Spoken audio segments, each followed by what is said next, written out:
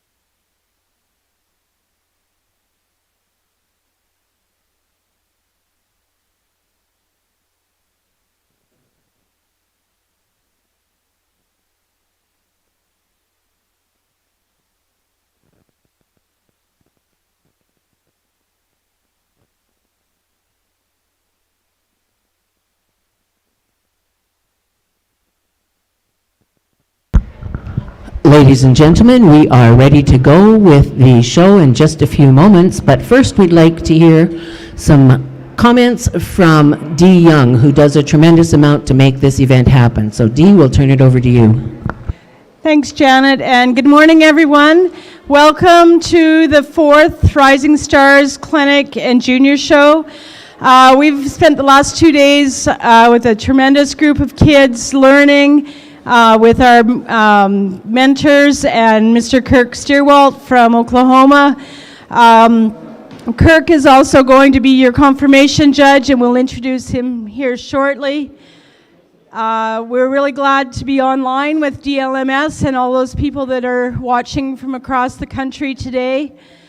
And we also are very glad to have Innovation Media, Stacy Young, here to do photos and videos for all of our exhibitors. So we've had a great day. The kids are just getting lined up here, and our show will get underway momentarily. Thank you to all of our sponsors. You can see we have a great group of sponsors and a lot of excited kids, and it's going to be a great day to show some cattle. So we hope you enjoy the day. Thank you very much, Dee. As she said, we'll just wait a couple of moments until we have all our cattle lined up, and then we'll bring our first class. We're leading off with the 4-H breeding heifer class. Class number 1, 4-H breeding heifers.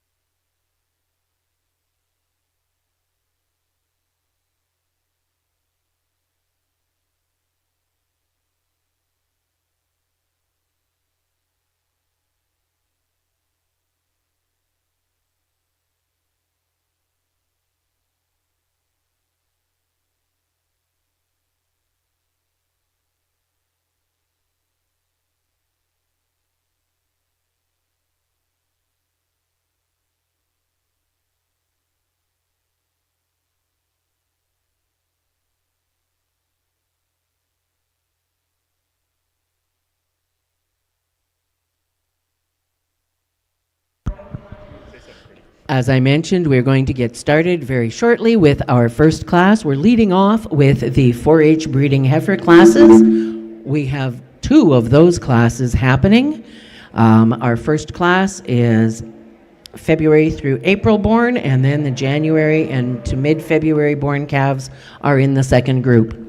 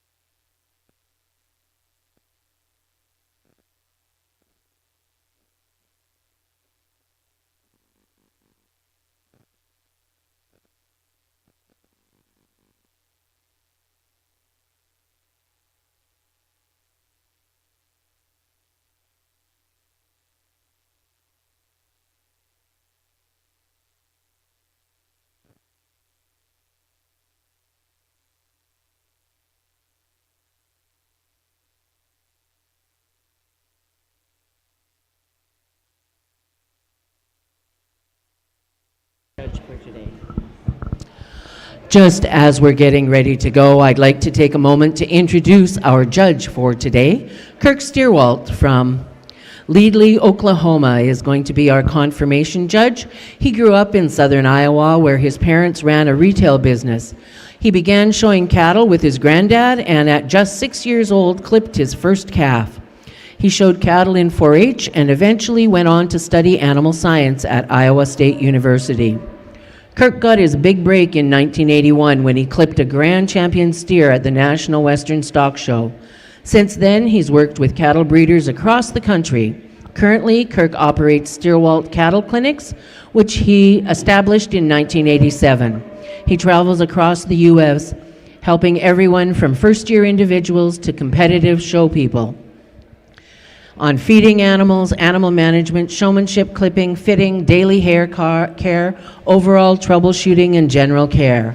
Kirk and his wife Julie have 2 children, Kai and Kyra, along with 3 grandchildren, Lennox, Stockton, and Sterling. Our whole family is a very close working unit, Kirk said. Everyone participates in the work activities we do for leisure. We're a true family-run operation. That operation has successfully shown at Oklahoma Youth Expo, National Western Stock Show, Tulsa State Fair, Oklahoma State Fair, Nile, and American Royal. Kai is the only kid to show the grand champion in all 3 nationals, American Royal in Kansas City, North American in Louisville, and National Western in Denver. For Kirk, showing cattle teaches responsibility, work ethics, and how to handle disappointment along with success. He's dedicated his life to providing education for show industry enthusiasts and recommends asking questions of anyone that's willing to help. Kirk was recently voted the greatest of all time fitter by Showtimes magazine. We're very pleased to have Kirk here to adjudicate our confirmation show, as well as to have led the clinics over the last couple of days. I'm certain that all of the participants picked up many tips which they can use. Showmanship is being adjudicated today too, and we have Anne Brene Burgess who will be judging the showmanship. She was raised on a purebred farm in Quebec. She developed a deep passion for the show ring at a young age and spent several years custom fitting and showing for clients through Eastern Canada while building a career rooted in the livestock industry. She's held positions in beef genetics, marketing, and traceability. More recently, Anne shifted her professional focus and joined MNP, contributing to agricultural client marketing and business development within the firm's accounting and consulting services. Anne and her husband Wayne are active seed stock producers under Venture Livestock Enterprises banner. Their unique business model is built around strategic partners with more than a dozen cattle operations across 5 provinces and 4 breeds. A respected figure in the livestock community, Anne has judged numerous cattle shows, showmanship competitions, and 4-H public speaking events across Canada. She now calls Olds, Alberta home and is excited to be a part of Rising Stars 2026. Thank you very much to Anne for coming and lending your expertise to our show today. She will be choosing participants for the Showmanship Finals as the show goes on, and we will be announcing those after all of the confirmation classes.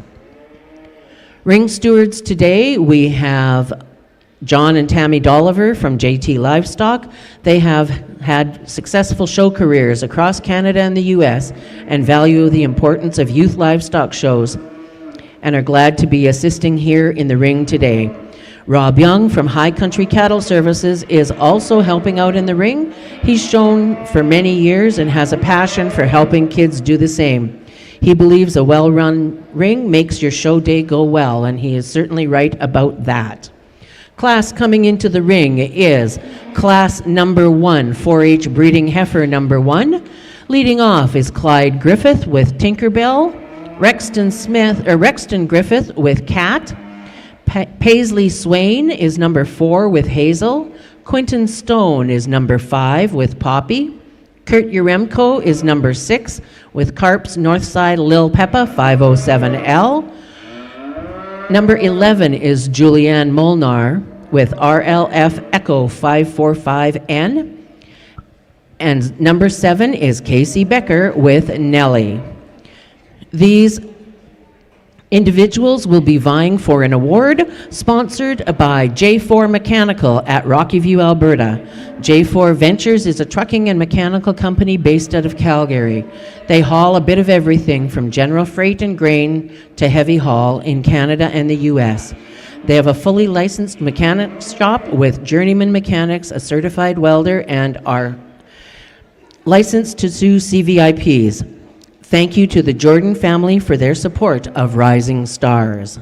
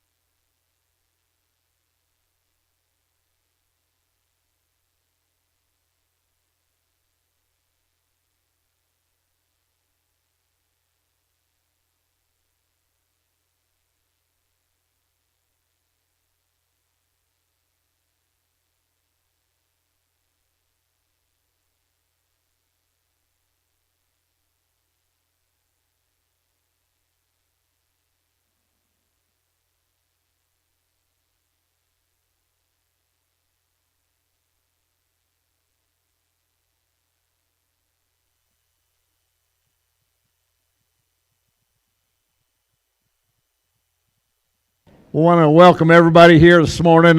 Really looking forward here to the day. Like I said, I've been here before. I know what I is going to come through them gates, and I just know that we're going to have some awesome cattle, and I know we're going to have some incredible exhibitors in here. And so, starting off your 4-H show, and it to me, we're starting this thing off strong, and I think we got a trio of heifers out here that to me are come together really, really exceptional up here on the top end of this class. But I think we got a heifer here, the star-headed heifer. I mean, she just comes in here, she's just a little bit more bigger in her bone. She's a little more even up over her top line. I love her underline and her rib shape that she carries. She's very true coming out of her lower chest back into her center body. And I think, she's one as she gets around the ring, I think she's a little more comfortable coming to the ground. There's times that I look at her that she might be just a nickel steep, but I really think that's more hair than anything down there. I love her angle. Like I said, she's got a good look, well presented, well shown, really neat heifer to start the class. I like this heifer in second. I think she's one that's very feminine. She's one that's got a really good maternal look.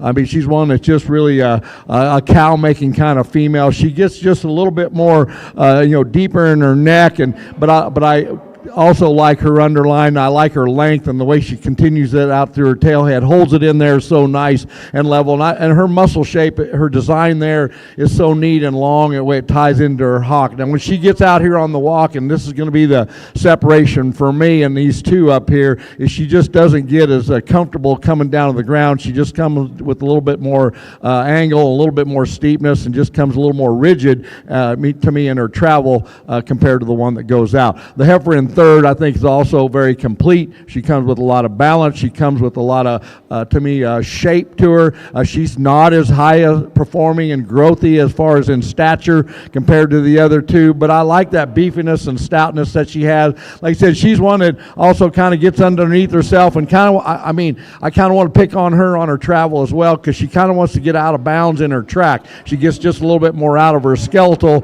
design compared to the two that go out ahead of her today, but very, very complete, very balanced, and very true and very genuine kind of female. We come into the next female, and like I said, she's very solid. I think she's genuine. She's a little bit more shorter to the ground. She's just not as upstanding as some of the ones that go out here. But like I said, I like her width, I like her stoutness, I like her power, and she just doesn't carry that balance up through that front end quite as good and not as extended as the ones that go out ahead of her today. I really like the next heifer. I think she's one that's a little bit more fragile at this point. I mean, she's a little bit more leaner in her kind, but I like her design. I think she's one that her days coming down the road, I think she's just kind of in that growth stage, but she's super level up over her top. I think she's functional on her feet and legs. I would like to continue to give her more underline and more rib shape and body. I like the stoutness of this one. She's also beefy and stout made. She's just not as extended, a little coarser out through her neck, and to me, just not as good up through her front end. To me, compared to the ones that go out here ahead of her, like I said. So, to me, I think we conclude there's a heifer there that's kind of a growthy heifer, kind of more of a pulled apart, gets extended, doesn't tie together quite as good with as much balance as some, but like I said, you have to like her frame. She's a pound maker. I mean, I know she'll make calves that weigh a lot too. So, to me, a nice solid class all the way through. I think we got a pair up there on top that are exceptional. Congratulations. Thank you very much, Kirk. In the 4-H breeding heifers sponsored by J4 Mechanical, first place honors goes to entry number 6, Carp's Northside Lil Peppa 507N from Kurt Uremko. Second in class, entry number 11, RLF Echo 545N from Julianne Molnar. Third was Casey Becker with entry number 7, Nellie. Fourth in class was entry number 5, Poppy, shown by Quinton Stone. Fifth was entry number 2, Clyde Griffith with Tinkerbell. Sixth, entry 3, Cat from Rexton Griffith. And seventh was entry number 4, Paisley Swain with Hazel. Next class to come into the ring is class number 2, another 4-H breeding heifer class. And this class is sponsored by this class is sponsored by Tandem T Farms of Transcon Livestock. My apologies. Thank you to the team at Transcon Livestock. The team is known across Alberta and Western Canada for their multi-breed sales management services. Call Cody J and the team for your sales needs. Thanks to Transcon Livestock for their support of this show. In this class, entry number 160 led off. That is MCF Ms. Candle 25N from Weston Fahey. Number 9 was Nia from Tieran Brennan. Number 10 is Dana Bouchard with Elders Paloma 573N. Number 12 is Charlie Bouchard with Miss Prairie Cove 530N. Brielle Sorensen is number 88 with RJY, Amber's Girl 47N. Number 15 is Sunrise Emmy 5N from Duncan Cooper. Number 90 is BEE Malone's Destiny 307N from Riley Charbonneau. And number 14 is HF Evening Tinge 16N from Peyton Hagel. Ladies and gentlemen, this is class number 2 of the 4-H breeding heifers born between January 9th and February 15th.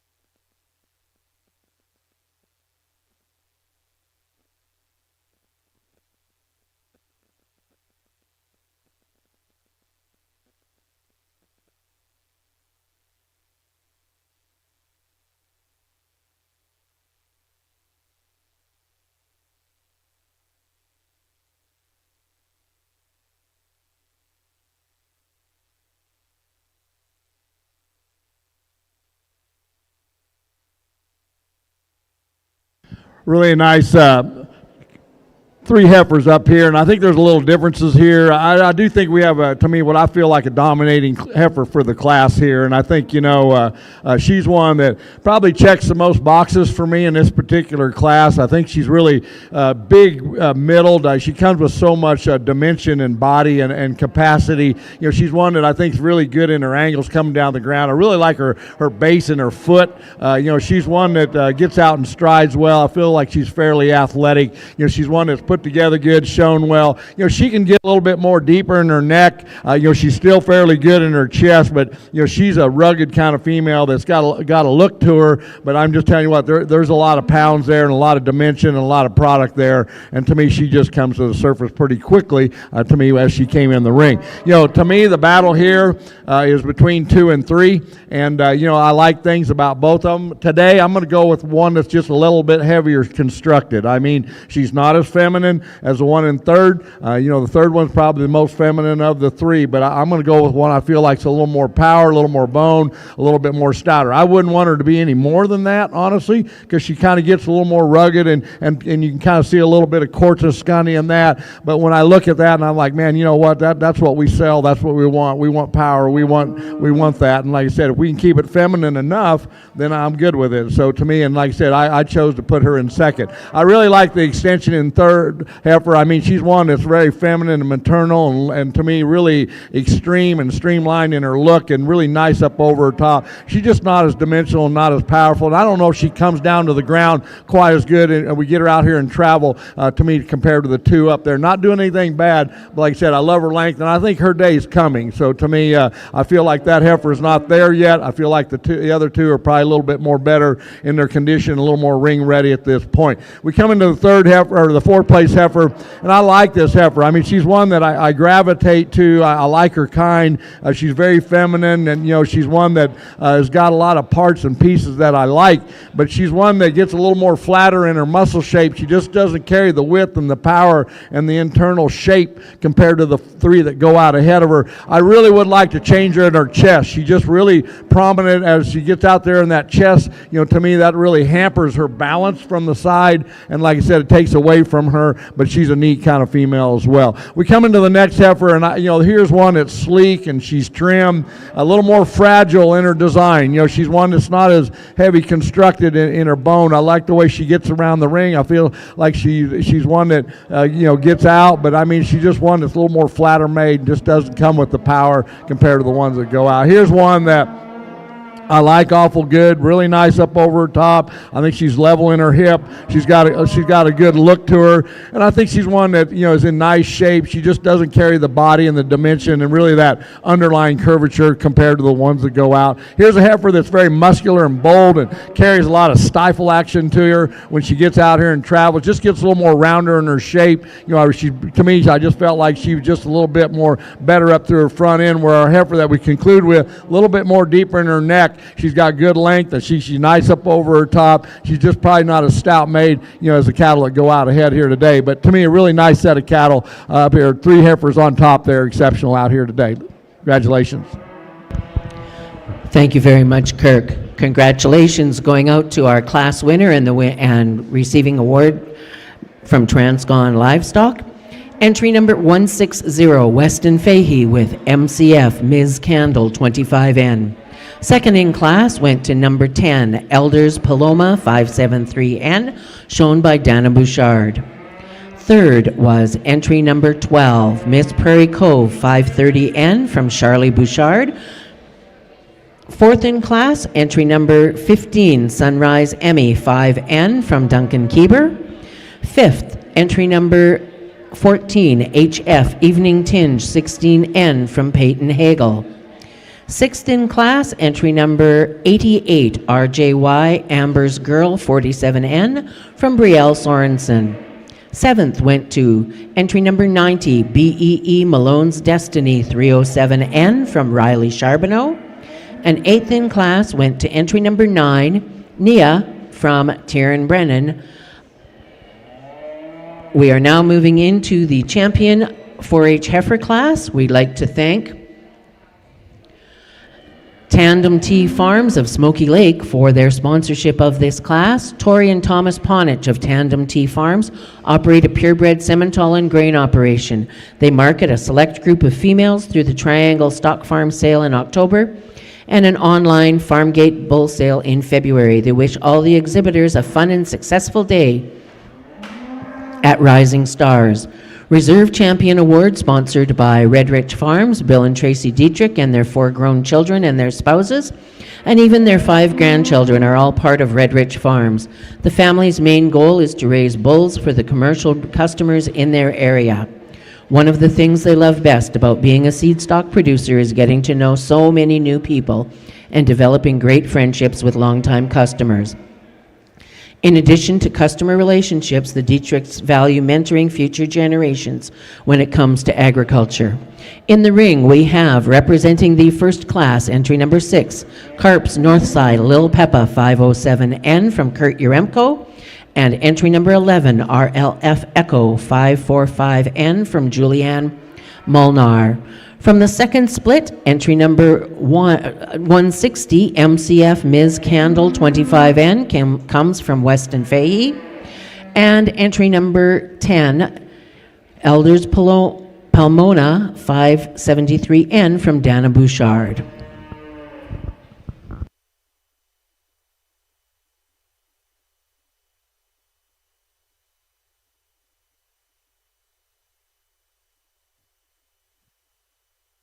As we select your 4-H breeding heifer champion and reserve, like I said, it's really a lot of quality here, and I think there's a little bit of differences in them. I think there's some trade-offs, but I think all these are going to go make a great cow prospect, a great donor prospect possibly, and that's what it's all about. Every one of these to me has that capability, that potential. I'm not going to really go through them too much here, but like I said, we started off with a pair in that first class, and that star-headed heifer, she's one that's really cool and, like I said, made good, and she's one that's got a good pattern to her, and she's one that's got a good look to her, and she's deep and she's soft in her kind, and like I said, she's one that I think she's got enough shape to her, but she's one that's very, very ideal and rose to the top. We come in here behind her in second, and that heifer is very feminine and sleek, and she's just got a very good maternal look to her. She's a little bit more refined in her build, not as heavy constructed as maybe the one that goes out, but I think she's got enough power as well, and I think both them heifers are awfully good. We come out of that second class, and I think we got into a little bit more, like I said, different. There's some power here in this heifer. I mean, from her shoulders back, I really admire that heifer. I mean, she's one that's got a lot of rib shape and body, and she's extended in her spine. Gets just a little deeper, doesn't have quite as much a look out through that front end. I'd like to get it sleek and a little more trim if you could, but like I said, there's just a lot of power. We followed in there with a lot of power as well. It got down between that heifer and the one behind her, the white heifer, and like I said, that heifer is very stout and big boned, and like I said, I wouldn't want her anymore because I feel like she's getting to be more rugged in that particular build, but like I said, I like that power and that shape and what she has out here today. I'm going to take one more spin. I'm going to get your 2 out here. Like I said, let's give the exhibitor a big round of applause. Nice job out here. Congratulations.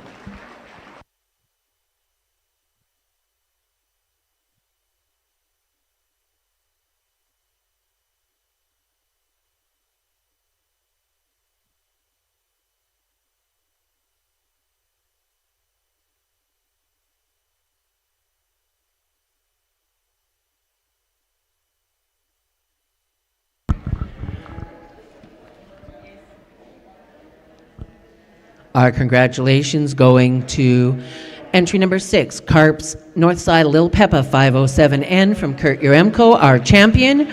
Reserve champion honors coming out of the second split, that is entry number 160, MCF Ms. Candle 25N.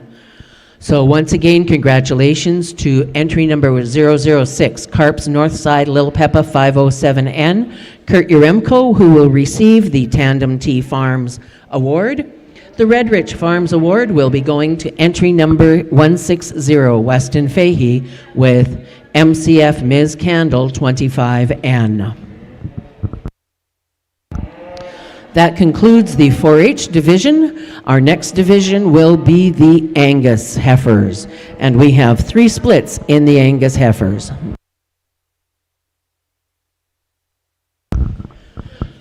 In each class, there is a random draw for a pail of Snyder's popcorn, and we'd like to thank them for their support of this event. And in the first class, congratulations to Clyde Griffith Clyde, you have a bucket of popcorn. You were a bucket of popcorn winner. If you head over to prize area, I bet you they have something for you. And in the second class, entry number 9, Tyron Brennan was the winner of the popcorn. Tyron, you also can head over to the prize area and claim some popcorn from Snyder's Kettle Corn.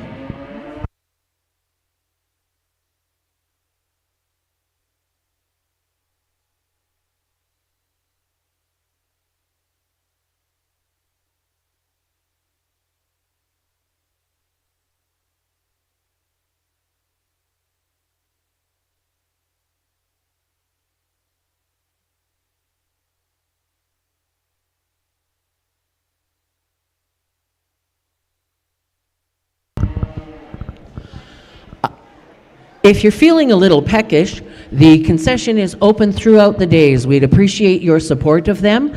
They generously donated all of the time to produce 100 breakfast sandwiches for our exhibitors today, and those were sponsored by Lockhart Valley Simmental. So thanks very much to the concession. They are open all day today, and I'm sure they would love to see you there. Coming into the ring now, we have our first split of Angus heifers. Leading off, we have entry number 16, Spencer McMillan with Nova. Kendall Weeb is our next competitor, and that's number 17, Boss Lake Miss Essence 529N. Number 18 is Tavi Yoder with Boss Lake Ms. Donna 530N.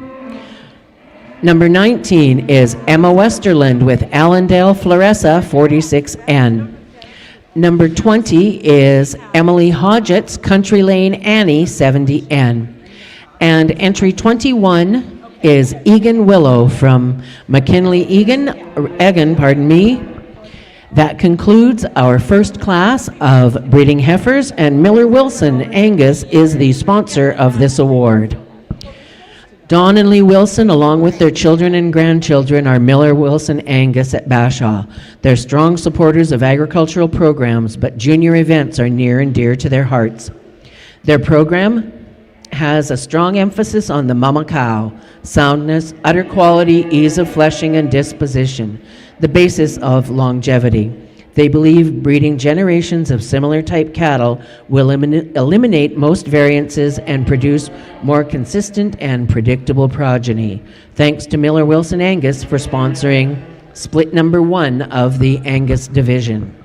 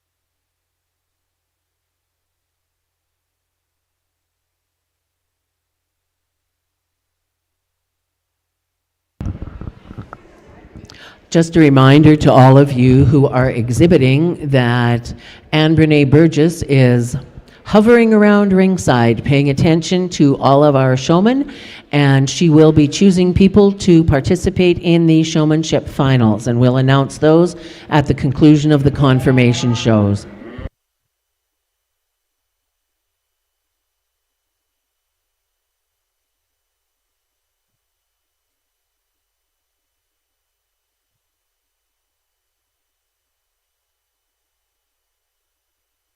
really competitive Angus class here, and I think we got a special one here to start the class with. Here's one that is very extended, really one that I admire. I love that extension up out of her neckline, beautifully presented, beautifully shown. She's one that comes down with her angle down to the ground, comes with some cushion and some softness. You look at her underline, and she's very complete. Big in her center body, really nice up out of her tail head, square in her hip. You know, she's not as explosive as some, but she is so maternal and angular and so good looking and so striking and so crisp in her lines, and to me she's just one that is very hard to make and one that's special to me to start this particular class. Second, third, there's some trade here. I went with one that I feel like's a little bit longer in her spine. I like, this heifer's a little bit more tougher to look at times just because she can kind of get loosened up. She gets a little more opened up behind her shoulder, but she is extended, she's long, she's good up out of her tail head. I just feel like carries a little more bone. And I feel like, for being as much on edge as she is, I feel like she comes down to the ground a little bit more truer and a little more genuine. I feel like she transitions that foot coming down just a little bit better, and she's not relaxed on the halter. She's one that's a little bit more leaner and thinner in her overall composition, and so I'm kind of reading into her a little bit, I'll be honest, but I like a lot of different things on her. She just hasn't got it put together quite like the one that goes out here today. I like this heifer here coming in third. I mean, she probably carries a little more balance. She probably does. She's one that's probably a little more uniform. She kind of comes into the ground a little steep, gets a little bit more, to me, I'd say condensed in her neckline. She's just not as, to me, streamlined. I'd like to change that, and doesn't carry the growth compared to the two that go out. But she's one that's, like I said, very genuine and comes with a lot of balance. We come into the next heifer, and I think she's one that has got some shape. She's got some muscle to her. I mean, she's one that carries a little more boldness of shoulder. She probably just doesn't carry the levelness of top compared to the one that goes out ahead of her. And I think the next one that comes in here is very complete. She's one that's probably getting a little bit more farther along in condition that I prefer. We're starting to see that kind of solidify there in her chest. She's one that's deep made. Like I said, she's one that's not as probably higher performing as far as, when you look at like growing up, more growing out, I'd say. And like I said, it kind of affects the way she gets out and travel. And I think we kind of conclude with a heifer that comes with a lot of things with balance and shape and power, just wants to get a little bit more out of bounds in her track as she travels away. Thank you. Thank you very much, Kirk. Placings in class number 5, the first split of Angus breeding heifers, sponsored by Miller Wilson Angus. First place goes to entry number 18, Boss Lake Ms. Donna 530N from Tavy Yoder. Second in class goes to entry number 16, Spencer McMillan with Nova. Third, entry number 17, Boss Lake Ms. Essence 529N from Kendall Weeb. Fourth in class goes to entry number 20, Country Lane Annie 70N from Emily Hodgetts. And Emily, you also receive the Snyder's popcorn. Fifth place, goes to entry number 21, Egan Willow 1N from McKinley Egan. Sixth in class, entry number 19, Allendale Floressa 46N from Emma Westerland. Class now in the ring is second split of Angus breeding heifers. These are born between January 21st and February the 6th. Number 22 is Chelsea Triber with Triber Susie 55N. Number 23 is Brady Dones with LCI 438F Noel 38N. 24 is Jordy Dones with LCI 109H Natalie 163N. Nevada Murray is number 25, and that is with Murray Christina 76N. And Jessica Hodgetts is number 26, BBC Marta 594.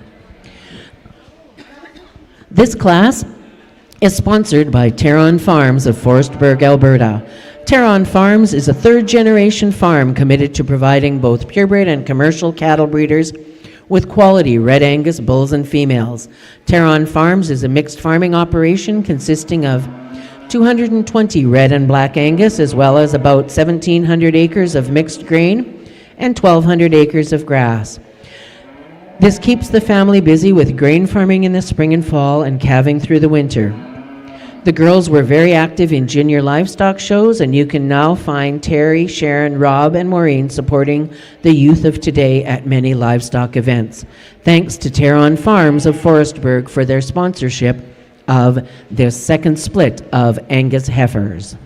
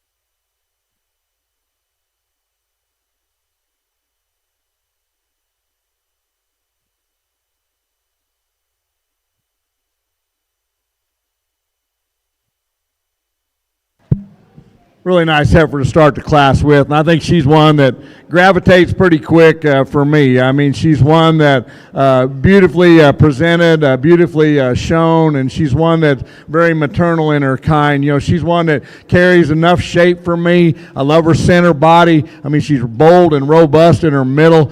She just carries that completeness all the way through to her underline. You know, if I can pick on her, I really don't like the way she gets out and tracks. She kind of gets out of bounds in her skeletal design. You know, she kind of wants to splay out of those back hind legs. You know, I love her parked. I'd like to change her in her movement, but when you get her parked, she's one that's about as built and about as cool and about as neat as you can make one. Second and third was, to me, the race here, and this heifer here is just a little bit more bigger bone. She's just a little bit more deeper bodied, a little bit more farther along in her overall maturity. I think she's soft, and yet she's blended. She's one that's very genuine from front to back. I think she's got some eye appeal to her as well. The young man does a good job with her. I would like to, maybe set her tail head down just a little bit more level, but I do like that shape that she has, and I think that, the tiebreaker here is just gets around the ring with just a little bit more athleticism compared to the one that goes behind her. I like some things here. I like this length. I really like some extension. I like that about that heifer. I think she's got some shape to her. She's soft-made in her overall composition. Just gets a little bit more frail, a little bit more steeper in her angle as she comes down to the ground. I'd just like to change that about her, to get past that heifer that leads out ahead of her. The next heifer is a real growthy kind of female. She's one that comes a little more in pieces. I don't think I think she's in that growing stage right now, and I think she's kind of like, she's one that needs to deepen up a little bit more, carry that back into that flank, but like I said, she's got some length, she's got some height, and I think there's some performance and some growth there built in. The next heifer, like I said, a little bit more shorter to the ground in her stature, probably not as wide made, but just to me, you just like to take that chest out of that front 1/3, throws her out of balance when you look at her from the side, to move her up any higher here today. Congratulations. Thank you very much, Kirk. In this class, sponsored by Terron Farms, first place goes to entry number 25, Murray Christina 76N from Nevada Murray. Second in class, entry number 24, LCI 109H Natalie 163N from Geordie Dones. Third, entry number 22, Triber Susie 55N from Chelsea Triber. Fourth in class, entry number 26, BBC Marta 594 from Jessica Hodgetts.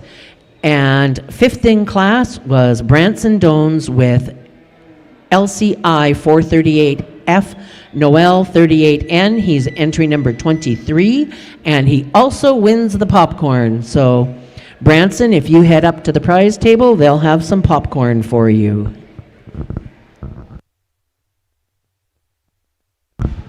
Coming into the ring now, we have class number 7. Leading off is entry number 27, Lee Sholigan with Grills Empress 2532N. Following Lee is entry number 28, Murray Georgina 32N from Myra Murray. Casey Toner is entry number 29 with Greenwood Miss Essence 52N. 31 is Delta Hippie with Greenwood BFC Beauty 9N. And 32 is Dallas Sailor with PLC Lady Bait 708N.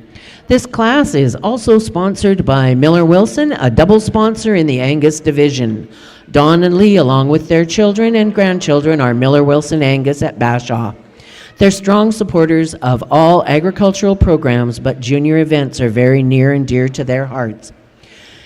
Their breeding program has a strong emphasis on the strength of the mama cow, soundness, udder quality, ease of fleshing, and disposition, the basis of longevity. They believe breeding generations of similar type cattle will eliminate most variances and produce a more consistent and predictable progeny. Thanks to Miller Wilson Angus for their sponsorship of the third split of Angus breeding heifers.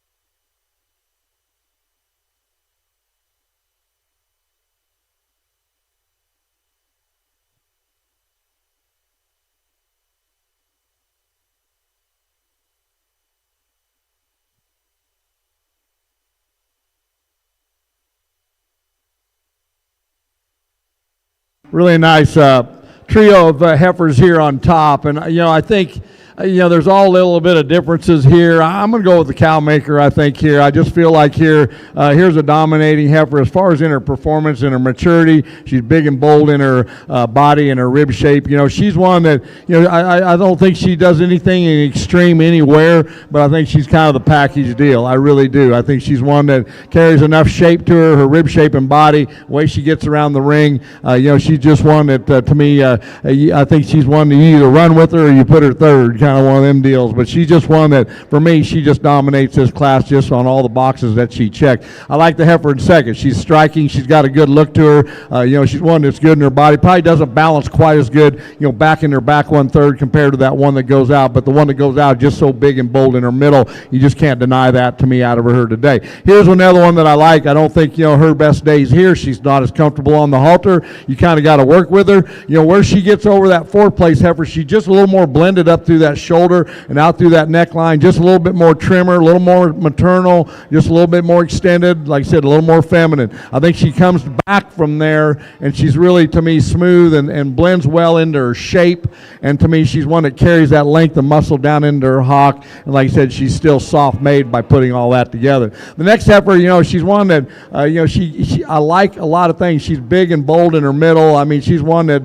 is very good in that regard. She's just a little more refined in her her bone, and just gets a little more jammed up in her shoulder and neckline. And I think, when you look at condition, I wouldn't want to get her any heavier in condition, because I think that's kind of starting to work up into that shoulder and neck and kind of getting a little bit more wider and thicker and fatter. And to me, I don't think that's to her advantage here today. But she's a really good kind of heifer that comes with a lot of balance and very genuine all the way through. Here's one that I like awful well too. I mean, she's got some shape to her. She's one that just doesn't carry herself quite as complete and doesn't carry the balance and just doesn't tie things quite as smooth to me as some of the ones that go out. But like I said, she's got some muscle and some shape to her. Like I said, she's a pound producer, and like I said, I'd like to see her get out and move a little bit better if we could too as well. Congratulations to the exhibitors. Nice job out here. Thank you very much, Kirk. Placings in class number 7, the third split of Angus heifers, sponsored by Miller Wilson Angus. First place goes to entry number 31, Delta Hippie with Greenwood BFC Beauty 9N.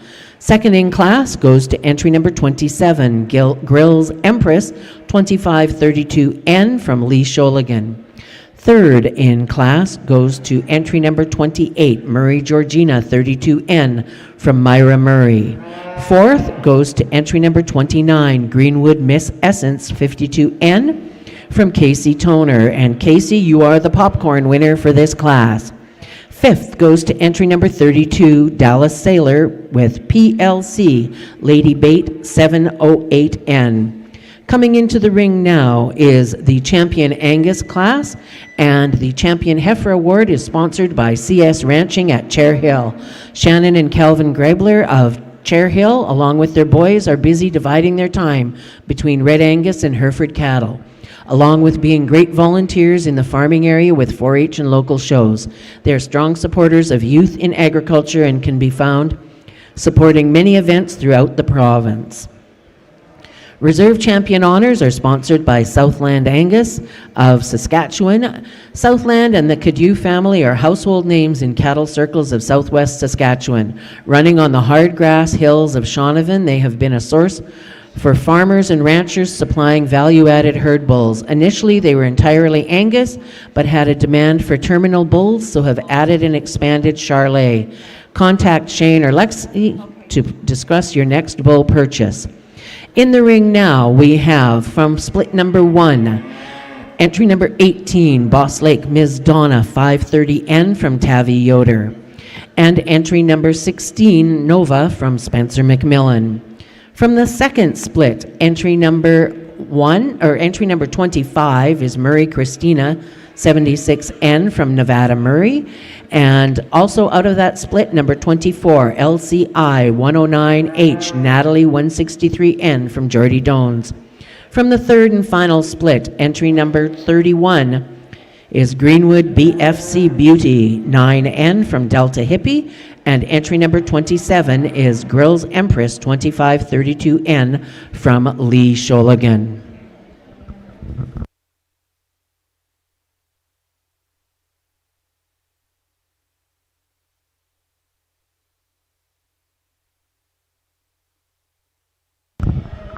As we move through these championship classes, and we'd ask that if there are any sponsors of champion or reserve champion awards, that they make their way over to the backdrop area for photos. As well, if you are fortunate enough to be a winner of a champion or reserve champion prize, please send somebody over to the prize table to pick that up and bring it over to the photo area. Anybody who is receiving a prize, we have a crew of people over at the prize table, and they can line you up with the prize you've received. So please, exhibitors, make your way to the prize table as you have time to pick up your prizes.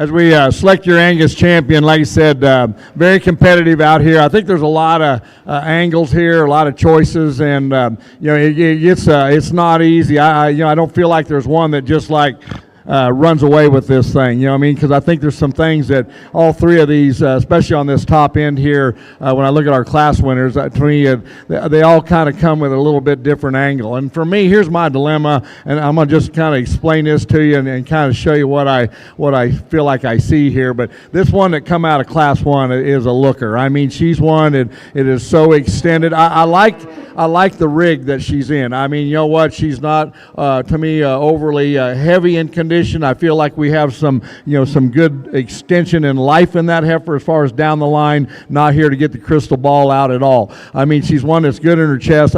She's one that's presented beautifully, shown beautifully. She's comfortable on the halter. She's easy to look at. I mean, she's nice up over her top. She's got enough width. I'd like to see a little bit more power to her. I think when you look at her leg work and everything that comes to the ground, I mean, she's good in her angle from the side. When you get behind her, I'd like to change the way she comes down low and transitions into that foot. It kind of rolls to me on there. I mean, there's an issue there a little bit to me, but how far do you take that? Because, I mean, she does so many other things just so much better. We come into this next heifer, and like I said, I like her. She's not as comfortable on the halter. I mean, she's deep-bodied. She's not as extended, probably a little farther along in condition. There's probably a little bit more base power in her.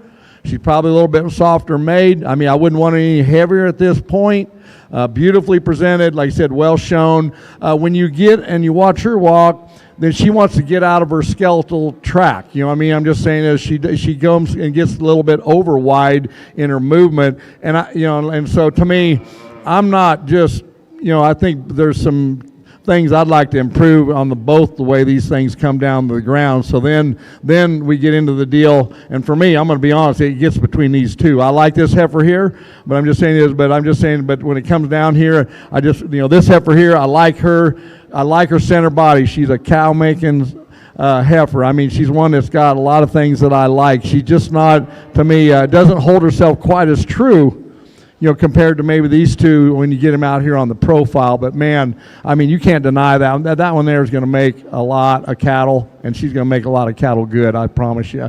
So, I mean, that's kind of where I'm at. I mean, for me, I'm going to take another spin here. It gets tight. It gets close. And like I said, we'll get your second place for reserve in here respectively. Like a very competitive Angus show. I mean, that's the way I look at them here today. That's nitpicking on some really, really, really good stock all the way through. And I'm just saying I think we need to give them a big round of applause for a great job out here, first off.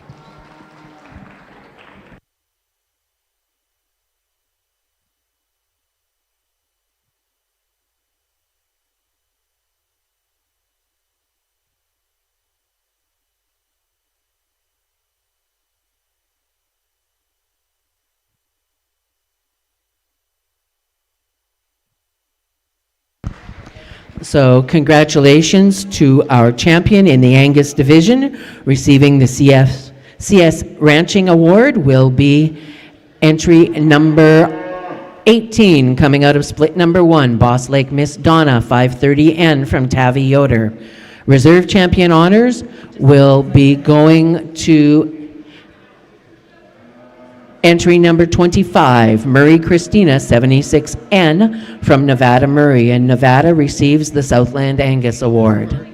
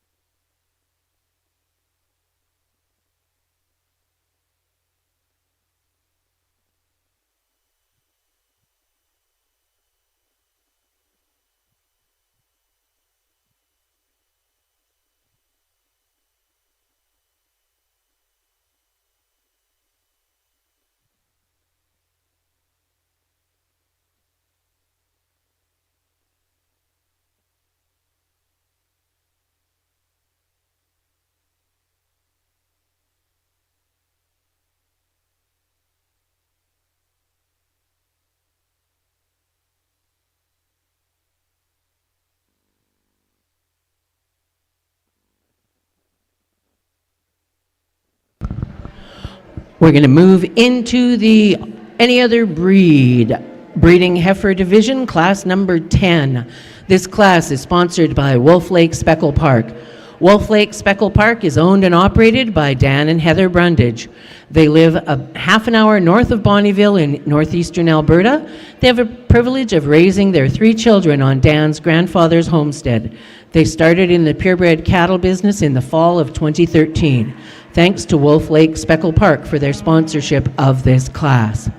Coming into the ring, we have entry number 40, Fladeland Debbie, 55N from Ruby Fellhauer.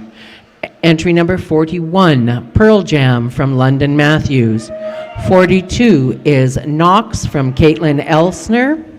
43 is RWD Jasmine N328 from Bella Fellhauer. 44 is Wolf Lake Juniper 31N from Melody Brundage. 45 is Reed Hunter with Winnie. 46 is RG's Jazzed 8N from Bree Kossowan. 47 is DL Gentai Jitterbug 181N from Shelby Horn.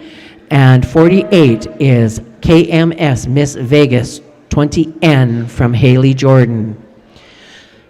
The first and second in this class will also be named the champion and reserve champion any other breed. The Champion Heifer Award is sponsored by the Sherwood family of Kamloops, BC. The Sherwood family have joined us for this year's Rising Stars Clinic and Show, coming all the way from Kamloops, BC, making them one of the furthest to travel to take in our event, also showing their support of youth programs through sponsoring the AOB division. Reserve Champion, AOB, sponsored by Pearly Watt Farms of Tomahawk. Pearly Watt Farm is a small family-run farm near Tomahawk, Alberta. They specialized in registered belted Galloway cattle with a select number of club calves. Thank you to Ayla Kendall Price and her family for sponsoring this award. Okay, I think that's it. Okay, thanks, Fran.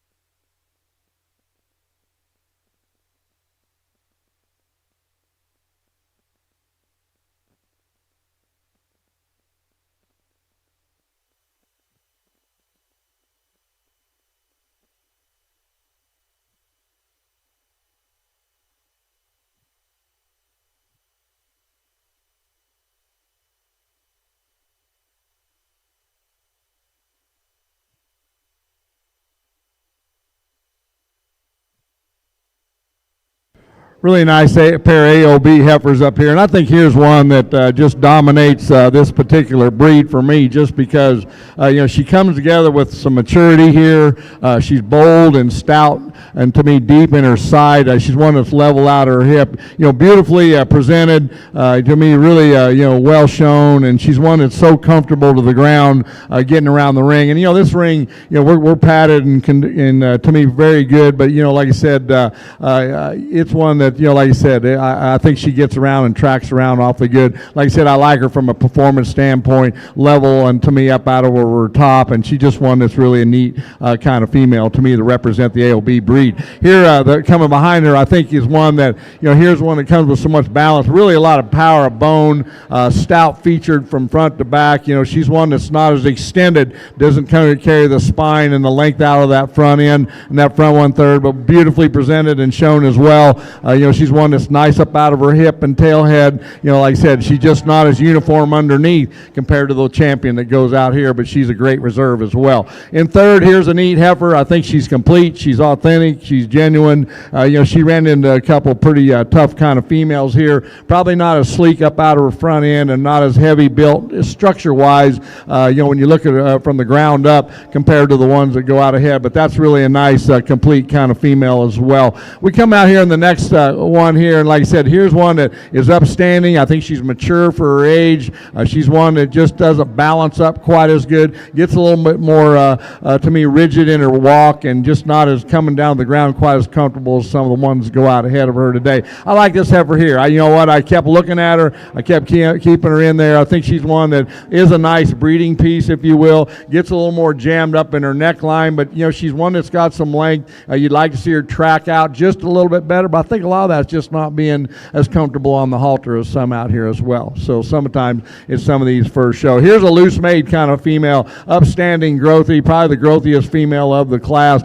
She's just loose made, gets a little bit more opened up, doesn't tie together quite as good, but there's a lot of product there in that particular female. Here's one that's very sleek and trim all the way through, probably not as dimensional to me as some going out ahead of her. Needs the body down and to me to kind of blow out a little bit to me to move up the line, but that's easy to do. I think more days on feed, that happens down the line. Here's another one that's loose made, gets a little bit more opened up. It's just a little bit more to me deeper and rugged and a little more coarser up through that front 1/3, to move her up any higher. Here's another one that just gets a little more straighter in her underline, just doesn't carry the depth of body and the center body. She's got some length, gets a little shorter strided. Like I said, just a little bit more flatter in her overall appearance all the way through.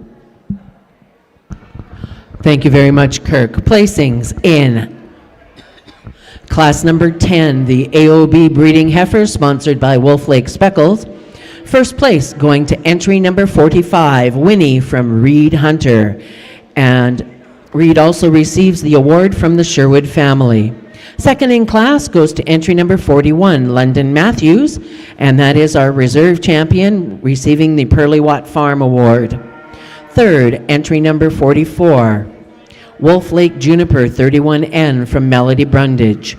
Fourth, entry 47, DL Gentide Jitterbug 181N from Shelby Horn. Fifth, entry number 40, Flatland Debbie 55N from Ruby Fellhauer.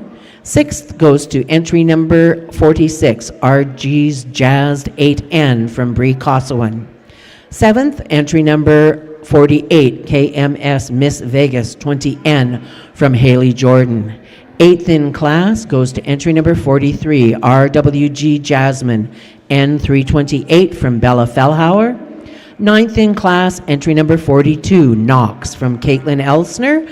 And Caitlin, you also receive the popcorn, so don't forget, anybody who's receiving a prize, head over to the prize table and check in with the ladies there. They'll be glad to present you with your prize. Next class coming into the ring is the Charolais breeding heifer class. Again, we have one class in the Charolais division, and the champion award is sponsored by Domes Charolais in Saskatchewan. Thanks very much to Domes Charolais for their sponsorship of the Charolais breeding heifer class. The champion in the Charolais class is sponsored by Circle C Charolais. Circle C Charolais is located near Lamont and started in the Charolais business over 53 years ago. From the early beginnings, Circle C has always strived to offer its customers the best possible genetics, high fertility, and functional quality cattle. Circle C genetics, in the form of frozen embryos, semen, and live cattle, have been exported to herds in Sweden, Mexico, China, Australia, United States, and throughout Canada. They're glad to be part of today's shows and would like exhibitors to know that somewhere in the barn there's a little kid that wants to be just like you. You owe it to them to be the best you can be. Thanks very much, Circle C Charolais, for sponsoring the Champion Charolais heifer. Reserve Champion Charolais heifer is sponsored by KR Livestock of Wassetna, Alberta. The Phillips family is the fifth-generation Century Farm that has been lucky enough over 100 years to have been able to support their families solely from agriculture. Casey, Arlana, Cord, and Perry are no strangers to the show ring. They hold an annual bull sale while also taking care of 5,000 acres of cropland. They're honored to have Cord assist with the Rising Stars Clinic this weekend. Thanks to KR Livestock for their sponsorship of the Reserve Champion Award.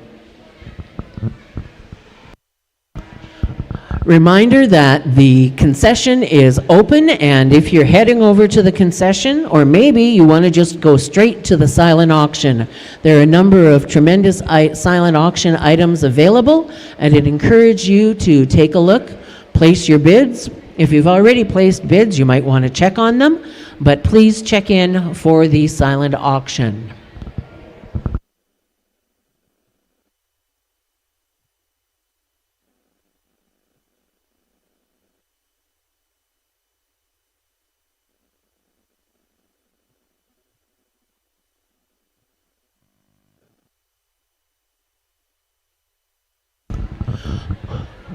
We're very pleased to have DLMS here broadcasting our show for today. And we have a number of people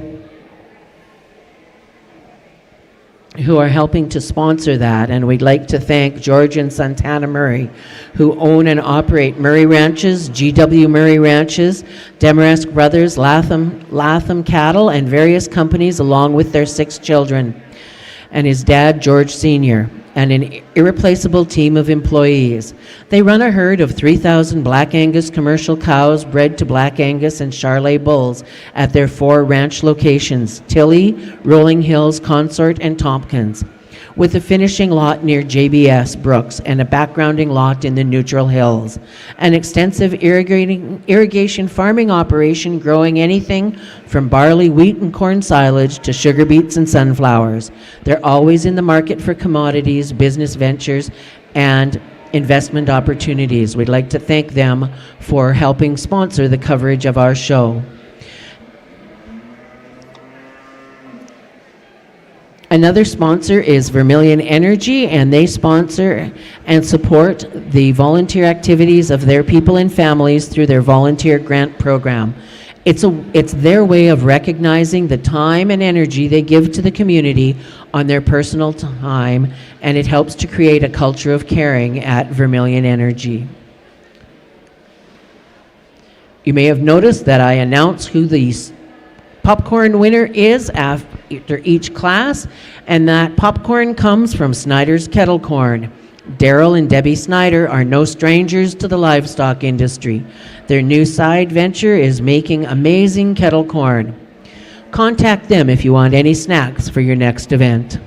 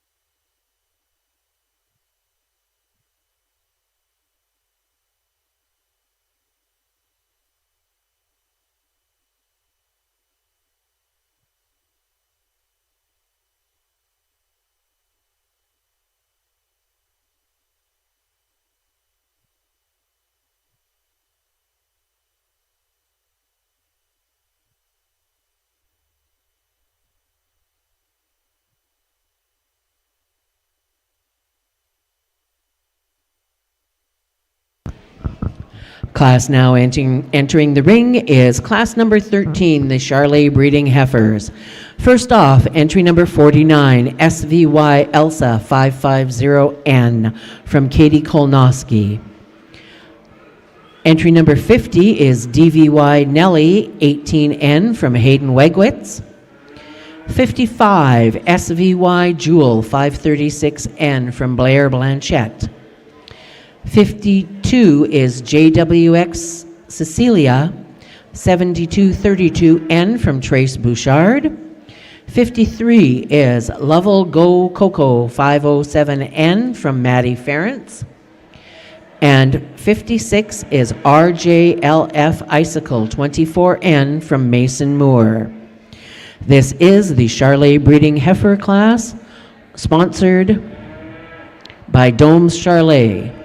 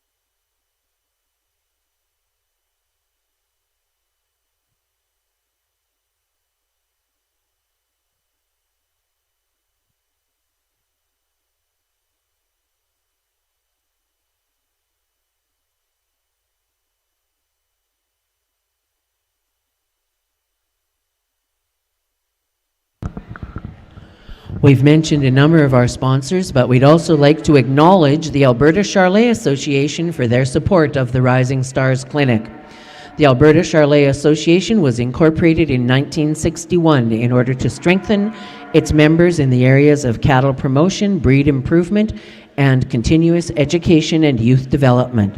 Thanks very much to the Alberta Charolais Association for their sponsorship of the Rising Stars Clinic.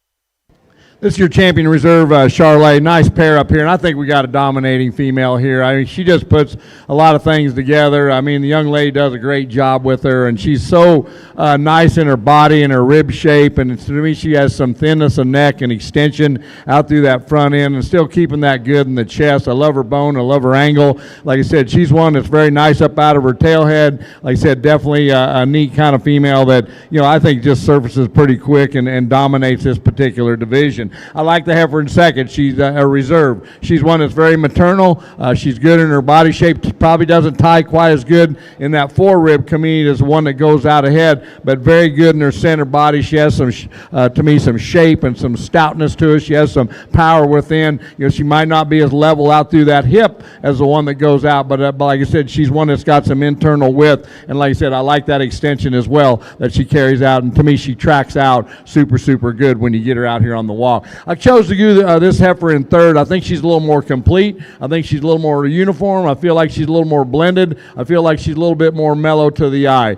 She's one that's a little more refined in her build. She's not as growthy as some out here. Gets a little bit more, deeper in her neck set. Not as extended as the two that go out, but I think good kind of cattle, good stock. I think a neat kind of female that lands in third is really solid. I like a lot of things about the fourth place heifer. She's extended, she's opened up.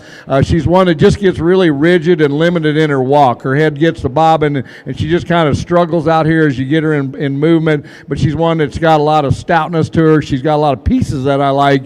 It just doesn't come together as a package quite as good as some that out here ahead of her here today. I like the heifer come in. I think she's complete. I think there's some performance here. I think we got some maternal traits here that I like.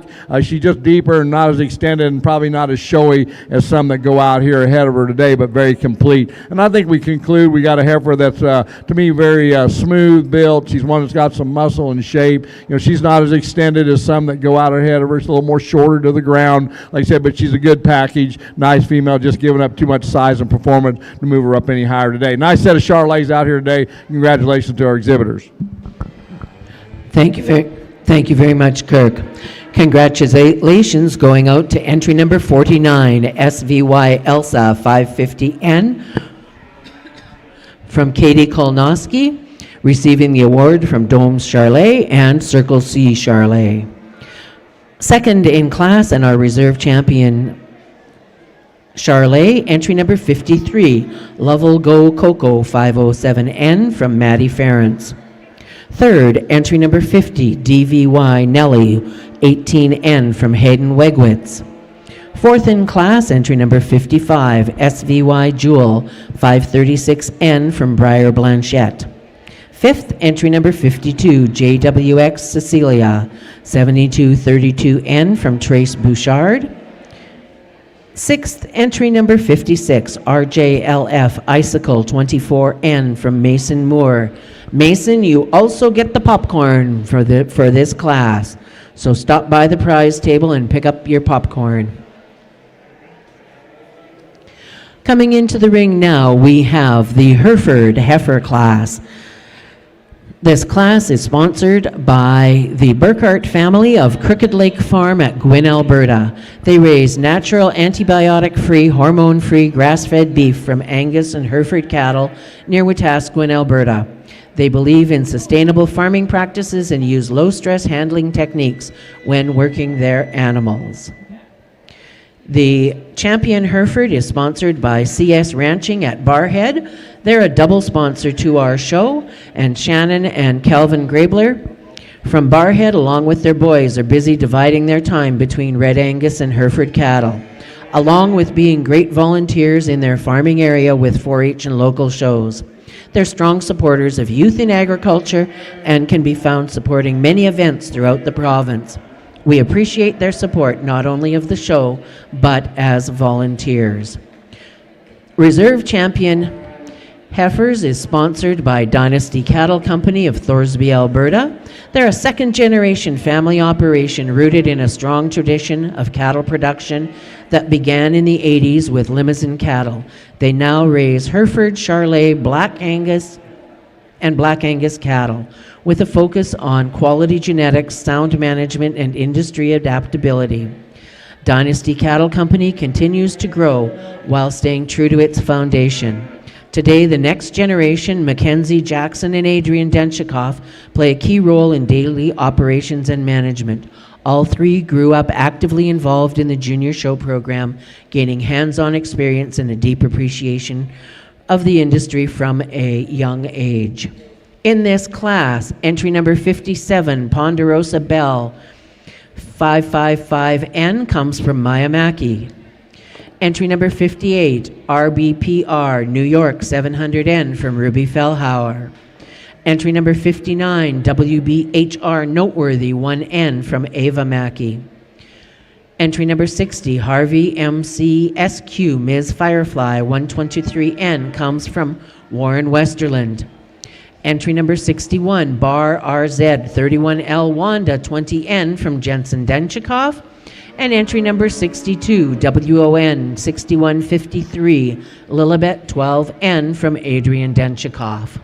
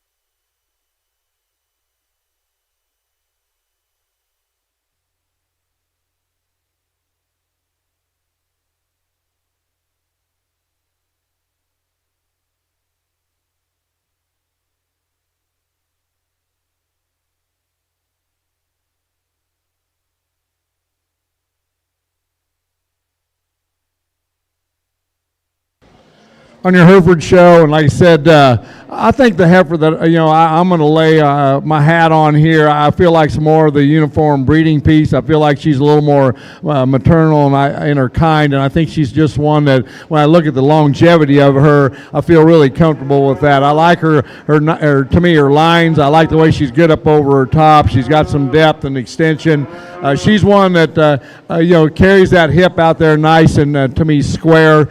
She's one that like you said, a neat kind of female. She's not as sleek as this heifer that goes out in second, but I'm gonna tell you, for me, I'm gonna be truthful here and honest. The way her hock design is and the way her leg set is, to me, it's just better. And I love this heifer here parked. There's part of you if you want to think, hey, I like that one too, because I do like that neatness out of her front end. I mean, she's kind of got that kind of pizzazz and look to her, but she's so straight-legged. I mean, so in line that there's some concern in my country. Cattle got to travel, and there's some concern for me there on how much flexibility that hock she has, and to me, so that's what lands her in reserve here today, and that's just the way I look at them. I like the heifer in third. I think she's one that's a little more refined in her build. I mean, she's just not as far along in her composition, but I think her lines are good. I think she's got some power and shape. She's got some extension. Like I said, she's just one that I don't think her best days are right now. I think she gets better as time goes. So don't give up on her. That's a nice kind of female. Her best days are down the line.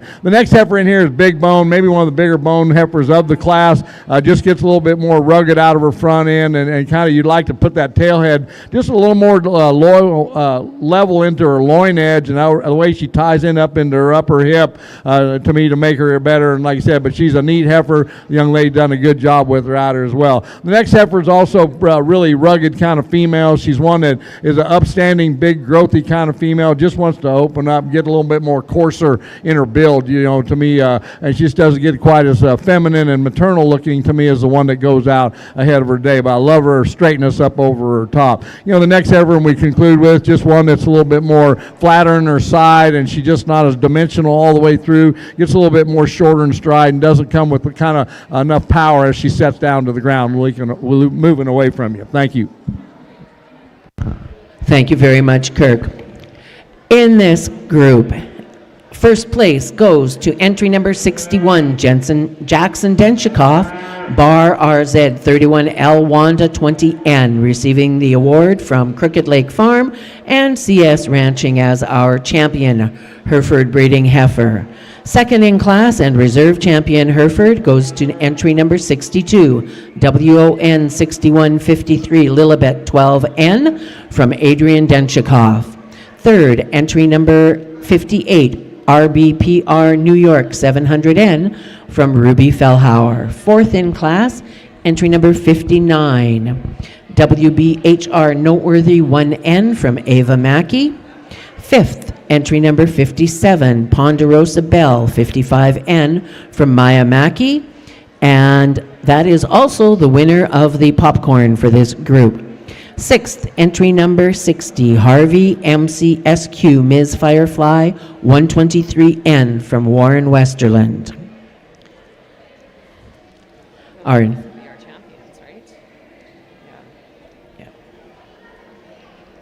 And our next group to come into the ring are the Maine breeding heifers. This Maine-Anjou group is sponsored by DBK Genetics, Clayton Elliott. DBK Genetics is a donor cow facility located in Sturgeon County. Their services include collection of conventional embryo production for export and domestic use, along with IVF embryo production, embryo transfer, and on-farm flushes. They also have recipient cows available. Contact Clayton Elliott and his team to see how they can serve you and help you advance your top-end genetics. The winner of this class will also be declared our Maine-Anjou breeding heifer champion, and that award is sponsored by Reed Ranching Incorporated, which is a family farm near Hereford, Saskatchewan.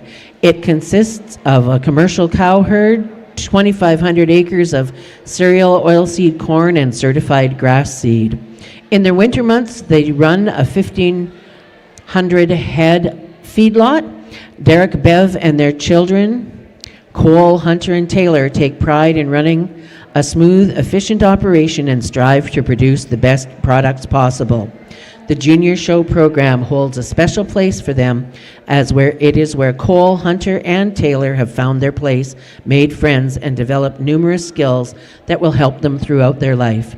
Reed Ranching supports youth in agriculture wherever possible to promote the future of the industry. Thanks very much for their sponsorship of the Champion Heifer. The Reserve Champion Honors is sponsored by Resilvia Cattle Company of Derwent, Alberta. The Pashulkas own and operate Resilvia Cattle Company, a 400 head herd consisting of Maine-Anjou, Black Angus, Simmental, and club calves. Ken and Josie Pashulka's operation in Derwent, Alberta is family-run and includes their 3 boys, Tyson, Riley, and Taylor. At Resilvia Cattle Company, cattle are not only a business, but a lifestyle they love. Their 3 sons were very active in junior livestock programs, and they're excited to support the youth here today.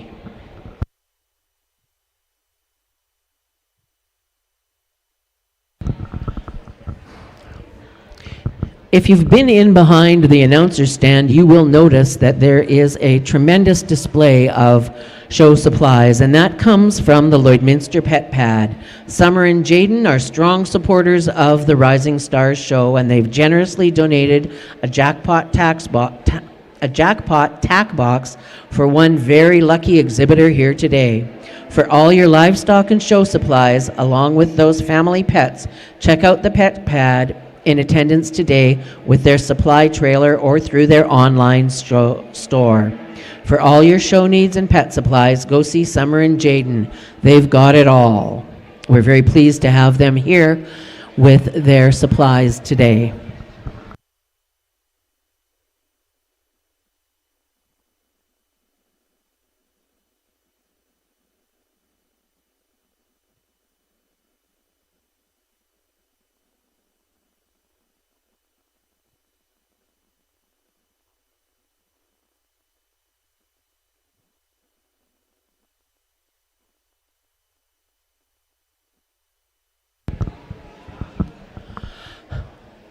You'll notice that we have a couple of photographers who are around the ring, and we're very pleased to have Innovation Media here as the official photographer for Rising Stars 2026.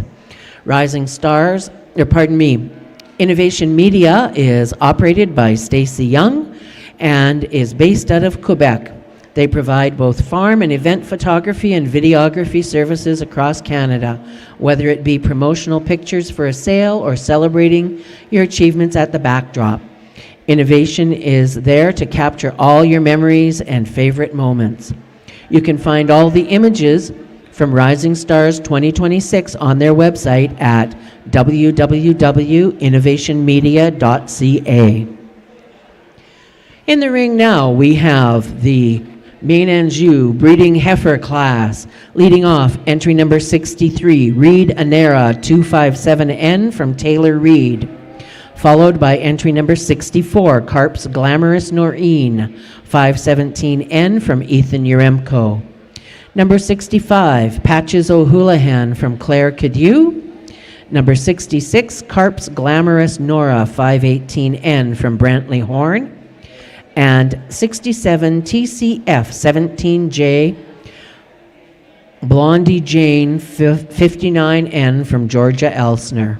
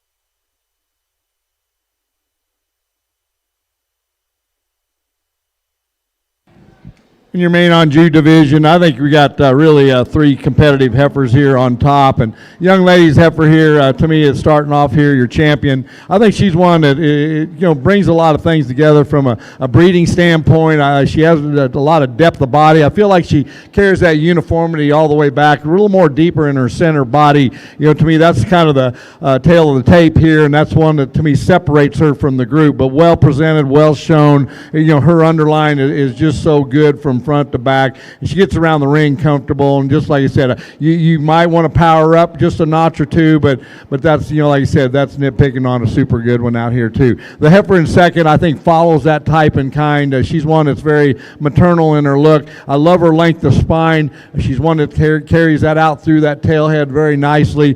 She gets a little bit more steeper coming down to the ground, a little more refined in her overall bone compared to your champion out here. But I feel like she's put so many good things together out here and keeps that uniform. I'd like to make her deeper in her center body, to me, to get past this first one here, but she's a heifer that comes in here reserved awfully nice here. To me, the heifer that, is kind of, one that sticks out there and a little bit more different than anything out here. And me personally, I feel like she leans on that more of a market heifer. I don't think you probably have that up here. We do down the States. And I feel like she's one that, boy, if she'd have been a steer, I'll tell you what, she'd have been lights out. I'm just telling you, she's cool made, big bone. She doesn't, get out and track quite as good, but I think a lot of that might be she's not as comfortable on the halter, but she's extended, nice up over top, big haired, big bone, stout featured. Like I said, she's just a shot more terminal for me, than, just doesn't probably get as feminine enough compared to the two that go out, and that's kind of the way I see it here today. I like the heifer that comes in here fourth. I think she's good and complete, and she's very extended out of her front end. I like her center body. She's one that gets a little more rounder out of her hip, just not as flat made. And I think we conclude with the heifer that's awfully good as well. Just doesn't piece together and blend together quite as good. Got a lot of things that you like about her. I think she's got some depth of body for her size and day of age at this point. Like I said, she just doesn't put things together quite as good as some of the cattle up the line here today. Congratulations. Thank you very much, Kirk. Placings in class number 19, the Maine breeding heifers. First place, congratulations, honors the DBK Genetics Award and the Champion Maine Breeding Heifer Award from Reed Ranching goes to entry number 63, Reed Anera 257N from Taylor Reed. Second in class, and our reserve champion receiving the award from Resilvia Cattle Company, entry number 64, Carp's Glamorous Noreen, 517N from Ethan Uremko. Third, entry number 65, Patches O'Houlihan from Claire Cadieux. Fourth in class, entry number 66, Carp's Glamorous Nora, 518N from goes to Brantley Horn. And Brantley, you get the popcorn for this class.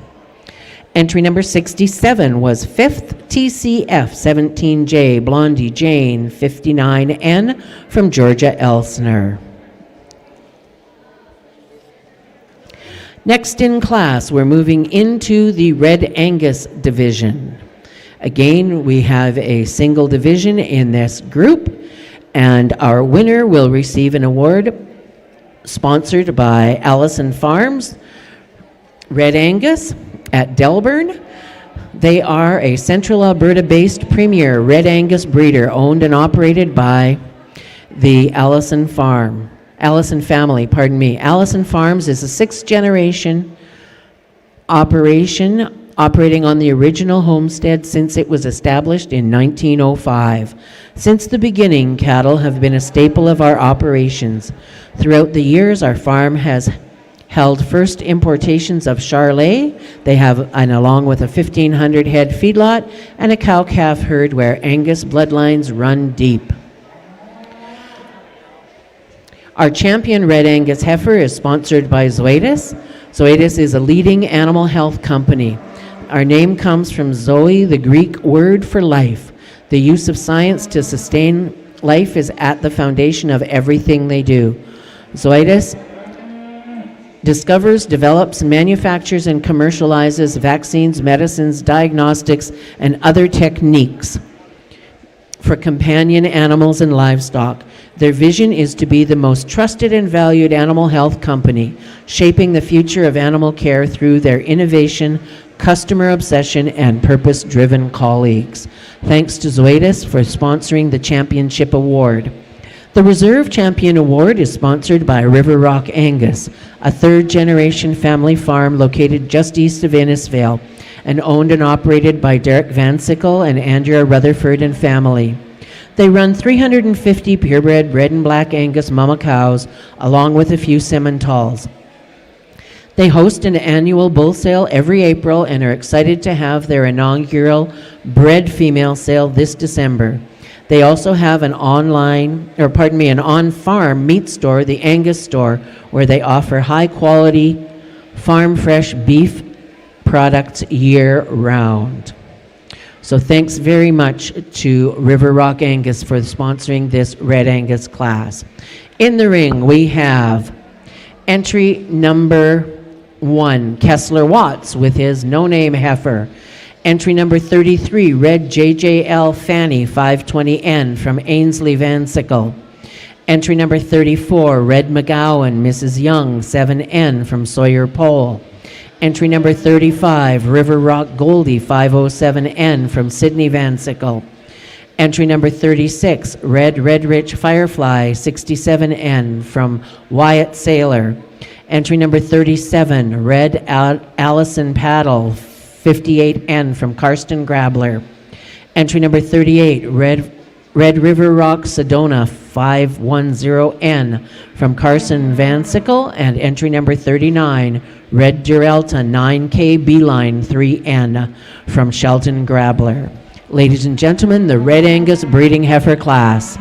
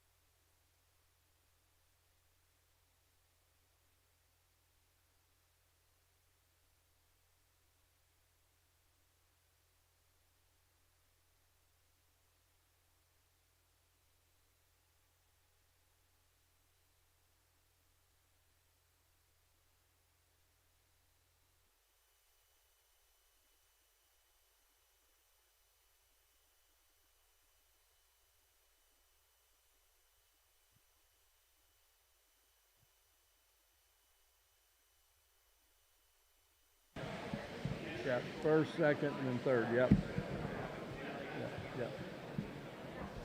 Really not. I think really three really nice red Angus heifers, and I think all three of these kind of pattern closely. I think they're similar in the way they're built. And, there's just small details here for separation, but I think this heifer here, young man's got, she's well presented, well shown, and comes together so neat and youthful up out of her front end, and she's one that gets around the ring real comfortable. I think she does the best job, but I also think she's the most comfortable and relaxed, and to me, she just makes things easy for me, and I think she's just one that jumps up here pretty quick, because I really think she's a neat kind of female that really represents the red Angus breed awfully good. I'm going to go with the heifer that I feel like is probably a little deeper in her overall side.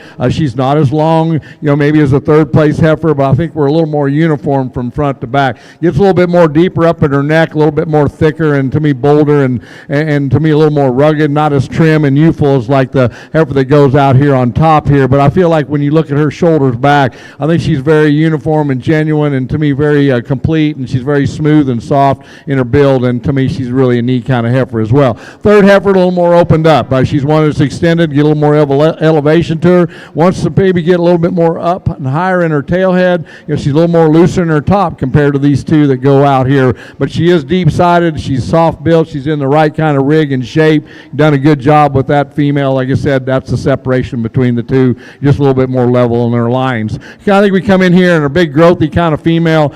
She's one that's upstanding, and to me, she's got a lot of performance built in here. I don't think she ties in quite as smooth as some, here to me. She just gets a little bit more, to me, flatter. Like I said, she's a bigger kind of female, and like I said, I don't mind that. Like I said, I just don't know if she blends quite as complete as the three that go out here. Here's a heifer that I think's, a little more shorter to the ground, kind of bold and stout. I worry about how big she's going to get, but she's got some power to her. She's got some muscle and shape, and yet keeping it in a soft build. And I think that's what we get into the next heifer. Here's one that's a little more trim.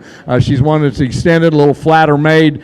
She's good up over her top. Like I said, you just like to give her a little bit more width all the way through to make her better, but she's a pretty cool kind of female. I'd like to see her just track off a little bit more comfortable, if you would. Here's a loose made kind of female, gets opened up, got some growth to her. Like I said, she's kind of, she gets, like I said, she just doesn't tie together quite as good. Maybe her days down the road when you kind of get her softened up and kind of mellowed out and kind of get her, better on the lead. And I think we can conclude with a nice heifer as well. Like I said, just not as high performing, not as, to me, stout made, just not near as much internal width compared to the cattle that go out here ahead today. Congratulations to our champion reserve Red Angus exhibitors.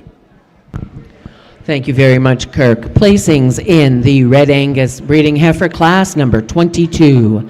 First place goes to entry number 39, Red Durelta 9K Beeline 3N from Shelton Grabler.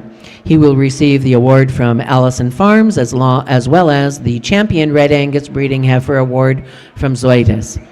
Second in class and our reserve champion goes to Karsten Grabler with number 37, Red Allison Paddle 58N, thanks to River Rock Angus for our reserve champion award. Third, entry number 38, Red River Rock Sedona 510N from Carson Van Sickle. Fourth, entry number 33, Red JJL Fanny 520N from Ainsley Van Sickle. Fifth, entry number 34, Red McGowan Ms. Young 7N. Receiving the popcorn will be Sawyer Poole. Sixth goes to entry number 35, Red River Rock Goldie 507N from Sydney Van Sickle. Seventh goes to entry number 1, the entry with no name from Kessler Watts. And eighth goes to entry number 36, Red Rich Firefly 67N from Wyatt Saylor. Our next division in the ring will be the Shorthorn division, and we have two sets of cattle coming into this ring. We've got two splits. Our first split will have heifers born between March the 2nd and April the 8th, 2025, and I think we're going to have 5 entries in this group. The first split is sponsored by Wasquay Creek Ranch from Holden, Alberta, which is a family-run cattle operation with both purebred and commercial herds.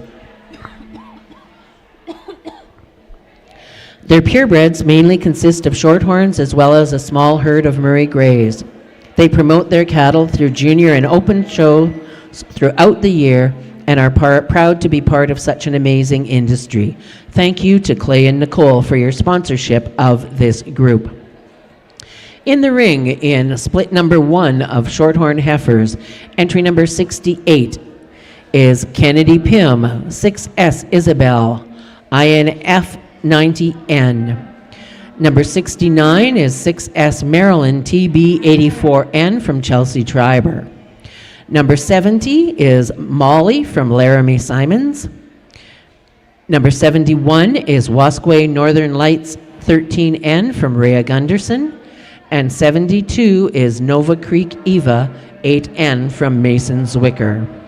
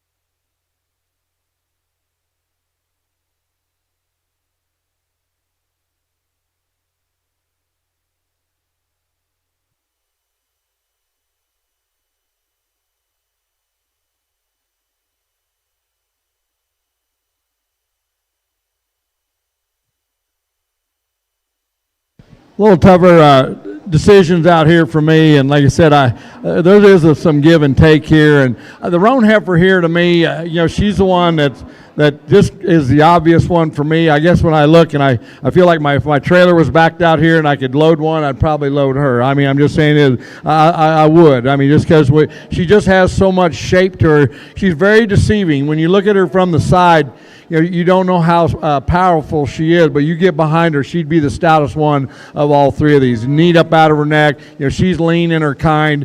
She needs more underline, and she needs to be, to me, spread apart. But there's one that's got a great future. I love her markings, and like I said, I feel like she checks the most boxes. For me, second and third was a decision maker here, because I like some things on the red heifer, but when I look at depth of body and maybe a little more right, I feel like this one heifer is probably a little bit more right today. I'd like to combine those two heifers together, if you would, and then I'd be happy, because I feel like both have some, to me, attributes that one doesn't have. So here is a heifer that, she's a little bit more, not as extended out through her front end, but she's deep in her side. I think she's very functional and complete and transitions to the ground awfully well. Not as explosive to me as the heifer that goes out ahead of her. When we look at the red heifer, she's one that's extremely extended out of her front end, long out of her spine. She's one that's level out of her hip, but she's so raw. To me, she's just so lean and so skinny. She just needs to be more days on feed, and see what she got to move her up the line. And I think she could do that pretty quick. She gets a little more in line in her knee. There's some concern there, but like I said, there's a lot of give and take here, and you kind of got to get the crystal ball out on some of these up here too. So to me, here's a heifer here that I think is not there yet. She looks youthful and young. She just a little more opened up over her loin edge. Just doesn't come with as much power, but also I think she's also very trim in her kind. And here's a real growthy, loose, big bone kind of female, kind of raw cattle, if you will. I mean, she needs to soften up with some feed. I feel like in nutrition and management, we can get that one to soften up and change quite a bit. Like I said, she just needs more time at the trough to make her better. Congratulations. Thank you very much, Kirk. Placings in our first split of Shorthorn heifers. First place goes to entry number 71, Wasquay Northern Lights 13N, exhibited today by Zane Gunderson. Second goes to entry number 69, 6S Maryland TB 84N from Chelsea Triber. Third, entry number 72, Nova Creek Eva 8N from Mason Zwicker. Fourth, entry number 68, 6S Isabel INF 90N from Kennedy Pym. And fifth goes to entry number 70, Molly from Laramie Siemens. Laramie is also the recipient of the popcorn. Now in the ring is our second split of Shorthorn heifers, and these are born between February the 23rd and January the 26th. Number 73 is Sprinkles from Abby Slorstead. 74 is PWF Sweet Like Honey 6N from Ayla Kendall Price. 75 PFF Nevada Heat 17N from Haley Peterson. 76 is 6S Perfect INF 75N from Bronwyn Zwicker. 77 is SGB Ms. Hollywood 41N from Zachary Slorstead. 78 is Bear Acres Nova Rose 5N from Kendall Pym. 79 is KMS Reflection 120G 81N from Rhea Gunderson. And 80 is Lingley's NL Duchess of Night 1L, also from Kendall Pym. This class is sponsored by John Mulcair from Red Deer, Alberta. Granite Quarry Farms is based in Red Deer, Alberta. They raise a few show cattle across Canada and are a big supporter of youth shows and rodeos. John can be found at many agricultural events, and when he's not supporting the youth, he's probably cooking up something real special in the kitchen. Thanks to John for also helping out at the show and clinic.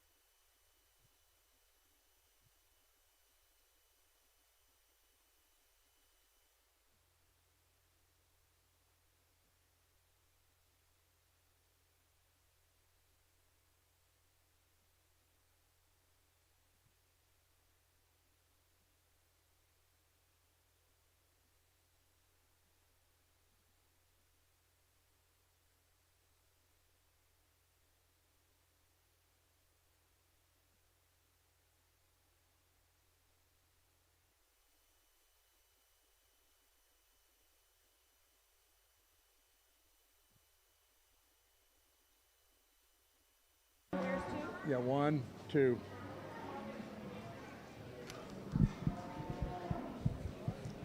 Really nice heifer to start this class, and I think she's one that, she jumps up pretty quick for me. She's one that, she's one that's maternal in her look. She's one that's square out of her hip, and she's one that's very complete, and she's just one that has a really neat design, from a female package standpoint, and to me, just a cow prospect, and one that's got a look to her. I love her color. She's one that's, like I said, has a tremendous length of spine to her, and like I said, she carries that depth of body right on back into her back 1/3. I'd continue to like to see a little more center body to her, but I mean, she is up-headed, good, so good in her chest, and to me, she carries that bone well, and like I said, she's a neat kind of heifer to start this particular class. Second, third, there's a little bit of differences in too. I kind of felt, the black heifer is just a little bit more bolder in her body. I think she's a little bit more bigger in her bone, and she's just a little bit more sharper out of her front end. She just kind of has that ring presence. Like I said, I'm kind of I don't mind cool looking cattle, and a lot of times that gets down to it, but I think she does that. She gets a little bit higher in her tailhead. I think she's broad up over her back and top line, and like I said, she kind of gets out there, and you're not sure how she tracks exactly, but I think a lot of it is she's just not as comfortable, definitely not as comfortable as the one that leads off in this particular class. The heifer that comes in third, deep-sided, long-spined, one that carries a lot of, dimension and boldness in her body, but just gets a little bit more deeper in her neck, and just a little plainer and basic in her look, and, that's kind of the separation of the two that go out ahead of her today.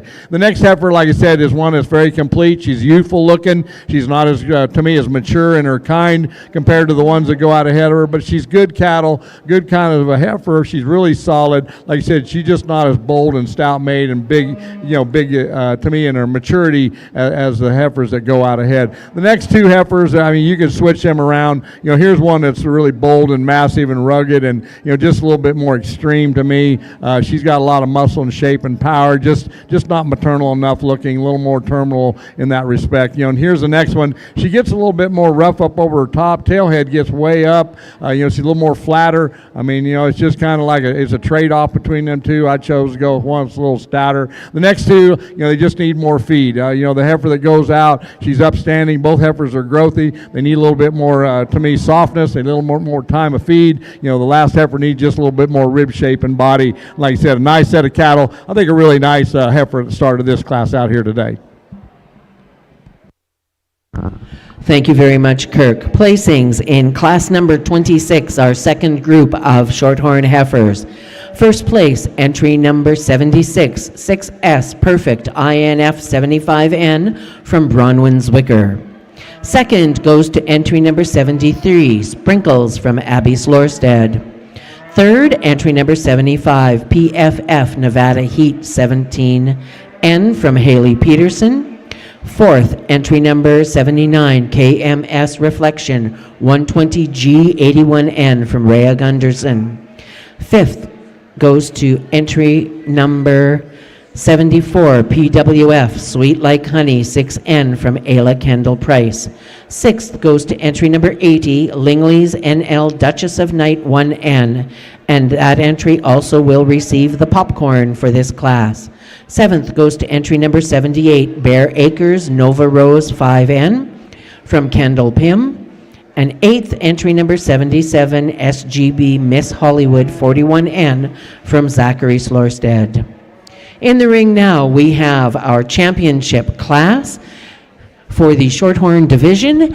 Champion Shorthorn heifer will be sponsored by Bear Acres of Red Deer County.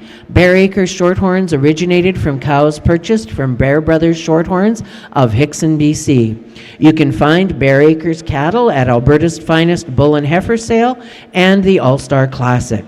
Thanks to Bear Acres for their support. The Reserve Champion Award is sponsored by Schutz Cattle Company of Stony Plain, which is a family-run operation with over 45 years' experience raising Shorthorn and club calf genetics.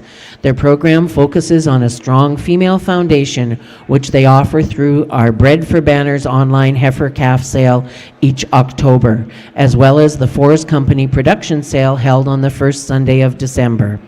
They're honored that it stands as the longest-running Shorthorn sale in Canada. In addition to the female sales, they also offer bulls for private treaty every spring. At Schutz Cattle Company, they're proud advocates for junior cattle industry and the life lessons it teaches the next generation. They're happy to sponsor the Rising Stars Stock Show and want to wish all exhibitors the best of luck in the ring. For more information and updates on our program, we invite you to check out the Schutz Cattle Company Facebook page. Thanks to Schutz Cattle Company for sponsoring the Reserve Champion Award. As we select your champion Shorthorn, like I said, congratulations to these Shorthorn exhibitors for really doing a nice job of representing this particular breed. And to me, I think, we started off our classes, and there's a pair there that are youthful and young, and, to me, have a great future to them. The heifer that led off there, I mean, she's just a super powerful kind of female. She's so deceiving when you look at her, but you get behind her, there's just a lot of width and a lot of, to me, shape, and to me, it's one that laid in there fairly good as well. So to me, I love her color. We come into the next pair, and there's a heifer that led off this class that's beautifully marked and patterned and maternal and good in her chest and so good up out of her length of spine. And she's one that carries that muscle down deep into her hock. She's one that's flat from the side. There again, you get behind her, and there's some width in her as well. And she's just a neat kind of heifer. I mean, one that I really, really like, and she's just one that surfaced pretty quick. Coming behind her here was a heifer that is big in her bone and stout made, and she's one that's big haired, and she's got a good look, and she's soft made. She gets a little bit up in her tail head, but when I look at that, I mean, some of that's hair too. I think that we can get more out of that. I think it needs to be dropped in there, but I also think that some of that's some hair sticking up there too. But she's got some shape and power and width to her too. These two here are going to be your champion reserve out here. Congratulations to you. You'll be reserve out here. Congratulations to the young ladies. Good job. You bet. Good job out here. Yeah. Congratulations. I like that heifer. Thank you. Good job. Your time's coming. More feed, more time. You bet. Good job out there. You bet. Congratulations to entry number 76, 6S Perfect INF 75N from Bronwyn-Zwicker, receiving the Champion Shorthorn Breeding Heifer Award from Bear Acres. Reserve Champion honors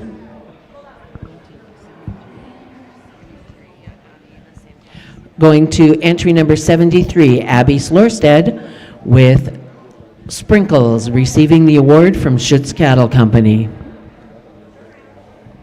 So once again, our congratulations to Bronwyn-Zwicker, entry number 76, and Abby Slorstead, entry number 73.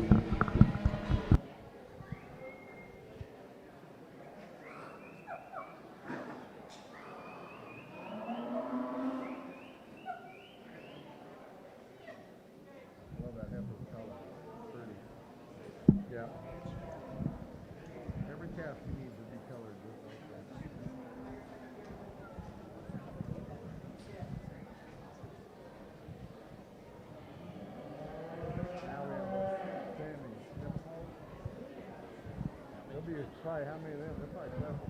Huh? I think it might have been more.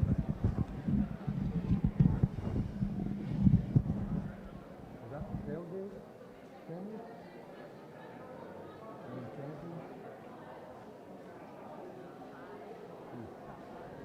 Okie dokie, let's get it done. We ain't done yet.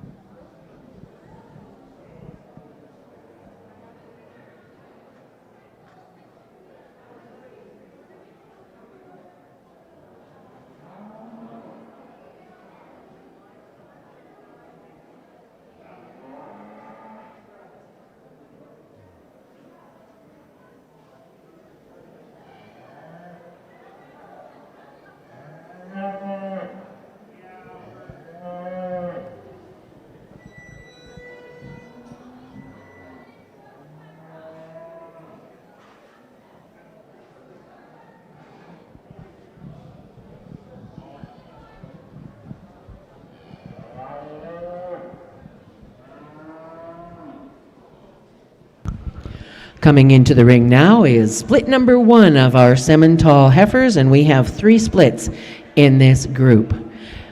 Leading off, entry number 81, Boss Lake Miss L 525N from Sydney Carlson.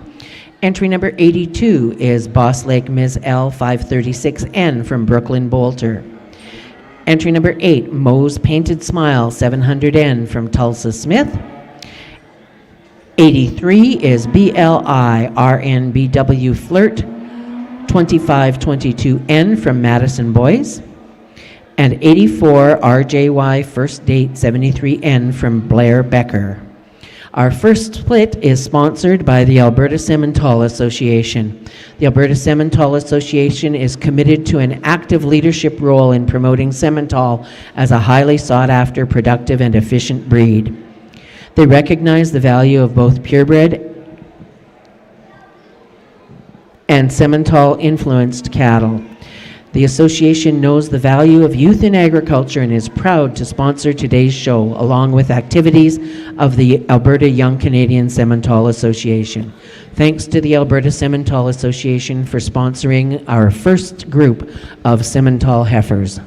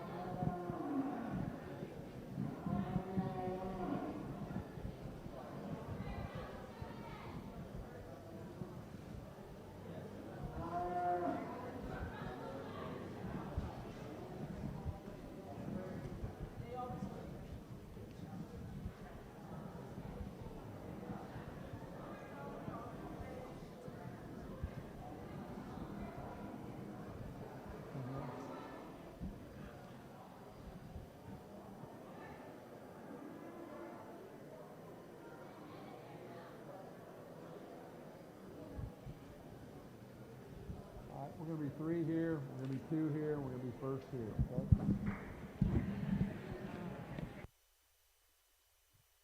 Starting out your Simmental show, and I really a nice lead-off heifer here. I mean, she's very striking. She's one that patterns well. I mean, I'd like to power her up a shot, but anyways, but she's one that is so attractive from the side, and she's one that's got such a tremendous ring presence and good look to her. Young lady does a nice job with her, and like I said, she's very up-headed. I love the way that sharpness comes up out of her shoulder blade. You know, she's one that's very, like I said, trim in her kind and very fresh in her overall look. And like I said, she's a heifer that I feel like really has a lot of pizzazz and a lot of look, and like I said, a lot of profile to her. Like I said, we could, you know, I'd like to see her powered up, but you know, she's so young and youthful in her kind that I think that comes, you know, later down the road. I really like the heifer in second as well. I think they follow each other to me in a little bit of the way they're built.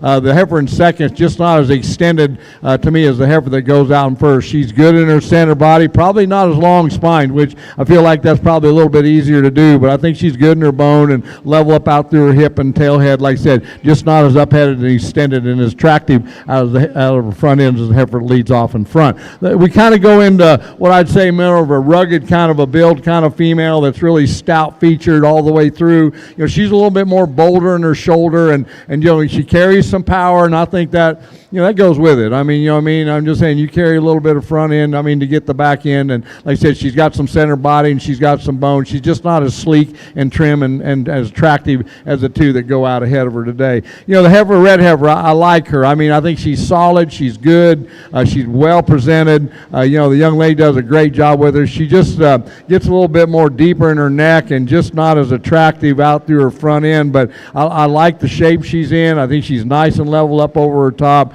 She's going to make a great cow as well. I love that color. Her color is just, to me, incredible. I love that deep, rich red that she has. And I think we conclude, you know, here's a heifer that also, you know, very, you know, stout. She's one that's big-ended. She's got a lot of top shape to her. You know, she's just a little bit more bolder and not as sleek and maternal as some of the cattle that go out ahead of her today. Thank you very much, Kirk. Placings in our first split. Entry number 82, Boss Lake Ms. L 536N from Brooklyn Bolter was our class winner and Alberta Simmental Association award winner. Second in class went to entry number 81, Boss Lake Ms. L 525N from Sydney Carlson. Third, entry number 83, BLI RNBW Flirt 2522N from Madison Boyce. Fourth, entry number 008, Moe's Painted Smile 700N from Tulsa Smith. And fifth in class, RJY First Date 73N from Blair Becker. And Blair also receives the Popcorn Award from Snyder's Kettle Corn. You can announce that the grand and reserve of each breed.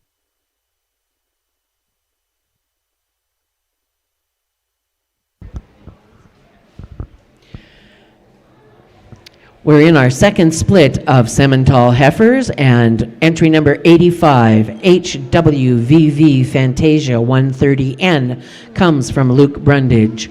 Entry number 86, Keeley's Nelly 3312N from Keeley Portique. 87, RJY Regal Lady 62N from Allery Sorensen. 89, JFRS Ms. Fancy 1N from Cade Copeland. And 92, Mater Cherry 95N from Stella Mater. This is our entrance in split number 2 of the Simmental breeding heifers, thanks to Windy Knoll of Nova Scotia. Laura Parsons of Windy Knoll Farms has a cow-calf operation located in Kingston, Nova Scotia. Her herd consists of full-bloods and red and black Simmentals. They've sold cattle across Canada and the U.S. and Mexico. You can find Laura showing at many of the major shows, including Expo Boeuf, the Toronto Royal, and Canadian Western Agribition. We very much appreciate Laura's support of Rising Stars. She's donated a clipper blade package to our exhibitor draw that will be awarded at the end of the show.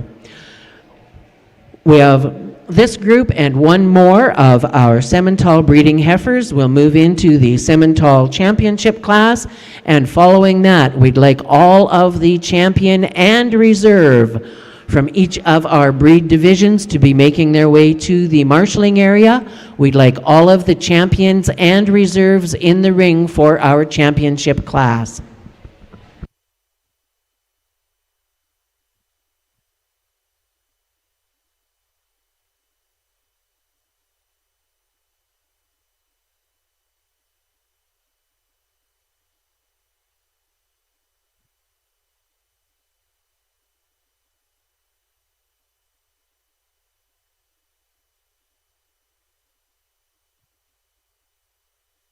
Nice pair of cattle here, and I think really, to me, an easy pick here for me on the front end here. And this heifer is so sleek, and to me, one extended, and she just one that, like I said, she's one that carries some bone. She's really good when she puts her foot down on the ground. I feel like that's fairly comfortable with her. She really has a lot of top shape, but I think when I look at her, she just seems, she's big-ended when you get behind her.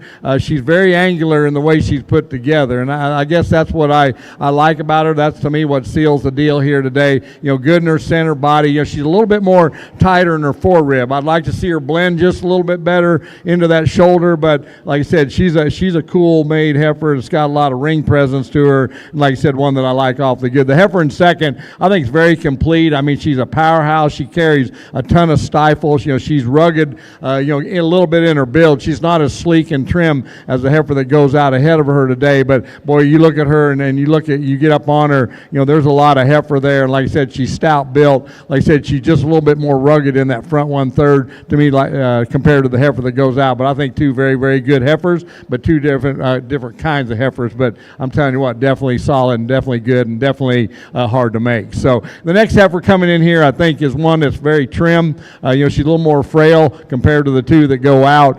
She's just not as heavy constructed. But I felt like I went with a little more femininity. It's kind of like this, you get in here, and like I said, she needs to be a little bit more powerful and, just a little bit more heavier built. And then you get into the next one, she's got all kinds of built and shape to it. Just gets a little bit more deeper and rugged in her neck. And she just doesn't tie together quite as feminine as good. And if you want to switch these two, I can't say that I can't disagree. And that's one thing, there's been different situations all day, that I know people be like, well, I'd have done this or I'd have done that. And that's okay. You know what I mean?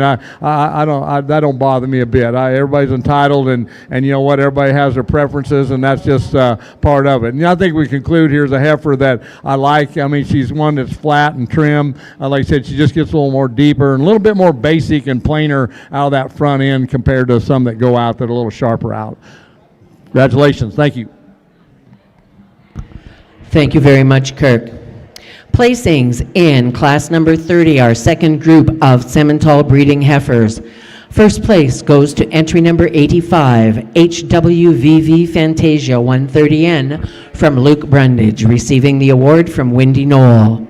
Second in class goes to entry number 92, Mater Cherry 95N from Stella Mater. Third, entry number 87, RJY Regal Lady 62N from Allery Sorensen. Fourth, entry number 89, JFRS Ms. Fancy 1N from Cade Copeland, and Cade receives the popcorn for that group.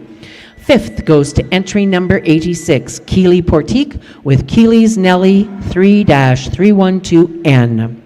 In the ring now, our third and final split of Simmental heifers. These are born between January 1st and January 6th. Entry number 93 is Chloe Dare with BGS Bar SK Soda Pop 33N. 94 is Brielle Egan with Mater Rose 48N. 96 is WF Darlin 252N from Duncan Keeber. 95 is Ty D's State of Elegance 4N from Addison Charbonneau. And 115 is MMWK Ms. Jessie 53N from Takori Kran. This class is sponsored by Chesser Farms. Chesser Farms is a fifth-generation family farm that boasts more than 120 years of producing top-quality agriculture products, including beef and grain. The Chesser family has been involved and enjoyed showing cattle and wish everyone a great show today. Thanks very much to Chesser Farms and to Kathy, who I think is in the back handing out prizes. And if you've won a prize and haven't talked to Kathy or one of the other ladies back there, this would be a great time to check in with them.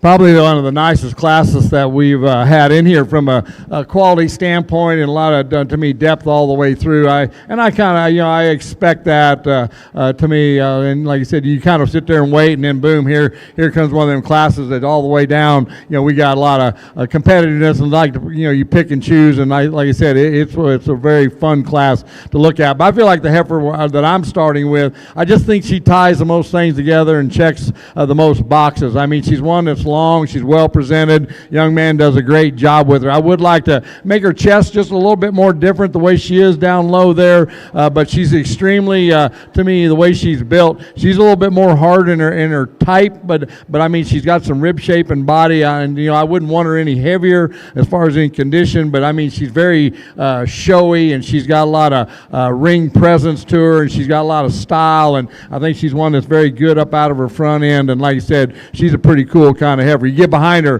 there's a lot of power and dimension and boldness to her, and like I said, she ties all that together, and I feel like she does that the best of anything in the class. I like the bone in this heifer in second. I mean, she's flatter built, she's really big in her body. I mean, she's a little more deep in her neck. She's not as extended, but she's a really a cool made kind of heifer that's really a cowy kind of female that's got some ring presence, beautifully shown and presented, and like I said, I think both these heifers are awfully competitive and awfully good, and like I said, they're built a little bit different, but I think they're really, really good. Heifer in third's awfully good too. She's one that carries a lot of, to me, look to her. She's one that carries a lot of things that I like. Gets a little more flatter in her shape, I'd say, compared to the two. Probably not as big and stout built as these two that go out, but here's some kind of heavy made kind of heifers that to me, I think they tie in good together, and to me, they start off this class, and she's just giving up too much dimension to me and overall maturity, and to me, just overall just width all the way through. I like the heifer that comes in your neck. There's some power there. She's got bone. I love that she has so much power and yet sets that down so good and true to the ground. Just from her shoulders forward, just gets more rugged and heavy built and heavy constructed. Just not as sleek and trim and maternal. And I think we conclude with the heifer that's very complete. Like you said, she's got a lot of bone to her and she's got a lot of power to her. She just doesn't tie herself together quite as good as some up the line. Thank you very much, Kirk. Placings in the third split of Simmental heifers, and this is our final split. First place goes to entry number 96, WF Darlin 252N from Duncan Keeber, receiving the Chesser Farm Award. Second goes to entry number 95, Ty D's State of Elegance 4N from Addison Charbonneau. Third, entry number 93, BG Bars SK Soda Pop 33N from Chloe Dare. Fourth, entry number 94, Mater Rose 48N from Brielle Egan.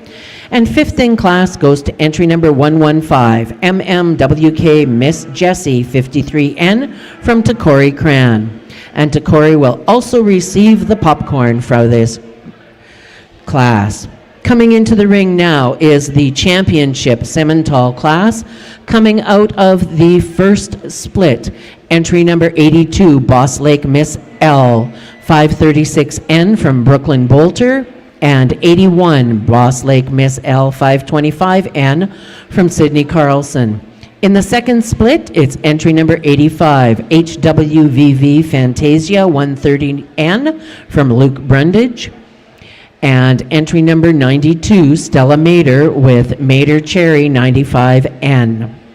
In our third and final split, entry number 96, WF Darlin 252N from Duncan Keeber, and entry number 95, Ty D's State of Elegance 4N from Addison Charbonneau are representing that group. The champion Simmental Award is sponsored by Gary Pertique of Pertique Simmental, which comes out of Rimbey, where they raise full-blood and purebred Simmentals. They invite you to their second annual bull sale at VJV Auction Company Rimbey Cattle Sales on April the 7th at 5 o'clock. They will have on offer full-blood, purebred, and percentage bulls that are suitable for heifers, second calvers, and cows. Thanks very much to Gary Pertique Simmentals for their support of our champion Simmental heifer.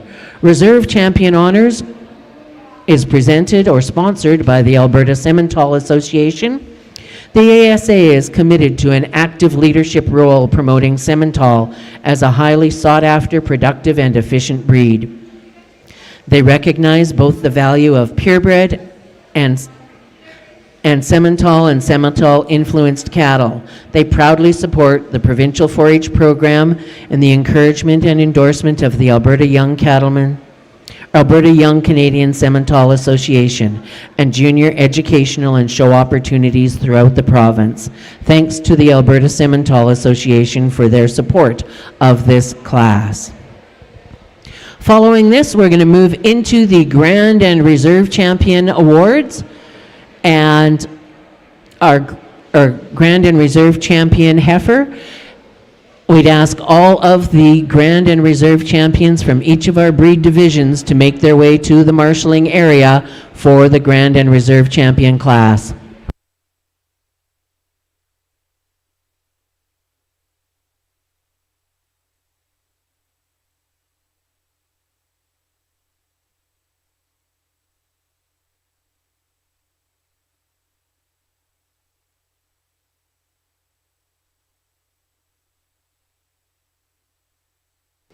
As we select your champion, Simmental, like I said, very competitive breed. It's one that we had a lot of depth all the way through in the class winners, and like I said, it's one that's, like I said, very fun to evaluate, and there's a lot of choices. And like I said before, I know we can do a lot of different things here, and like I said, whether you agree with me or not, and like I said, I'm kind of one of them guys that, I know what I want. And, trying to find it, that's the hard part. A lot of times there's trades here, and so to me, I get it. And like I said, but I think the deal of it is, there's so many good options out here. A lot of times I don't know if you can be wrong. It just kind of depends on where you lay your preferences is. So to me, we started out this particular show, and there's a heifer that's very showy and one that's got such a high-end ring presence look to her. I mean, she's one that is so good in her lines and crisp up out of her front end. And very youthful and very fresh, and my dilemma with her is I would like to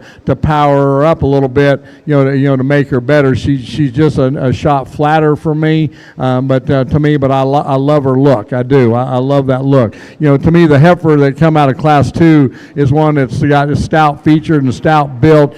She's one that's a little more harder in her makeup, wants to get a little bit more tighter in her forerib. I look at her the way she kind of transitions down to the ground, down low, out of her foot, and there's some changes there, but she does have some shape. So she's a little different structure. She gets a little more opened up and bolder out of her shoulder. But like I said, she's got some hip out of her. Like I said, and to me, I like that about her. We kind of went into the Class 3, and like I said, there's a long spine kind of female. She's one that gets a little more up in her tail head, and like I said, she's one that's a little bit more kind of trim in her underline from front to back, but she's got a good look to her, and like I said, she's got some shape to her, and I like that. So to me out here, I'm going to take another spin. Let's give your Simmental exhibitors a big round of applause. Nice job out here. Congratulations.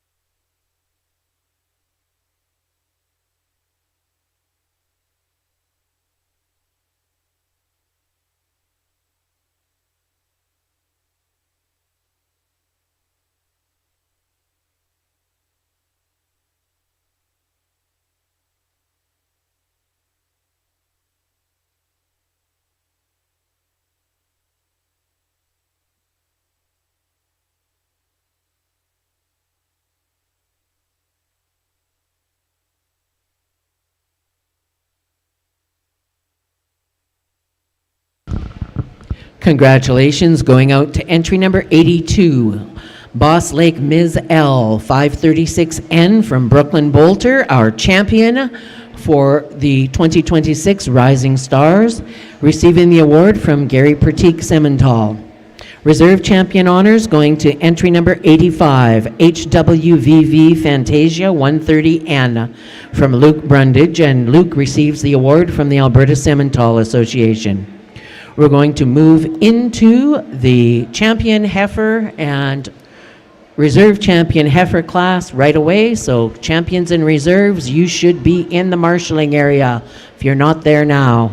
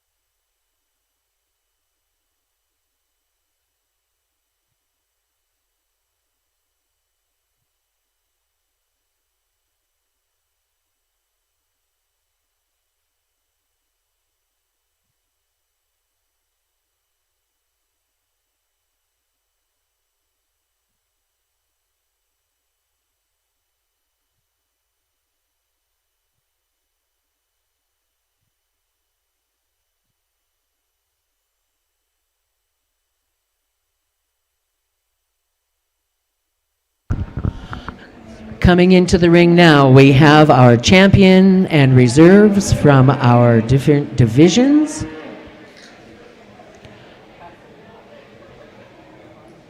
Coming in, starting off, we have our champion 4-H entry, 006, Carps, Northside, Lil Pippa. 507N from Kurt Urimko. Number 18, coming out of the Angus division, Boss Lake Ms. Donna, 530N from Tavi Yoder. Out of the Charolais division, entry number 49, SVY Elsa, 550N from Katie Kolnoski. Representing the Herefords, entry number 61, Bar RZ, 31L Wanda, 20N from Jackson Denchikoff. From the Maine-Anjou division, 63, Reed Anera, 257N from Taylor Reed. Red Angus, represented by entry number 39, Red Durelta, 9K Beeline, 3N from Shelton Grabler. Shorthorns, entry number 76, 6S Perfect, INF, 75N from Bronwyn Zwicker. And the Simmental, represented by entry number 82, Boss Lake Ms. L, 536N from Brooklyn Bolter. And the AOB, entry number 45, Winnie from Reed Hunter. Ladies and gentlemen, these are your champions. We have our reserves standing in the back. When we choose our champion, we will bring in the reserve from that division to vie for championship honors. Our champion awards. The champion award, the Grand Champion Heifer, is sponsored by First Class Shorthorns of Lampman, Saskatchewan. Darnell Fornwald has relocated back home to Lampman, Saskatchewan. First Class Shorthorns is developing an elite set of Shorthorn genetics from across Canada. Thank you, Darnell, for continuing your sponsorship this year.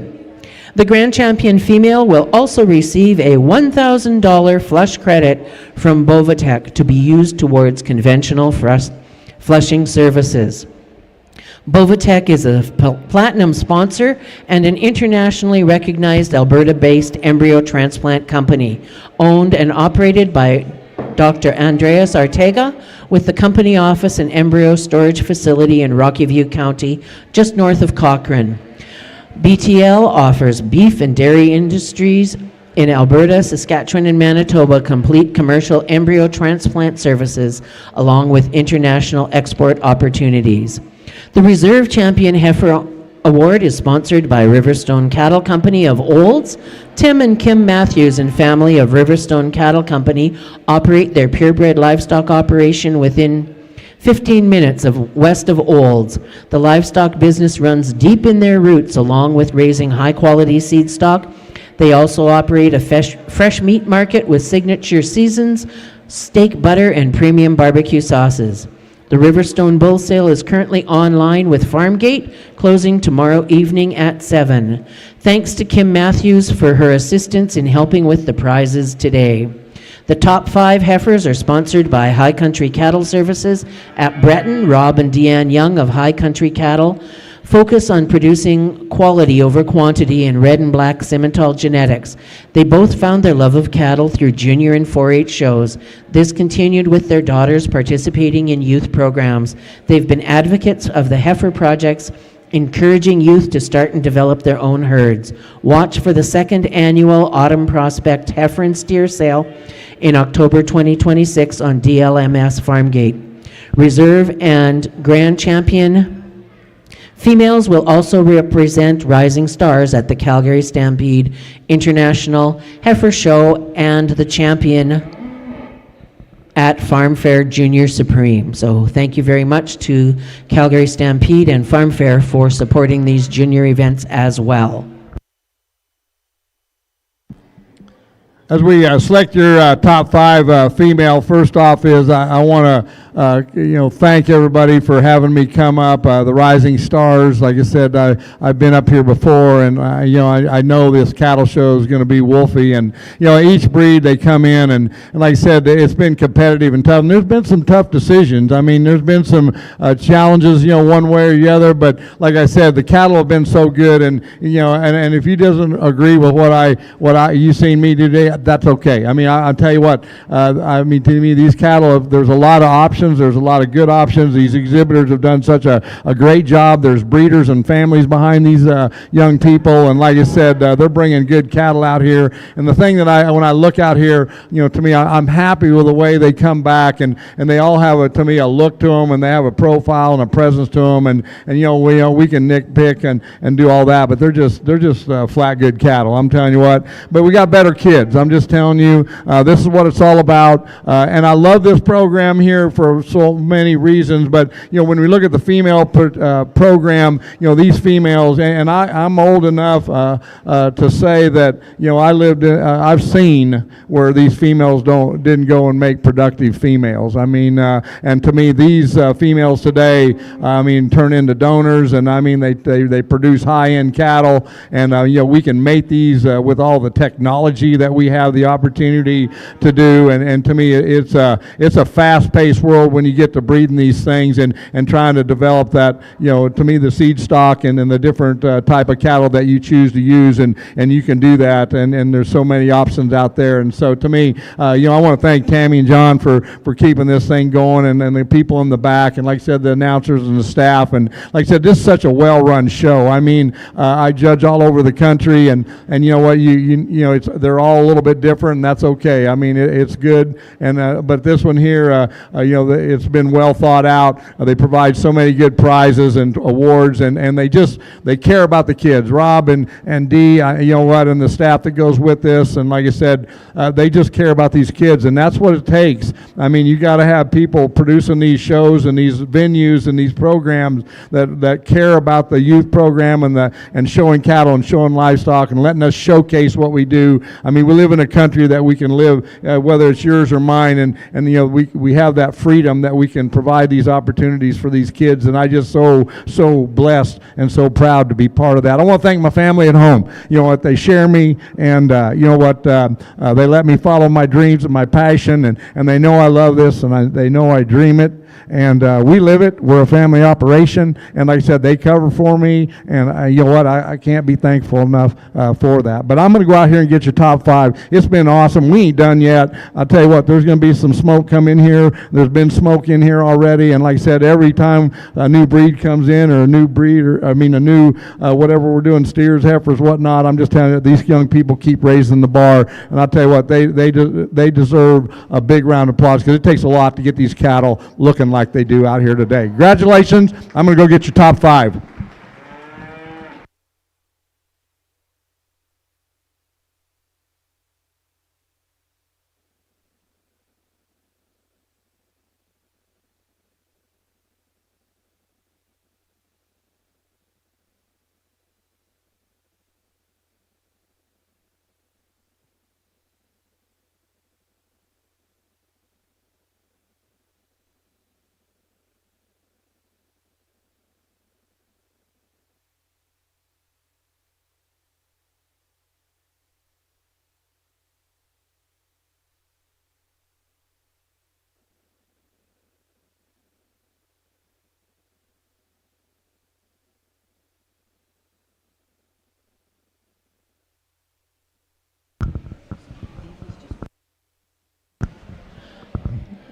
So as Kirk chooses who will be in the top 5, we're bringing in the reserve from each of those breeds. So we started off, our first entry in the top 5 was entry number 45, the AOB entry, Winnie from Reed Hunter.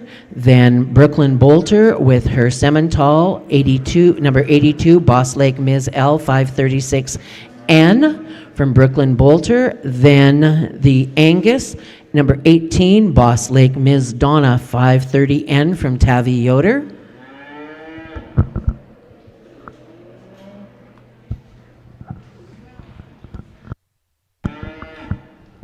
Also in the top 5 will be number 25, I believe, Murray Christina 76N from Nevada Murray. And out of the main division, number 63, Reed Anera 257N from Taylor Reed.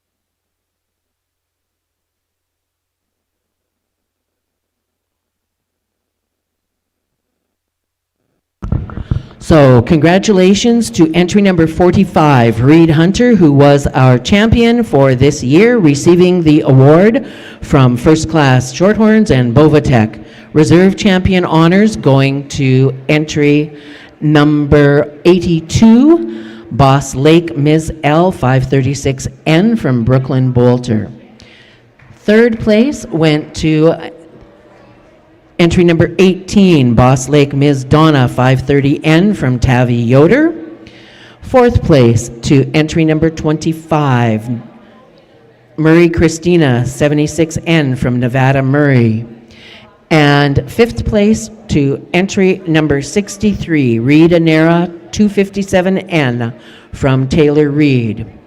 Our 2nd place entry, the Simmental entry, will receive the award from Riverstone Cattle Company, and 3rd through 5th receive awards from High Country Cattle Services. Thanks to them for their support.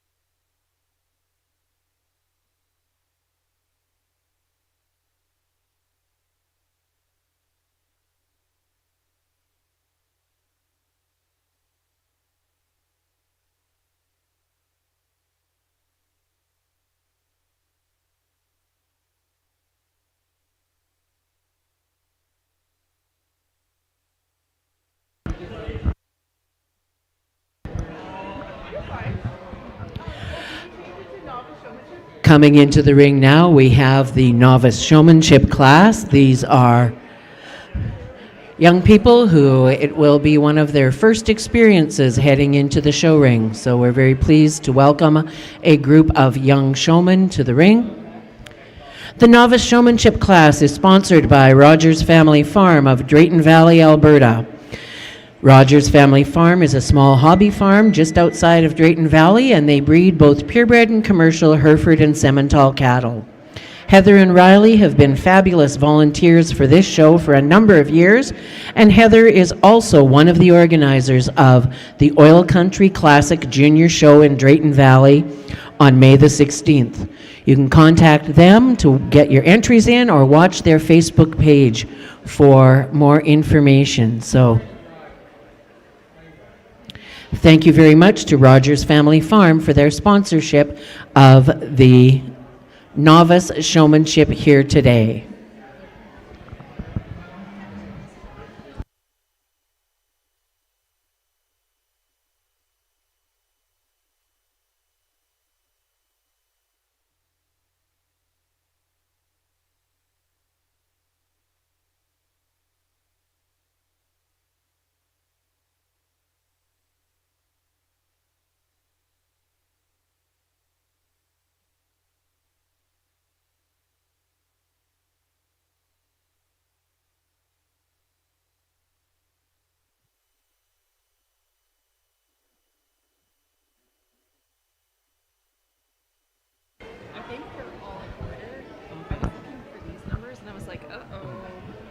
So in our novice showmanship class, we have entry number 200 leading off right at this end, and that's Graydon Bolter.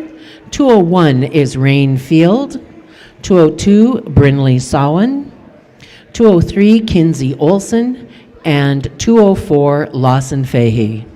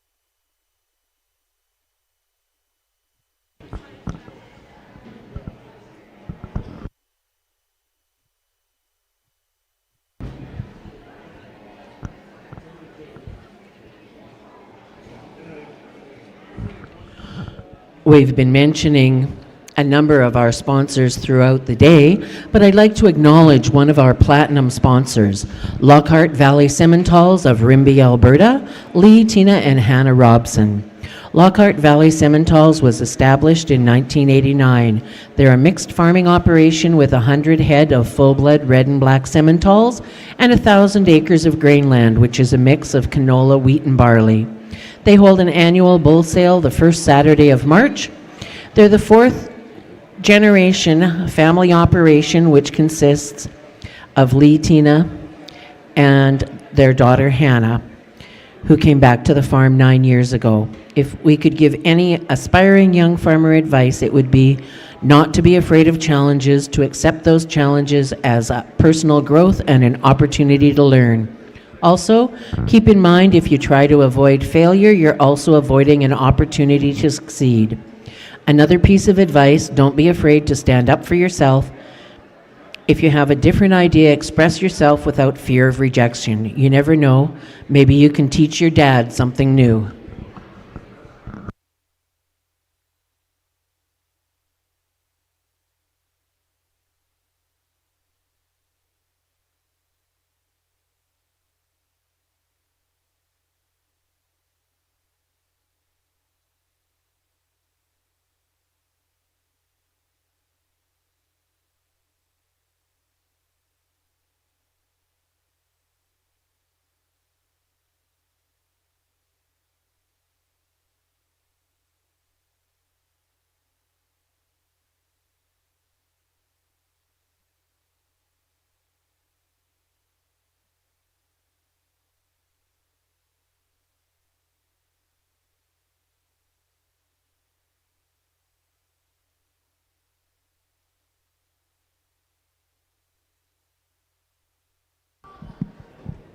All right. Well, good afternoon, everyone, and thank you so much for having me judge showmanship today. Thanks, Dee, for inviting me. What a fun thing to do in between the heifers and the steers. And you guys notice that these cattle are chewing their cuds when they've got little people this big showing them? Wasn't that easy with the big people? Most of these young people, it's a first time out for them, so it's a great experience. They're well supported by their family. I was asked to pick a champion and a reserve. I think it's fair to say that everyone comes in third, but I think we have a pretty spectacular young lady here, even though she does not look like she's having fun, but she is really good, and I really enjoyed meeting her, so she'll be my champion today. So congratulations. This young lady here, I think it's her first timer, but she's got this pretty figured out and she's very pleasant to talk to, so she'll be my reserve today. So congratulations to all of you. Good job. Thank you very much, Anne. So our champion today in the novice showmanship goes to entry number 203, Kinsey Olson, receiving the award from Rogers Family Farm. Also receiving an award is our reserve champion, and that is Rain Field, entry number 201. So thanks very much, and our congratulations to our champion, Kinsey Olson, and reserve champion, Rain Field. And the balance of the group, Graydon Bolter, Brinley Sowen, and Lawson Fahey. So thanks very much to all of our novice showmen and to our judge, and Brene Burgess, who I think we'll probably hear from again later on when she judges some of the taller showmen.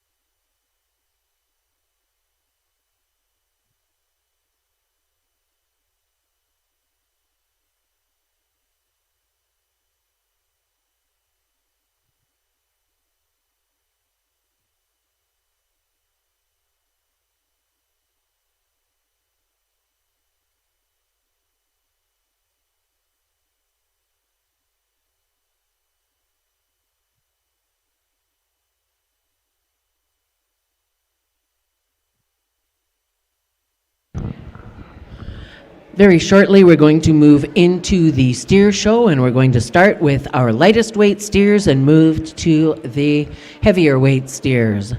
We have lightweight, middleweight, and heavyweight steers, and I believe we have 3 groups in each one.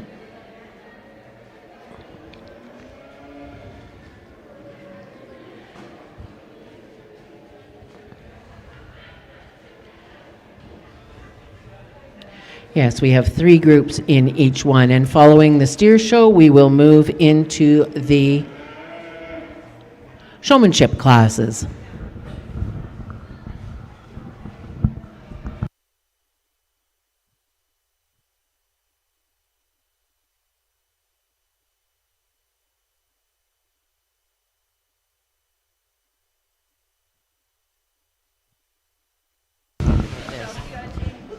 Another one of our platinum sponsors is Master Feeds.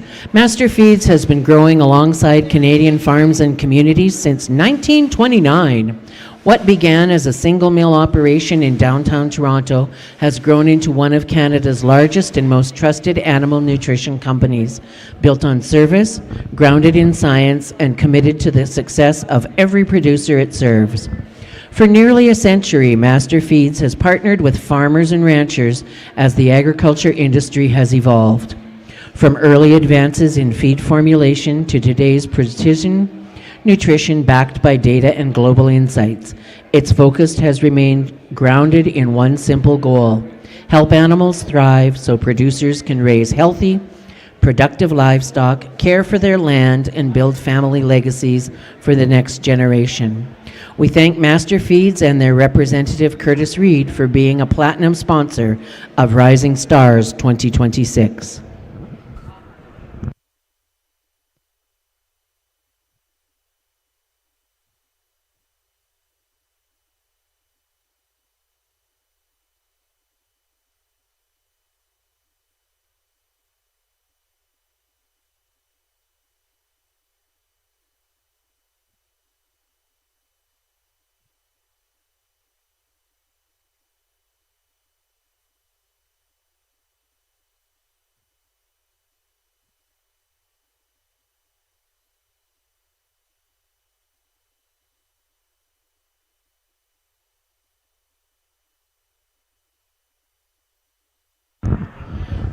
We'd like to have all of our sponsors make their way over to the backdrop. If you have sponsored one of the classes, any of the awards, the event in general, please make your way to the backdrop. We'd like to get a photo of all of our sponsors, please.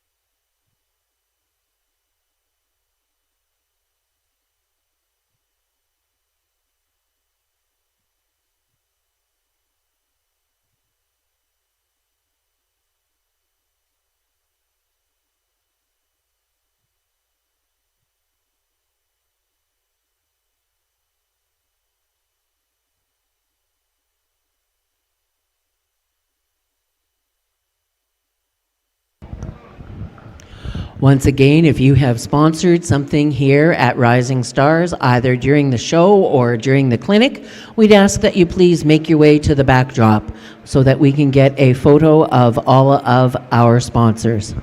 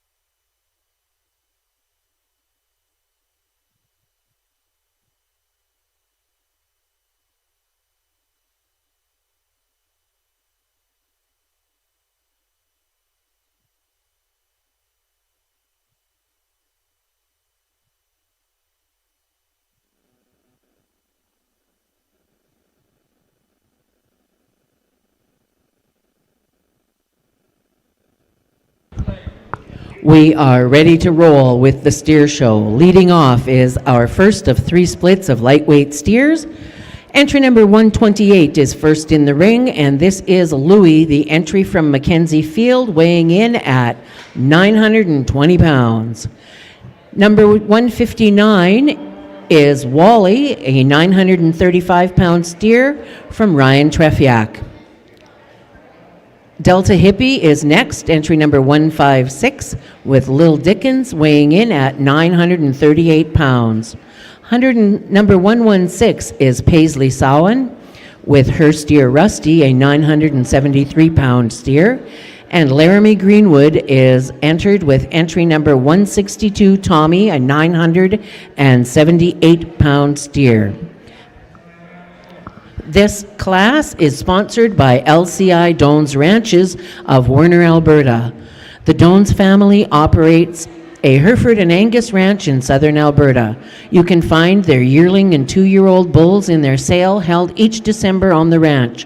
The boys are competing today, and when they aren't working on their junior projects, they're a big help on the ranch. Thank you to Veronica and Brad for their sponsorship of the lightweight steer class number 1.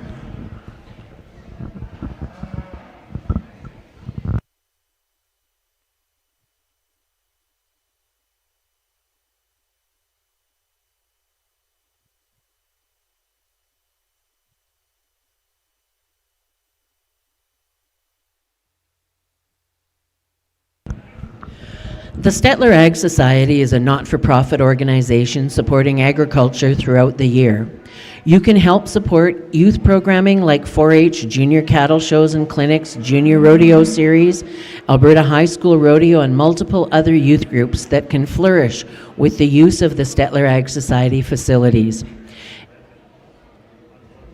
They are often selling tickets on a raffle, and if you can purchase a ticket from a Rising Star volunteer today, the funds directly support this show.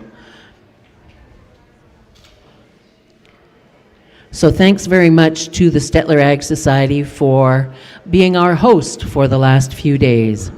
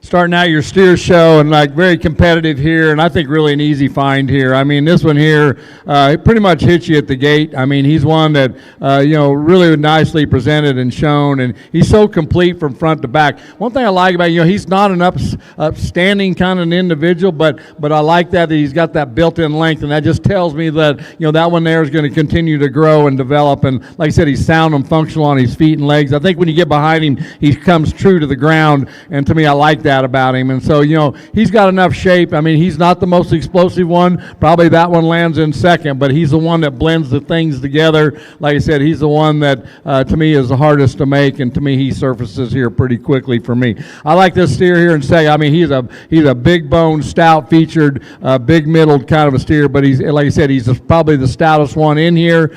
He's one that doesn't tie together quite as smooth as that black steer, but to me, the thing that separates him between between second and third, he gets around the ring more comfortable. He comes down a little bit more flatter in his foot. He just comes with a little bit more stride. I like the steer in third. I mean, I like that presence that he has. I like that extension that he has. The young lady does a beautiful job with him. He just gets a little bit more steep in his angle, and he just doesn't come with enough cushion for me here today, to move him past this white steer to me, and that's what separates him, because that's a good steer. He's extended, and he's going to be competitive. Like I said, he's got a great future. We come into another two steers here, and this one here is a little more uniform in his muscle. Both steers are elevated. They need a little bit more body and a little more grease. Just need a little bit more condition. They got plenty of, to me, stature. They got plenty of frame. Like I said, we just got to grow them down, if you will. This steer here ties together just a little bit more better from front to back, where I think he excels over that steer that concludes the class. He wants to open up a little bit and just doesn't tie things together. He's just not as shapely from front to back, and to me, to move him up any higher today. Nice set of cattle out there, a really nice steer on top to start your steer show here today. Congratulations. Thank you very much, Kirk. Placings in our first split of lightweight market steers, sponsored by LCI Doan's Ranches. First place, entry number 159, Ryan Trefiak, showing Wally. In second place, entry number 162, Laramie Greenwood with Tommy. Third goes to 156, Delta Hippie with Little Dickens. Fourth goes to entry number 128, Mackenzie Field with Louie. And Mackenzie also takes home the popcorn for that class. And fifth goes to entry number 116, Paisley Samhain, with Rusty. Next into the ring is class number 2 of our lightweight steers. Leading off is entry number 112, Fred, shown by Tristan Johnny Adams with a weight of 1,010 pounds. Chelsea Triber comes in next, entry number 161, Duke, a 1,016-pound steer. Number 97 is Caden Henderson with a 1,020-pound steer called Benny. Entry number 148 is Carly McNeil with Shelby, the 1,022-pound steer. And entry number 113 is Nemo, also from Chelsea Triber, and a steer weighing in at 1,025 pounds. So a weight range of 15 pounds in this second group of lightweight market steers.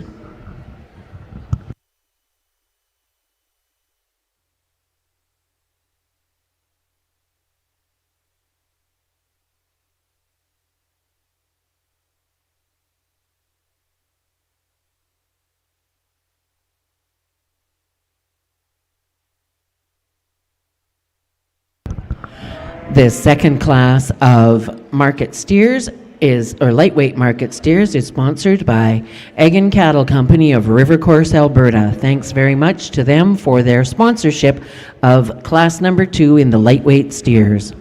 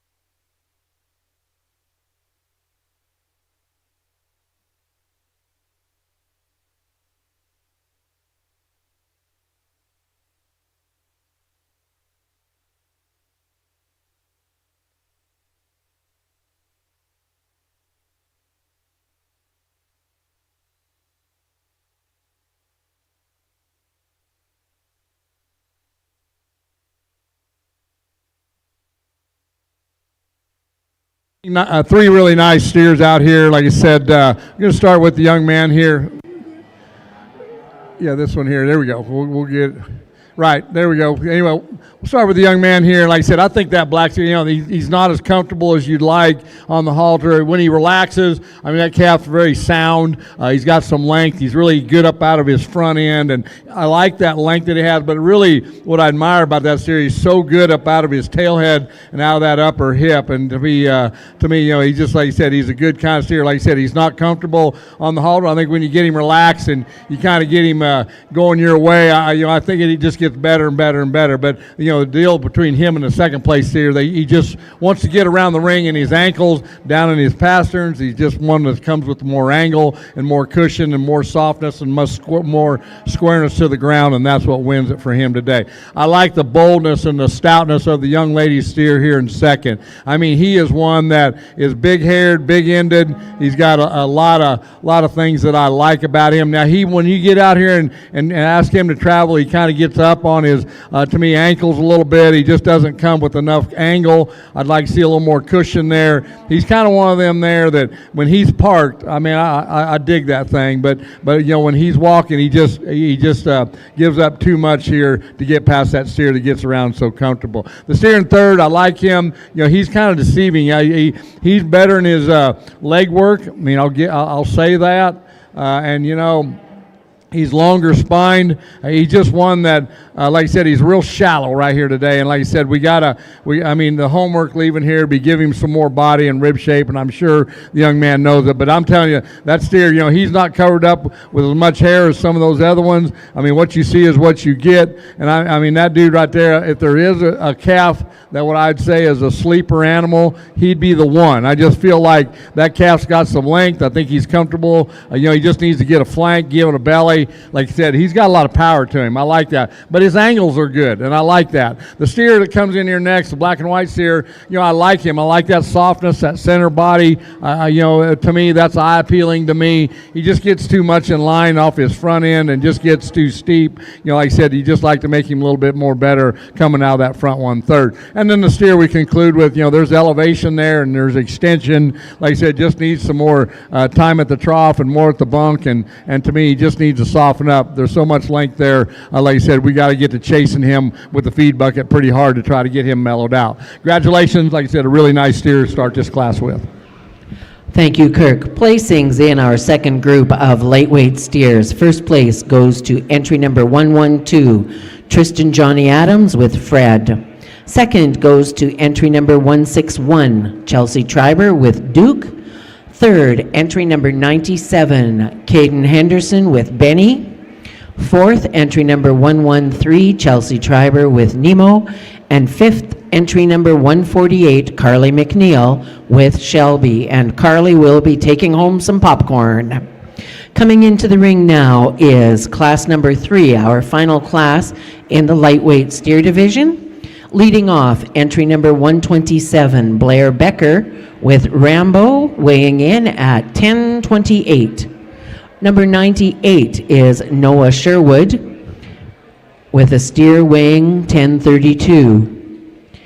164 comes from Casey Toner, and that's Mookie, and a 1060-pound steer.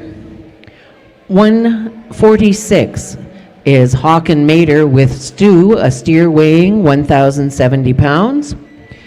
151 is Luke Brundage with Slayer, his 1,095-pound steer. And 149 is Riley Kamla with Franklin, a 1,096-pound steer. 68-pound difference in this group. Ridgeline Cattle Company of Red Deer County, Alberta is the sponsor for this class. Ridgeline Cattle Company is owned and operated by Travis, Crystal, and Blake Fisk, where they reside just west of Bowden. They've been raising Simmental seed stock for 18 years and have shown and sold cattle across Western Canada. Since moving back to Alberta in late 2022, we have a small herd, but focus on raising sound, functional cattle. Blake recently ventured into the Hereford world, which goes back to Crystal's roots. Ridgeline Cattle are happy to support youth livestock shows as Travis and Crystal participated in many shows and Blake enjoys showing. Thank you to all the show organizers, volunteers, and fellow sponsors that make this show amazing. We want to wish all the kids a great day and have fun too.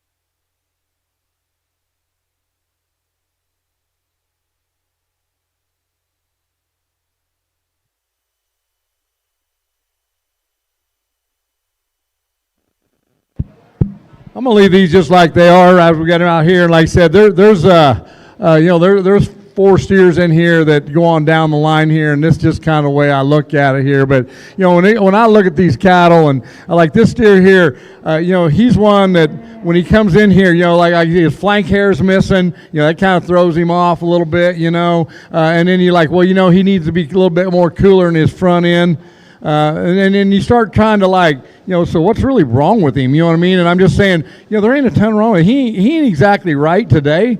But I mean, when you start picking the layers off the old onion here, I'm just saying he's the best one out here. If I'm taking one home and my trailer was backed out there, he'd be the one I'd load. I guarantee it. Because man, you get behind him, he's got some shape to him. I feel like he's got the best future to him. Honestly, my read on him is like I said, there's prospects and they got all this flash and that, but I think that one there is going to make a super good fat steer for you, young lady. I really do. So I don't want you to give up on him. I mean, I'm just saying, because I read that calf as being good, solid, genuine, and like I said, he's sound on his feet and legs, sets him down as good as anything in here. And I'm just saying and there's some good looking ones in here that don't. And I'm just saying but here I'm just saying that calf there has got some width to him. He's got some eye appeal. He's easy on the halter. He's easy to look at. You do a great job with him, and that steer to me wins this class. And to me, he's the one that I like the most. The steer in second, big bone, stout featured. You've done a good job on him. He's good in his center body, big bone,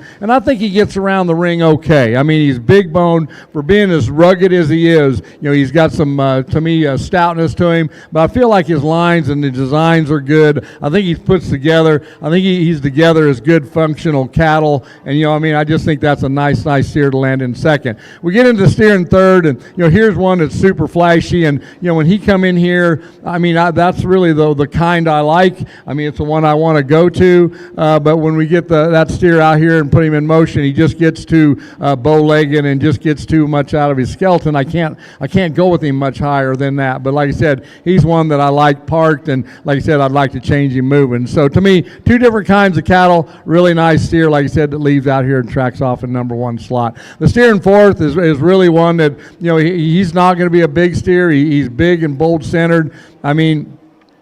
You can tie into him, and I wouldn't argue with you.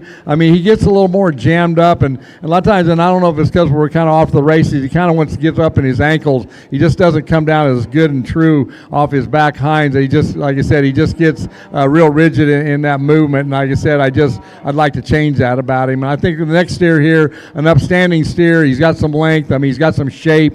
He's one that's, is going to make a bigger-ended kind of steer. Like I said, he just needs more rib shape and body to me to make him better. And we conclude, like I said, here's a steer that a little bit more leaner and trim in his kind, and not as heavy built and heavy made as some up the line here today. Nice set of cattle, nice steers start the particular class. I think there was 4 really competitive steers in this particular class. Congratulations. Thank you very much, Kirk. In the third group of lightweight market steers, first place, congratulations, going to entry number 164, Casey Toner with Mookie. Second in class goes to entry number 149, Riley Kamla with Franklin. Third, entry number 98, Noah Sherwood with Mickey. Fourth, entry number 146, Hawken Mater with Stu. Fifth, entry number 151, Luke Brundage with Slayer. Sixth, entry number 127, Blair Becker with Rambo. And Blair Becker is going to take home the popcorn. Coming into the ring now is the champion lightweight steer class. Starting off with entry number 159, Ryan Trefiak with his steer Wally that weighs in at 935 pounds. Also out of that group, entry number 162, Laramie Greenwood with Tommy, a 978-pound steer. From the second group, entry number 112, Tristan Johnny Adams with Fred, with the 1,010-pound steer. And entry number 161, Chelsea Triber with Duke, a 1,016-pound steer. From the third split, entry number 164, Casey Toner with Mookie that weighed in at 1060, and entry number 149, Riley Kamla with Franklin, a 1,069-pound steer. The lightweight division championship is sponsored by Greenville Bull Sale, the lightweight division champion is sponsored by the Stettler Auction Market, Gary and Lee Reardon of Stettler Auction Market. The auction market has the capabilities to offer feed and water facilities for 3,000 head, full health testing program for export cattle, and spacious, uncrowded, clean yards. The Stettler Auction Mart employs a sales team of 10 full-time and 30 part-time staff, many with 20 to 40 years of experience. They can help you with a live sales ring, video and satellite sales, pre-sort sales, purebred sales, horse auctions, farm auctions, grain and hay sales, department in-house order buying services, and feed sales. Thanks to the Stettler Auction Mart for sponsoring the champion. Reserve Champion is sponsored by Greenvale Bull Sale, Colton and Bailey Kaiser of Bashaw, Alberta. Colton and Bailey Kaiser, along with their children, reside at Bashaw and raise Black Angus and Simmental bulls for ranch conditions. They recently held their annual bull sale for the first time on their farm at Bashaw. Bailey enjoys working and training with horses, and you can find Colton at many livestock sales as the insurance agent. Thanks to Greenvale Bull Sale for sponsoring the Lightweight Reserve Champion Award.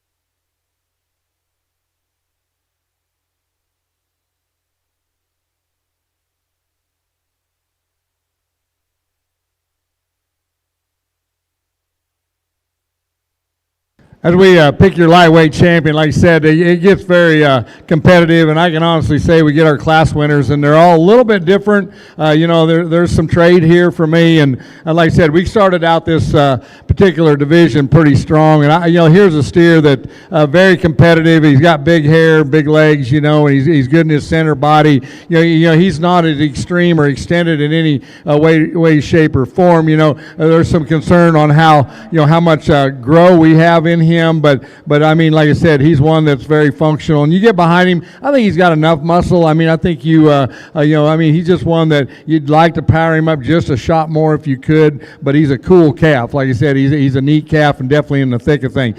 Class 2, like I said, that was a good steer that starts that class, not as comfortable on the halter. I mean, he's one that you got to kind of read him a little bit, but I do like that length. I like that upness up out of his neckline. I mean, he's really sound and good on his feet and legs. I really like the way he tracks off. He tracks off with some internal width, and I really like that. So honestly, I like that length that he has, that squareness of hip, and like I said, I like the way he tracks out here. I wish he would just float, you know what I mean, and where I could really see him scoot. But anyway, like I said, I've seen him a little bit, but that's the way I read him. The steer, like I said, in third, he's one that doesn't do anything crazy or big pieces or anything like that. He's solid, and like I said, I think he's going to make a great fat steer down the end. And like I said, he's out of, with the way, like I said, everything is in that stage right now. He kind of throws you a little bit off balance or whatnot, but he's got a lot of shape to him and things that you like about him. And like I said, he's got a good future, and I like his size. So I'm going to take another spin here and grab the two I like. Like I said, we got our second places in here respectively. Let's give these exhibitors a nice round of applause. I'll go get you your two champions out here today.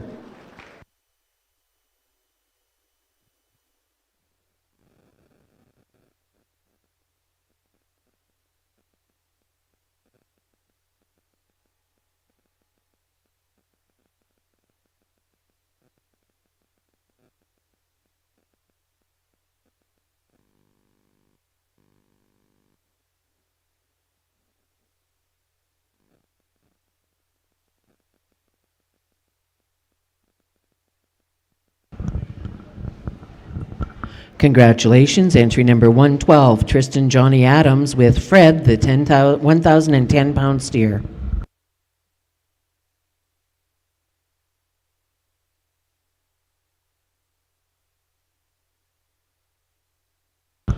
Reserve champion honors going to entry number 159, Ryan Trefiak with Wally.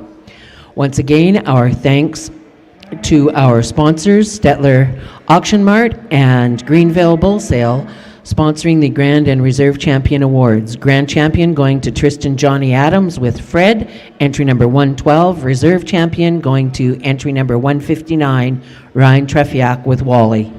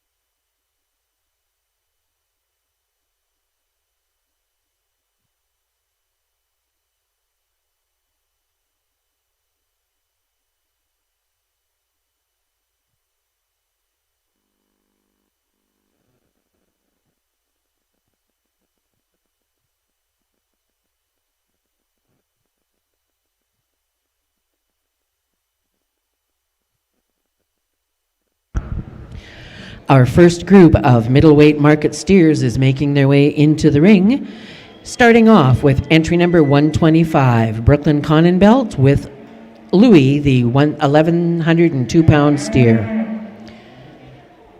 Entry number 131 is exhibited by Bronwyn Zwicker. That is a change to your show program. It should be Bronwyn rather than Mason. And Otis, that steer weighs 1,130 pounds. Entry number 122 from Bree Kossawan is High Roller, an 1,132-pound steer. Entry number 107 is Buddy from Maya Mackey. Buddy weighs in at 1,140. Kellen Eaton has another 1,140-pound steer, entry number 155, Frosty. Thanks very much to RG Farms of Spirit River for sponsoring our first middleweight steer class. Thanks to RG Farms of Spirit River.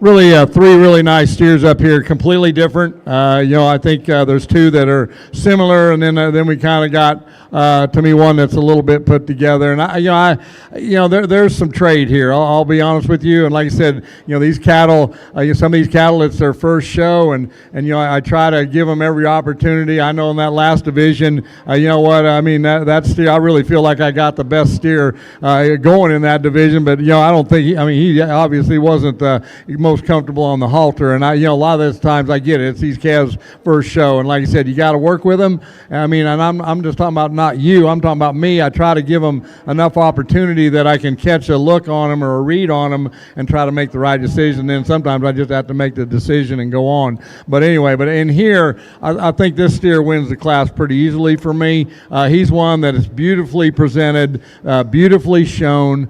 He's one that's so complete. He comes with so much balance, and I think he's kind of one of these calves that's not an extreme in any shape or form, other than he's just good, and he's kind of the package deal. What I'd change about him is the way he tracks around the ring. He gets up in his ankles, he's too strong in his pastern. I don't like that. Now, granted, we're in some big shavings here, and whether it's on that and not comfortable on the halter, that's there, and that's to me. But he does so many other things better to me that I'm letting him have it today. The steer, the smoke steer in second is big-legged. Once again, he's off to the races here today, and we kind of got him calmed down and everything's good. He's very complete too. He's big-legged, big-ended. He's one that carries a lot of metal. Gets a little more boulder in his crest line and up through his neck, and but that kind of fits him. He's just a rugged, stout-featured steer,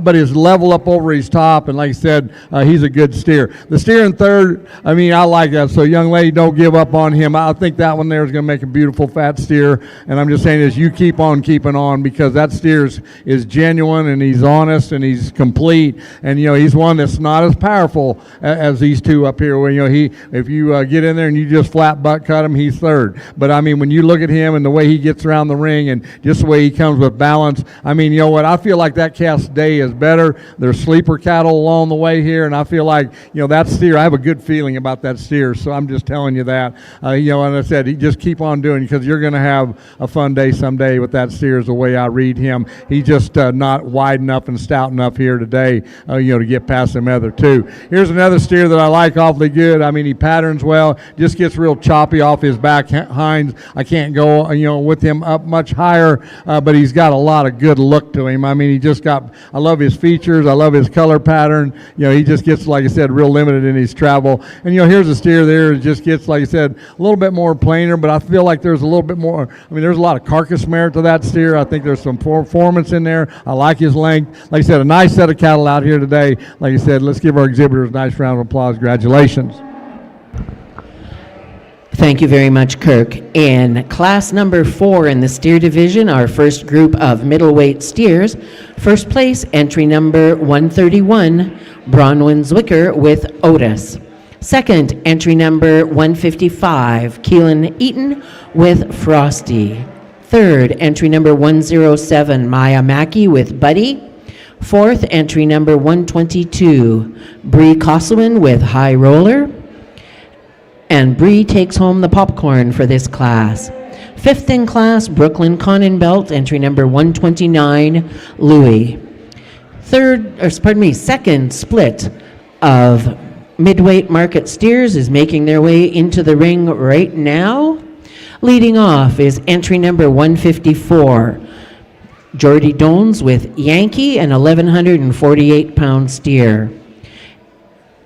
Entry number 134 is Mason Moore with Toast, an 1,155-pound steer.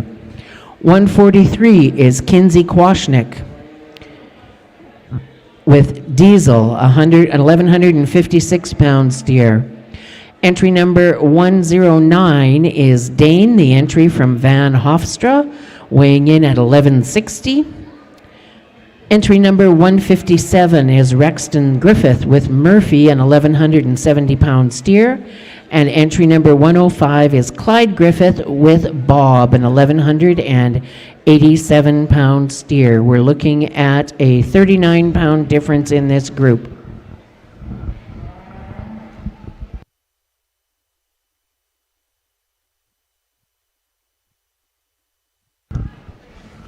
This class is sponsored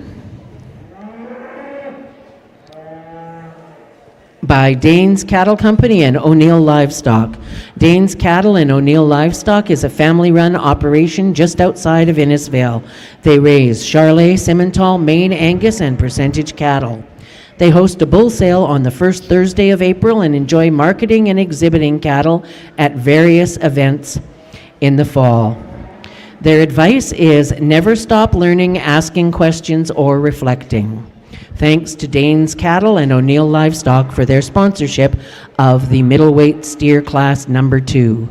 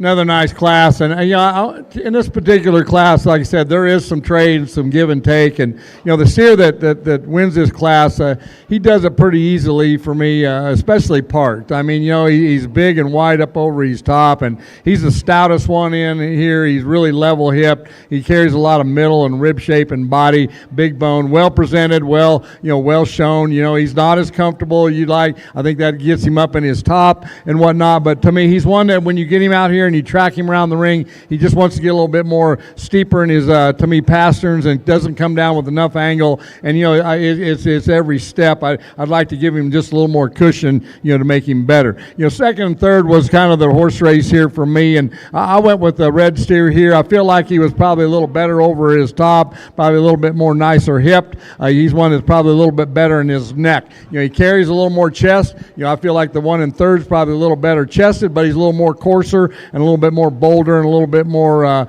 to me, masculine, if you will, up at his neckline. And I felt like this one here was probably a little bit more, to me, leaner in his kind, and to me, one that comes off with a lot of levelness of top. This one here wants to roll out of his top a little bit. He's one that carries a lot of top, carries a lot of width when you get behind him, and that's kind of where he gets past the steer that went behind him. From a pattern standpoint, I really like this steer in fourth. I mean, he won the pattern's good, tailhead goes out here nice and level and straight, but when you get up on him and you compare him to them three, he's just not as white built, gets a little bit more, to me, frailer in his bone and just a little more fragile in his build as compared to the cattle that go out ahead of him here today. The next steer is extremely long bodied. He's one that gets a little more prominent and more, to me, developed up through his neckline and crest. He's one that's probably a little more harder made, but he does carry some cushion to the ground. He comes with some flexibility. I feel like there's some athleticism in this calf. He's a little bit more raw. He's just raw stock right now. He needs to soften up. Like I said, there's some power there. He's got some bone there. He just, like I said, we got to get him softened up. And we conclude, here's a steer there that, like I said, he's just a little more refiner in his bone and just not as heavy constructed compared to the ones that go out ahead of him here today. Thank you very much, Kirk. Placings in the second group of middleweight market steers. First place goes to entry number 154, Jordy Jones with his steer Yankee. Second goes to entry number 105, Clyde Griffith with Bob. Third, entry number 157, Rexton Griffith with Murphy. Fourth, entry number 134, Mason Moore with Toast. Fifth, entry number 143, Kinsey Kwashnik with Diesel, and Kinsey takes home the popcorn. Sixth place went to entry number 109, Van Hofstra with Dane. In the ring now is the final group of middleweight steers. Leading off is entry number 117, Cheyenne Jacobson with her steer Goose, which weighs in at 1,187 pounds. 135 is Rylan Harder with Logan, an 1,188-pound steer. 139 is Brant Lister with an 1,189-pound steer Bandit. London Matthews is entry number 136 with Pentagon's Overdrive, weighing in at 1,200 pounds. 125 is Lee Sholigan with Nacho, a steer weighing 1210.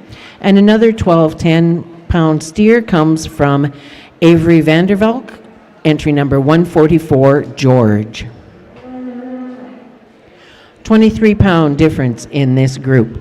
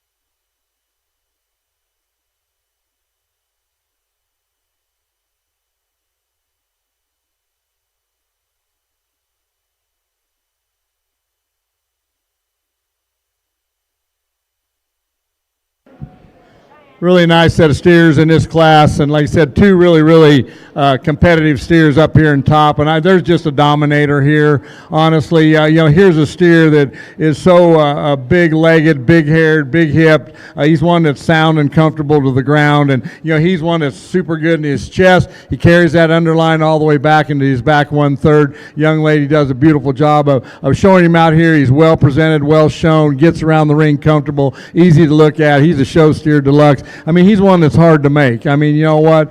He's one that checks a ton of boxes, and like I said, definitely in contention. And he's just one that, like I said, is just one that surfaces pretty quickly. And to me, just so much a powerhouse, but a show steer deluxe. The steer in second is awfully good as well. I mean, he's so complete and genuine. I mean, you know what you see is what you get. He's up-headed. I love the way that neckline comes up out of his shoulder blade. The young lady does a beautiful job of showing him. He has such good profile and ring presence to him. He's one that's beautifully fitted and shown as well. And he's just one that, when you get behind him, he just gives up so much. He's got enough there. I mean, there's plenty there. It's just there's an excessive amount on one that's ahead of him. And like I said, he's a cool made steer, and he's really not in his good hair. I'm just saying that what you see is what you get on him, but he's cool. And I'm just saying he's complete, he's balanced, he's genuine. I mean, that's a nice steer. The steer in third is big and wide and stout, and I think he follows a little bit what the steer that leads off this class. Big bone, stout featured, big pieces all the way here, through here, big up over his back. It's just when you get him in and you get to watching him walk, he just gets out of his skeletal. I mean, he just doesn't come true in his track, and he gets out of bounds as he gets out here in motion. I felt like these two were just a little bit better and kind of completed their stride a little bit better, a little more athleticism in here. And like I said, so to me, nice trio of steers up here, awfully good. The fourth steer is good. I'm just saying he's a really neat pattern steer. He's just not as wide built. This is a powerhouse kind of a class, and he's just not as wide made as the three that go out ahead of him here today. But very smooth and very long, and one that very complete from front to back. The Black Baldy is extended. I mean, he's one that is long in his spine, and he's a little more trim in his kind. He's just not as explosive, doesn't carry the burliness and stoutness as some of them out up ahead here. But like I said, he's just one that's a little more trim in the way he's built. And I think we conclude with the steer that obviously a lot of carcass merit and there's a lot of performance built into this steer. He's just a little bit more looser made and just doesn't tie things together quite as complete with as much balance as some that go out here ahead of him today. Thank you very much. Placings in our third and final split of middleweight steers. First place, congratulations, entry number 136, Pentagon's Overdrive from London Matthews. London will be receiving an award sponsored by Egan Cattle Company. So thanks to Egan Cattle Company for that support. Second in class goes to entry number 117, Cheyenne Jacobson with Goose. Third, entry number 125, Lee Sholigan with Nacho. Fourth, entry number 144, Avery Vandervalk with George. Fifth, entry number 139, Brant Lister with Bandit. And sixth, entry number 135, Rylan Harder with Logan. And Rylan takes home the popcorn from this class. Entering the ring now is the championship for the middleweight division. Out of the first class, we have entry number 131, Bronwyn Zwicker showing Otis, an 1,130-pound steer. Also from that group, entry number 155, Frosty, shown by Kaylin Eaton, and steer weighing 1,140 pounds. From the second group, entry number 154, Yankee, shown by Jordy Dones, and that steer weighs 1,148 pounds. Also from the second group, entry number 105, Bob from Clyde Griffith, and Clyde weighs in at 1,187. From our final split, entry number 136, Pentagon's Overdrive, is shown by London Matthews. That steer weighs 1,200 pounds. And entry number 117, Cheyenne Jacobson with Goose, a steer weighing 1,187. Weight range in this class is 70 pounds. Thank you very much to our sponsor for the Champion Award, and that is Becker Contracting out of Yellowhead County. Becker Contracting provide a long list of oil field, residential, heavy equipment services 24 hours a day, including snow removal, grading, graveling, lease and road construction, brush clearing, piling, and burning. No job too big or too small. Talk to Kelvin and Lisa for your next job.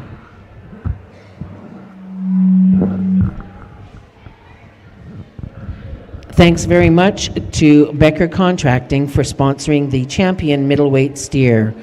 The Reserve Champion Award is sponsored by SCH Farms and Advantage Angus. SCH Farms and Advantage Angus was established in 2001. They're a family farm located west of Barrhead. SCH Farms Advantage Angus is owned and operated by Steve and Connie Hodgetts, along with their children Nash, Emily, Sarah, and Jessica Hodgetts. They first started as a small operation with a background in Maine-Anjou cross cattle. Then slowly the kids got older and into 4-H and showing cattle and started to build a purebred Angus herd. They'll calve out upwards of 300 cattle this year, with a good portion being in their purebred Angus herd. Thanks very much to SCH Farms and Advantage Angus for the sponsorship of the Reserve Middleweight Division Champion. As we select your middleweight champion, like I said, really competitive out here. Like you said, there's just some good choices out here, and I think we've got, for me, I've got 3 out here that I have in here in my mind, and you know, to me, it gets competitive, and like you said, but you know, it started off here. You know, that steer that come out of Class 1, and you know, he won that class pretty easily for me. You know, he just put so many things together. He's wide, man. You get behind him, he's soft-haired, but he's really stout-featured. You know, he's big-hipped and big-ended. You know, he's one that's presented well. And like I said, he's one that comes with a lot of, you know, roll to that top. And I think he's, you know, when you look at him, I mean, parked, I mean, he's one that presents a picture just as cool as you can make him. You know, to me, the issue there is when you ask him to move, he gets really strong in his ankles, and you know, it's just it takes away from him what he could really be, you know what I mean? And like I said, he's a cool calf, but he's just like, he gets limited and gets rigided off his back hinds, and to me, you know, there's some concern there. Here's the same thing, you know, here then they're coming out of Class 2. Here's one that's wide built, stout boned, stout ended, big middled, cool red, got a good look to him. Like I said, when you get him on the motion here, he's as well gets a little bit more stronger in his ankles and just gets up in them and just gets limited in his travel. And like I said, he done, and you know, and to me, I feel like he won that class just because he did so many other things so much better. And to me, that's how he got in that particular and winning that class. We come out of the last class, and I mean, that calf's a stud. I mean, he is. He's just he's a cool dude, and he's big leg. I wouldn't want his legs any bigger. Honestly, I wouldn't. I mean, enough's enough. I mean, but he is soft in his feet and legs. He's nice up out of his hip. He's got big hair, and he's nice up out of his front. He's a cool one. I mean, he's like, Ray Charles finds him. I'm not going to beat around the bush. You're going to win it out here today. I mean, that calf's good. I mean, you know what I mean? And you know, we ain't done yet, but I mean, in this division, that calf is really one that's hard to make and special. And not to brag on one, but that calf does so much good, and it's hard to find them like that. You did a good job. Congratulations to you. To me, give her a big round of applause. Reserve, I'm going to look here again. And like I said, we'll get your reserves. So congratulations to you. Let's go ahead and pull you up in line. And let's get you out of the way here. If you don't mind, I'm going to take another look. Congratulations to entry number 136, Pentagon's Overdrive, shown by London Matthews. London will receive the award, sponsored by Becker Contracting. Go right through here.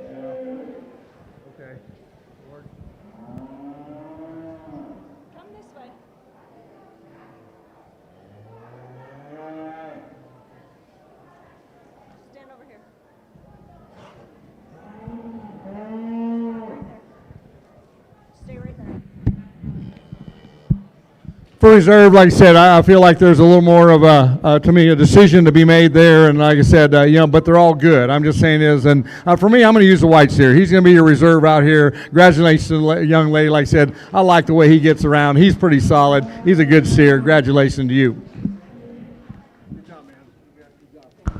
Coming out of that same class, entry number 117, Cheyenne Jacobson with her steer Goose.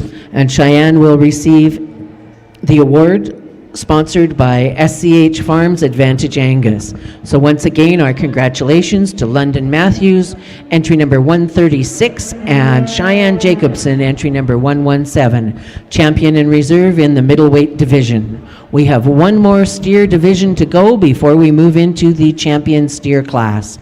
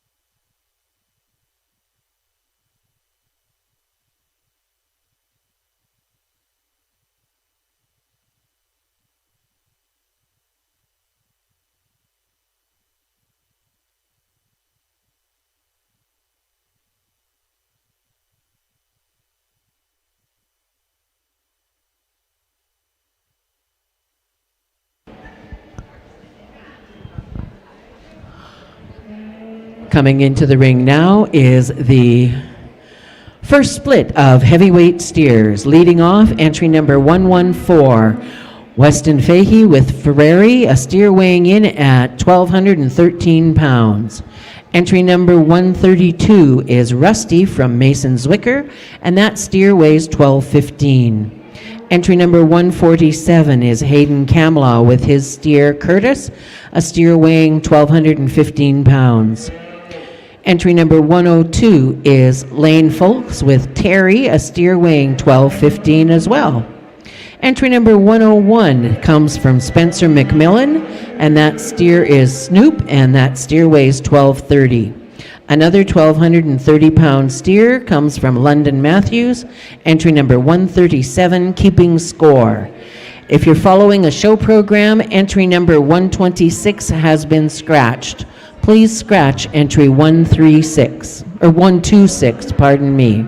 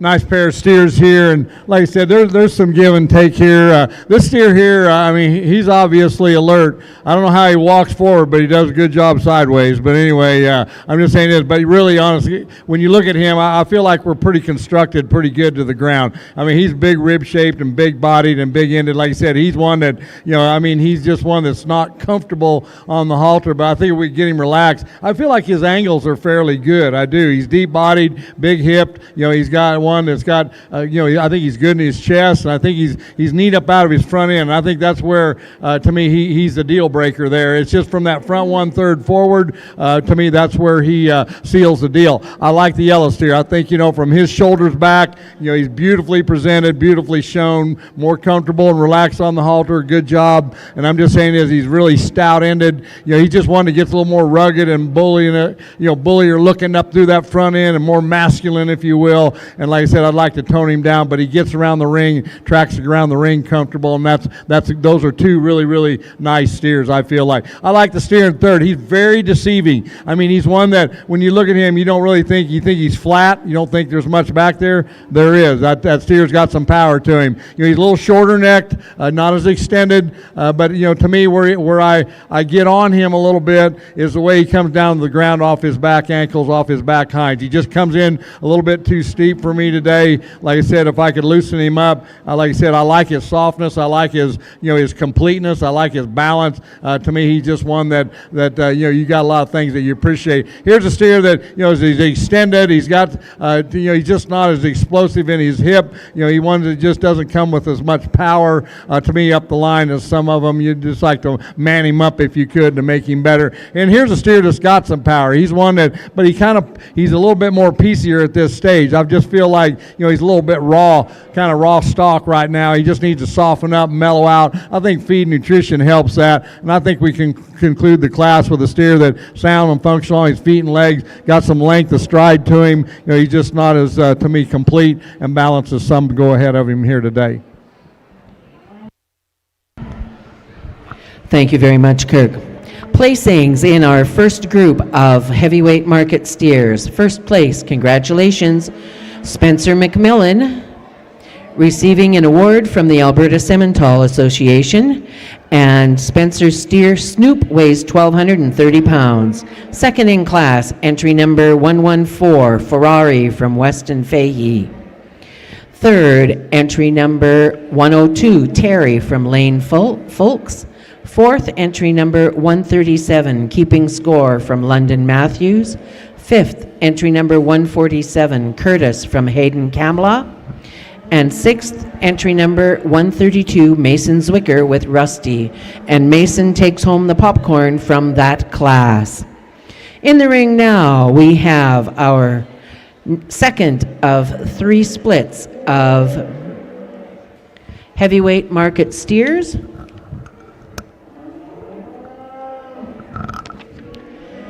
Leading off the group is entry number 99, Briggs Blanchette with Diesel. Haley Jordan is entry number 152 with her steer All In. Oh, by the way, Briggs Blanchette's steer weighs in at 1242. Haley Jordan's at 1256. Entry number 145 is Milo from Avery Vandervalk, and that steer weighs 1,260 pounds. Entry number 106 comes from Hayden Wegwitz, and his steer, Redneck, weighs 1,285 pounds. Entry number 140 from Ryland Stewart weighs in at 1,307, and entry number 100, Lucky Strike from Indy Fowler, weighs in at 1,310 pounds. 48 pounds difference in this group. Sorry, that's wrong. Should be 68 pounds.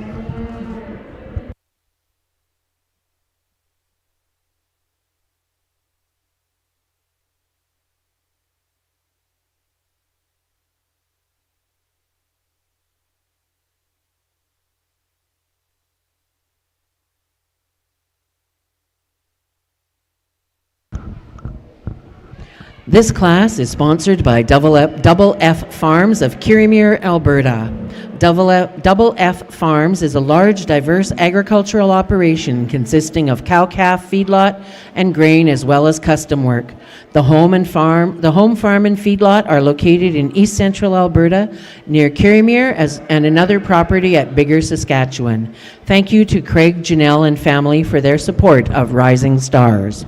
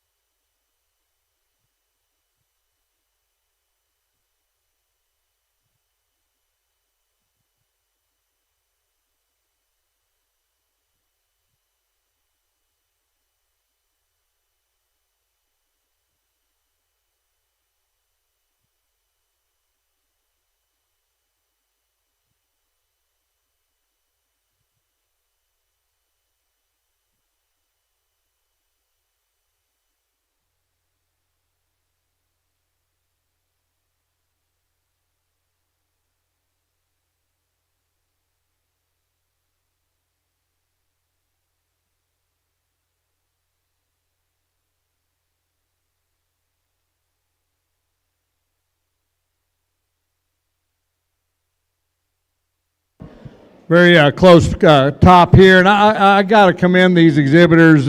We're starting to get these cattle up in some upper weights, and these cattle have got some condition on them, and they got some rib shape and some body on them, and they've done a good job as far as, to me, with the feed bucket. And like I said, I hand it to these young ladies for the job well done. These calves are fairly similar in a little bit in the way they're built. I guess that's kind of why they work themselves to the front. But I kind of feel like this steer here that I'm going to start with, the red and white steer, he's one that is just a little bit more neater out of that front end, and it really kind of comes down. I think he's really good in his underline. I think he might be just a fraction longer in his spine, but where I like him better, I think their hip design is fairly close. He's probably a little bit more square up out of that hip up high, but I think both of them got probably a similar amount when you look at the center portion of that quarter. Now, when you look at the way they blend into that forerib, out of that forerib into the shoulder, to me the red and white steer ties in to me better than the red steer. I think he's a little bit more uniform, a little bit more smoother in that, and like I said, I think that's a little bit that separates these two, but a really good, genuine, authentic steer that's got a lot of power and a lot of top shape and really done a good job of feeding him. I like the red steer. I love his color. His color is awesome. It's just got a good look to it. It's just rich in its look. He's big up over his back. He's got some power. He just gets a little more rugged and developed in his neckline and just gets a little coarser in that regard. And like I said, he's not as stretchy, not as long, but I think he's functional on his feet and legs. Super powerhouse. Both steers have got tons of power to them when you get behind them. We come in here next, and like I said, here's a steer that has got some length to him. He just doesn't tie that forerib and come out of that center body quite as good as the two that go out ahead of him. But he's really, when you get up on him, this steer's got a lot of shape. I mean, he's stout made, and he's one that I think is good, fairly good to the ground. He's a little piecey, if you will, to me today compared to the two that go out. The next steer, the young man steer, like I said, I love his look. He's one that's a little bit more flatter made. He's just not as, to me, stout made in the center part. He just wants to get up in his ankles and gets a little more steep in his angle, to me, to move him past those ones that go out ahead of him today. Here's a steer that, like I said, has got some length to him. He's an upstanding kind of steer. He's one that needs a little bit more time on feed. He's just a little bit more raw. Honey, that steer don't feel good. Like I said, he's kind of, I'm just saying this, you keep an eye on him when you take him home. Like I said, I feel like that calf's got a belly ache. So to me, I'd keep an eye on him, if you will. He's just a little bit more, like I said, we just need to give him a little bit more rib shape and body. And like I said, the steer that we conclude with, like I said, definitely a high cutability kind of steer that's got some marketability and some carcass merit. Like I said, just not as showy as some that go up the line here today. Thank you, Kirk. Placings in our second group of heavyweight steers. First place, congratulations, entry number 140. The steer Freddie from Ryland Stewart. And Ryland will receive the Double F Farms Award. Second place goes to entry number 106, Hayden Wegwitz with Redneck. Third, entry number 100, Lucky Strike from Indy Fowler. Fourth, entry number 99, Briggs Blanchette with Diesel. Fifth, entry number 152, All In from Haley Jordan, and Haley takes home the popcorn from that class. Sixth, entry number 145, Milo from Avery Vandervalk. In the ring now is our third and final split of the heavyweight market steers. First off in the ring was entry number 118, Quinn Hogel, with a steer named Mick weighing at 1345. Entry number 153 is Shotgun from Blair Blanchette, weighing 1346. Entry number 119 is Tango from Keeley Portique, and that steer weighs 1373, pardon me. Another 1,373-pound steer comes from Brielle Egan, entry number 158, Cadillac. Entry number 108 is from Blake Fisk, and that is Midnight, the 1,392-pound steer. Entry number 138 is from Desmond Fahey, and that is Mr. Beast, and steer weighing 1439. And entry number 130, Brooklyn Conenbelt, with her steer Charles weighing in at 1475. This class is sponsored by J4 Ventures of Rocky View County. Their specialty lies in repairing light, medium, and heavy-duty trucks. They pride themselves on their never-say-no attitude with a focus on customer service and customer care. They strive to tackle every challenge head-on, ensuring that our clients always leave satisfied. Thanks very much to J4 Ventures for sponsoring our third and final heavyweight steer class.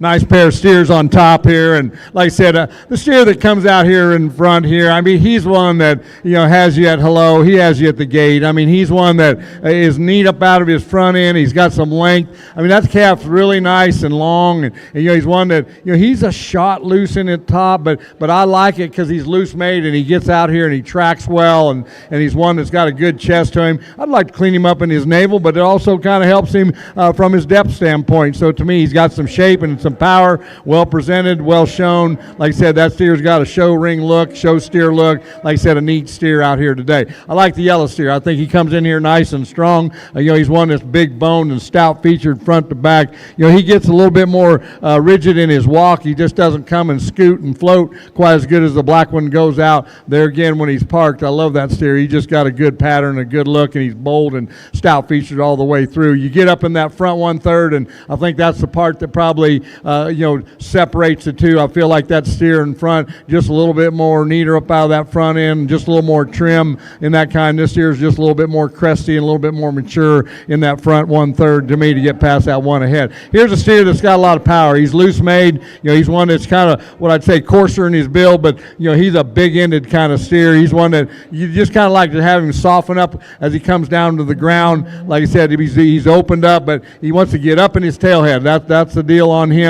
I'd like to soften him up in his tailhead, let it level out more in line with his back, to make him bigger, make him better. But when you get behind him, man, he's plenty big enough. I guarantee you, he's stout and plenty big, way up high. The next steer is awful good, too. He's deep middle, soft made, big bone. Like I said, I just like to have him get out here and track better. That's it. That's a nice steer. He's very good. You can tell he's easy feeding. He's one that's got a good rib shape and body. Like I said, he didn't get that way because he's not a good eater. He just gets up in his ankles and just doesn't track out quite as good as I'd like. The next steer, the next three, it just kind of gets down to, I thought this one here was just probably the stoutest one of the three. I thought he was the powerhouse of the three. I thought he's probably the most uniform of the three. We kind of come in with the next steer, and this steer, like I said, he's a little more rugged. He's just not as heavy built in his back 1/3. Like I say, a little more, to me, looser made, and like I said, coarser built out of his front. And then we conclude with the red and white steer. Like I said, he's just a little bit more flatter in his design, not as shapely as some that go up the line here today.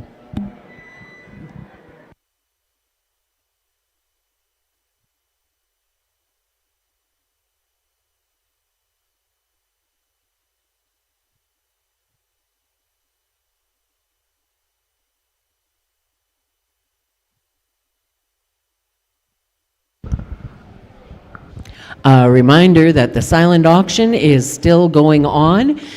You will still be able to bid until the senior showmen go into the ring. Once the senior showmen go into the ring, we will shut down the silent auction.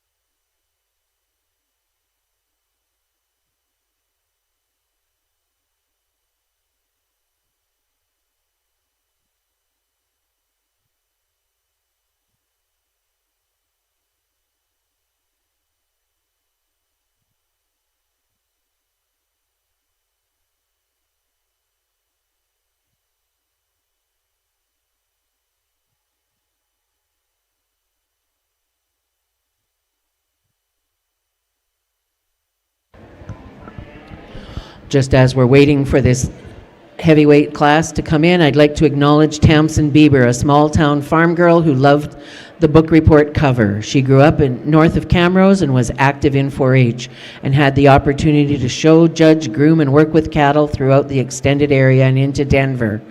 She has a BA in art and art history, so becoming a painter of cows is a natural flow. She loves painting beautiful messes where color, depth, texture, expression, and realism all come together to create something magical.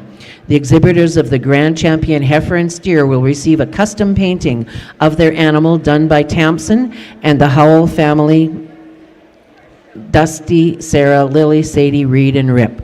Thanks very much to Tamsin and the Howell family for supporting that.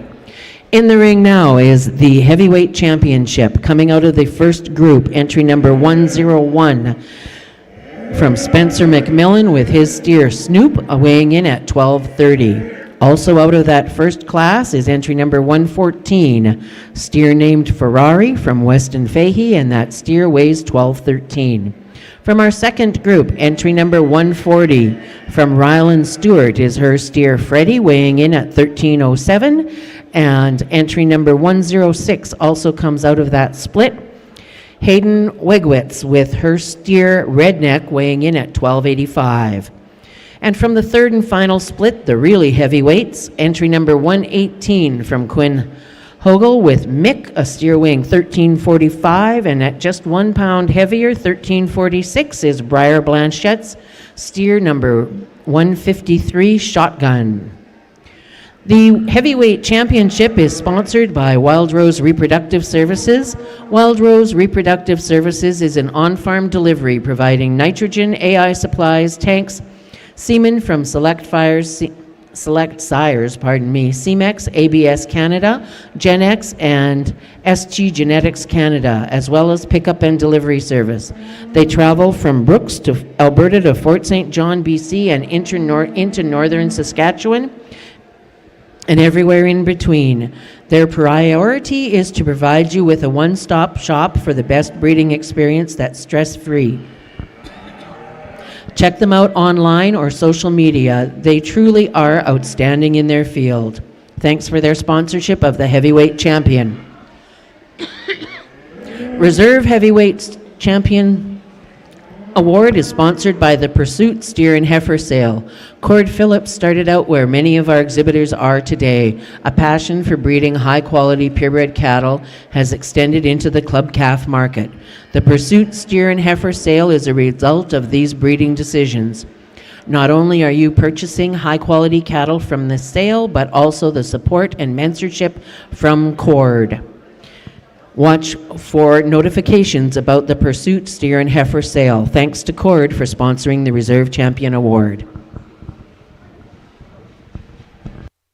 As we select your heavyweight champions here, and like I said, a good run here. A lot of good cattle. Like I said, I commend the exhibitors for doing a good job with the feed bucket, if you will. I tell you what, these cattle are in good shape and good condition, but they need to be. And I know, these things are getting up in weight, but I know some of y'all have got early fares, and I'll be honest, that's probably one of the least things I'm even thinking about today is weight. I mean, really, it's all about good and what I like, and trying to find the one that to me checks the boxes and whatnot. You know, we started out this first class in this division, and that steer is cool. He's big-legged and big-haired, and like I said, he's finally starting to kind of relax a little bit, but he's a good-looking one. I mean, there's a lot there, and like I said, he's one that, to me, has got a great future, and he's one that's cool-marked and cool-made, and, he's just kind of one that's, like I said, I appreciate awfully good, and definitely in the thick of things. We got out of that, and I think I'll tell you what, there's a yellow steer here that's right behind him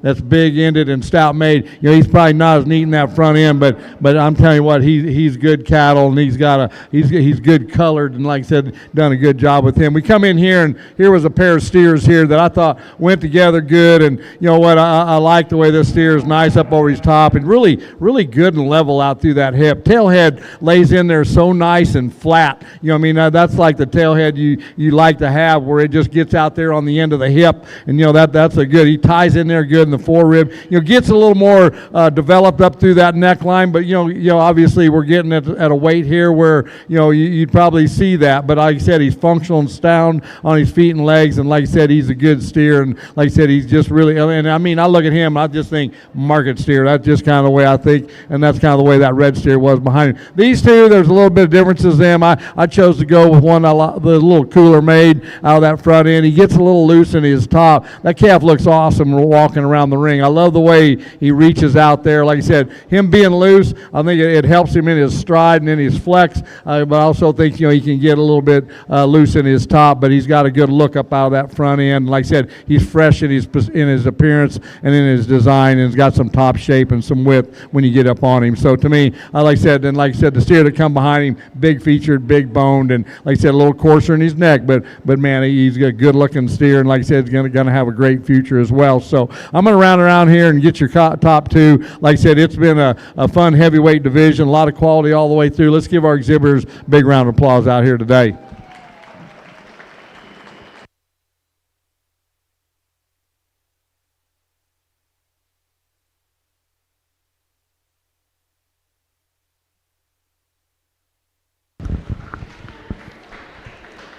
Congratulations to our champion coming out of the first split, entry number 101, Spencer McMillan with Snoop.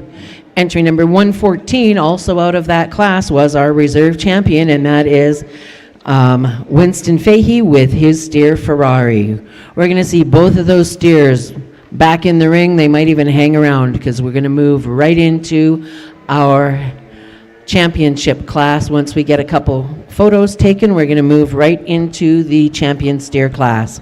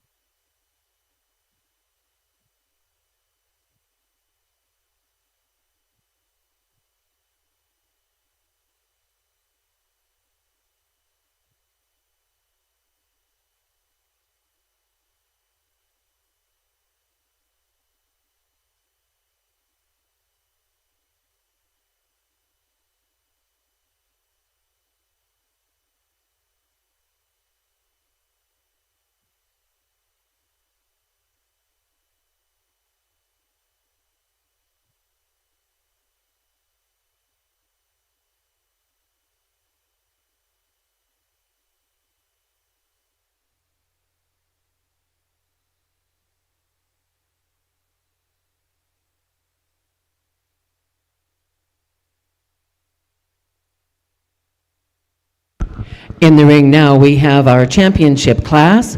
From the lightweight division, entry number 112 comes from Tristan Johnny Adams, a steer weighing 1010. And the reserve champion came out of that class as well, and that is number 159, Wally from Ryan Trefiak, a steer weighing 935 pounds. From the middleweight division, the champion was entry number 136, Pentagon's Overdrive from London Matthews, steer weighing 1,200 pounds. Reserve champion in that division was entry number 117, Goose from Cheyenne Jacobson, steer weighing 1187. From the heavyweight division, entry number 101, Snoop from Spencer McMillan, weighed in at 1230. And the reserve in that group was 114, Ferrari from Weston Fahey, weighing in at 1213. The champion steer is sponsored by Portique Simmentals of Rimbey. They raise full-blood and purebred Simmentals and invite you to their second annual bull sale at VJV Auction Company, Rimbey. Sales on April 7th at 5 o'clock. On offer, there will be full-blood, purebred, and percentage bulls that are suitable for heifers, second calvers, and cows. The reserve champion steer is sponsored by Jacobson Cattle Company, and we'd like to thank them for their sponsorship of that award. Top 5 steers sponsored by Country Junction Feeds in Wetaskiwin. They're proud to be the only full-line feed mill producing organic feeds in Alberta since 2008. Wetaskiwin Co-op was established in 1917 and is located in Wetaskiwin, Alberta. The current mill was built in 1973. as a division of the Wetaskiwin Co-op. Junction Feeds specializes in quality bagged and bulk feed for dairy, beef, equine, poultry, swine, goat, lamb, organic feeds, and many more. Country Junction Feeds has a vibrant past showing a history of not only top quality feeds but technological advancement as well, with computers being introduced into the mill as early as 1987. Thank you to Representative Mike and Wyatt.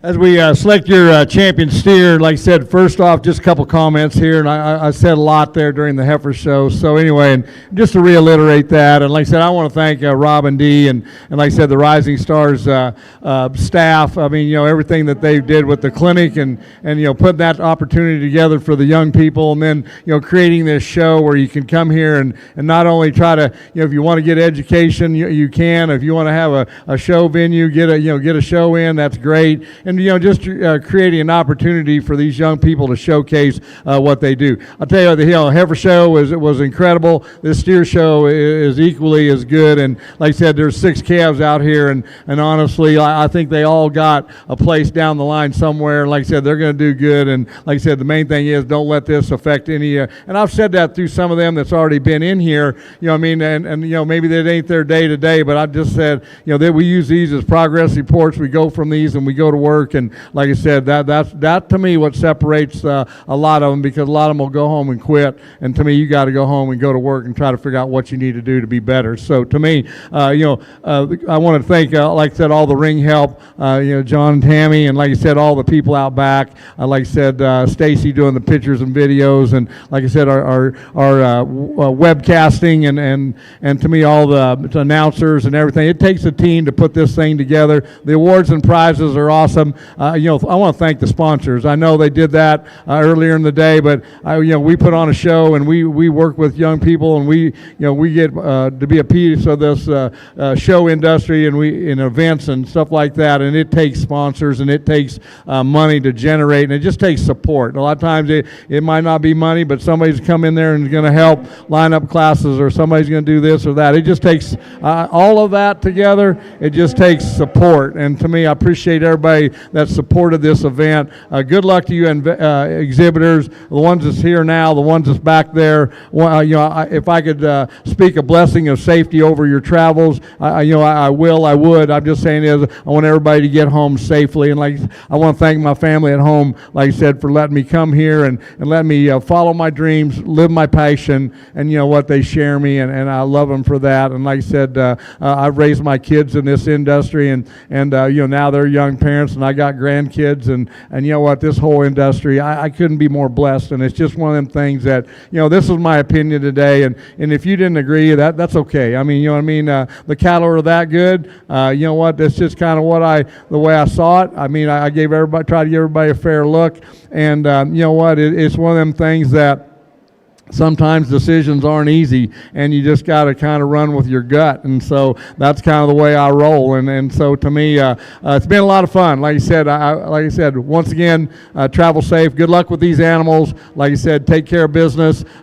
Keep focused on your goals. Please just stay track of those goals. I know a lot of them are coming at you, and like I said, just stay focused on that. Don't let today influence one way or the other. But let's give them a big round of applause for just an incredible job, incredible display of steers out here today. Like I said, hats off to you for that. I'm going to go get your top 5 out here today.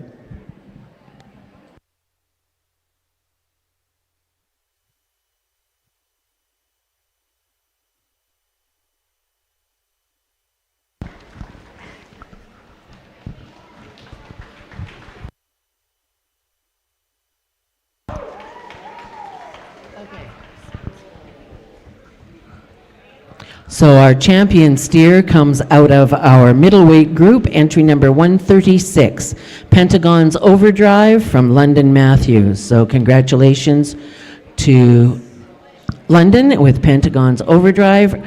Reserve champion honors go to entry number 101, Spencer McMillan with his steer Snoop. Third place honors go to entry number 114, Weston Fahey with Ferrari. Fourth goes to Cheyenne Jacobson with that's entry number 117, Goose. And fifth goes to entry number 112, Fred from Tristan Johnny Adams.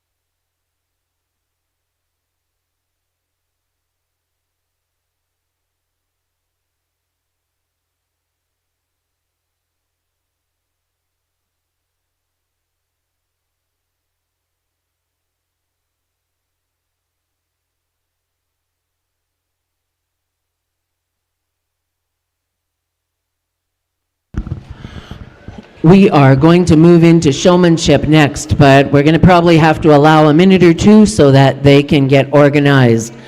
The following junior showmen have qualified. Junior showman, entry number 5, Quinton Stone. 12, Charlie Brouchard. 33, Ainsley Van Sickle. 82, Brooklyn Bolter. 8, Tulsa Smith. 128, Mackenzie Field. 127, Blair Becker. 99, Briggs Blanchette. 108, Blake Fisk. 59, Ava Mackey. Junior showmanship qualifiers: Quinton Stone, Charlie Bouchard, Ainsley Van Sickle, Brooklyn Bolter, Tulsa Smith, Mackenzie Field, Blair Becker, Briggs Blanchette, Blake Fisk, Ava Mackey. Intermediate showmanship qualifiers: number 41, London Matthews.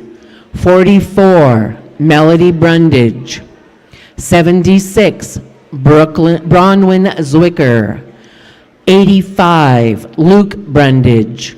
92, Stella Mader. 27, Lee Sholigan.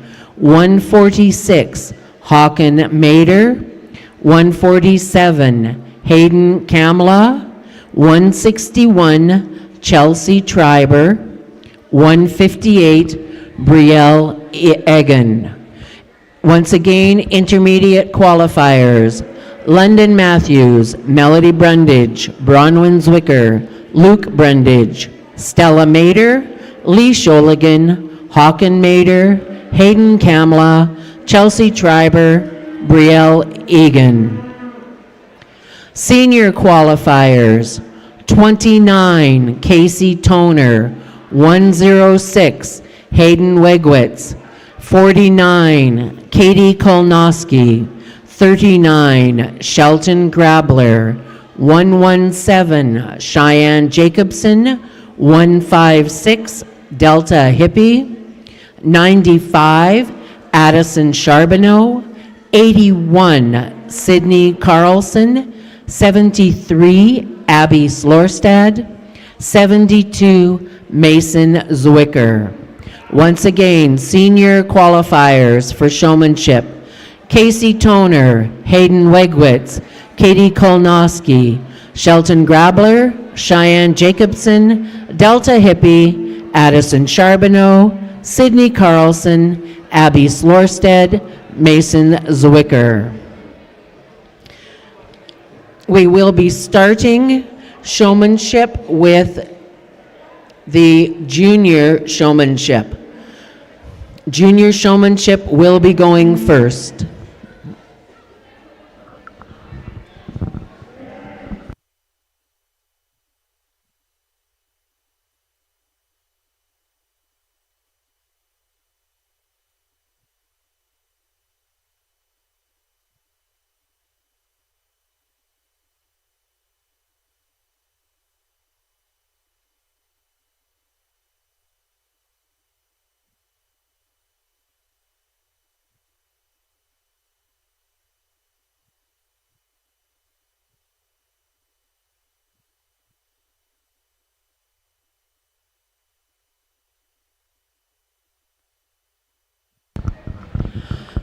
DLMS is a livestock internet marketing company broadcasting sales and shows over the internet. Special congratulations goes out to Mark Sholigan and the DLMS Purebred team for receiving the Canadian Livestock Industry Leader of the Year Award for 2025 at the National Stock Show in Denver, Colorado. Mark, Joanne, Daisy, Keegan, Evan, Carter, Cheyenne, and the entire Purebred team go above and beyond promoting the purebred industry. Alberta Beef Producers is sponsoring a clipper draw for a set of clippers, and thank you very much for that donation. Alberta Beef Producers' mission is to strengthen the sustainability and competitiveness of the beef industry, knowing that the youth of today are the producers of tomorrow.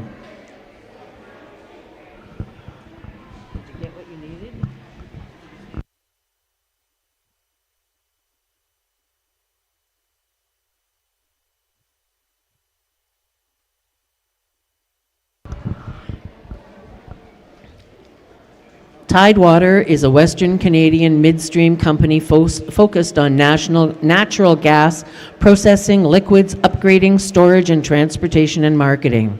They have generously donated 2 heavy-duty wheelbarrows and shaving forks that will be awarded in our exhibitor draws. One of them will be for any exhibitor that has not previously won a prize during the show today. Thanks to Garrett Harder from the Drayton Valley office for these prizes valued at $1,000. You'll want to stick around because I believe if you win one of these exhibitor draws, or if your name is drawn, you need to be present and claim the award. If you're not here, we're going to draw another one. I don't think you did. Irvine's, located at Crossfield, Alberta, is family-owned and operated. The Irvine family started the store in 2001 as a one-room tack shop and have worked hard with the support of their dedicated staff to create what is now the largest Western store in the world. They stock roughly 1,400 saddles at all times, and the store is now over 140,000 square feet of retail space, all under one roof. Irvine's vision is to be the world leader and #1 destination for Western lifestyle products and related services.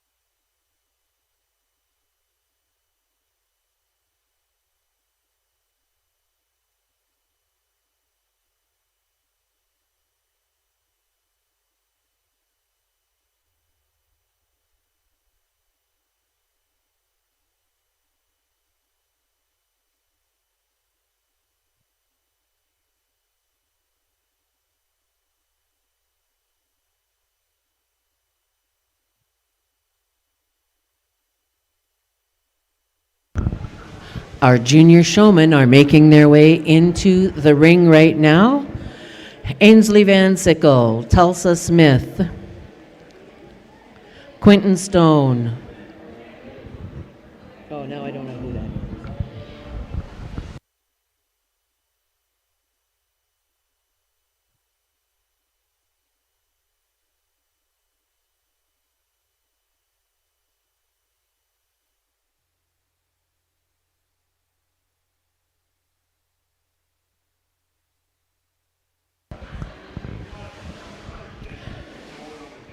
Charlie Bouchard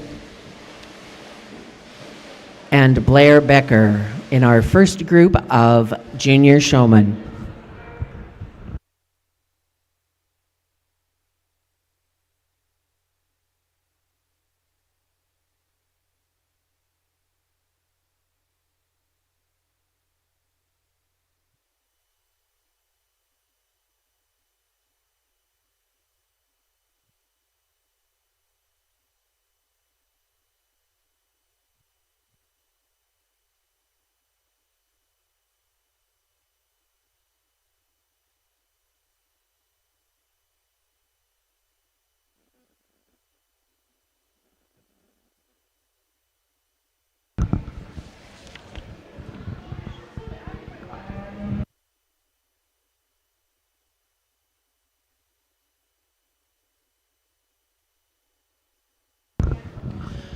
Our showmanship judge is Anne Brene Burgess from Olds, Alberta. She was raised on a purebred beef farm in Quebec and had a deep passion for the show ring at a young age. She spent a lot of years custom fitting and showing for clients throughout Western Canada, and then moved to, Eastern Canada, and moved to Western Canada, where she is currently working for MNP, contributing to agricultural client marketing and business development within the firm's accounting and consulting services.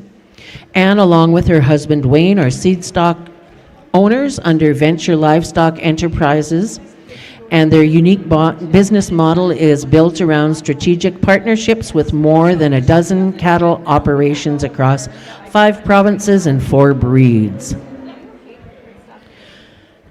Anne is certainly no stranger to judging, having judged numerous shows, both conformation and showmanship, along with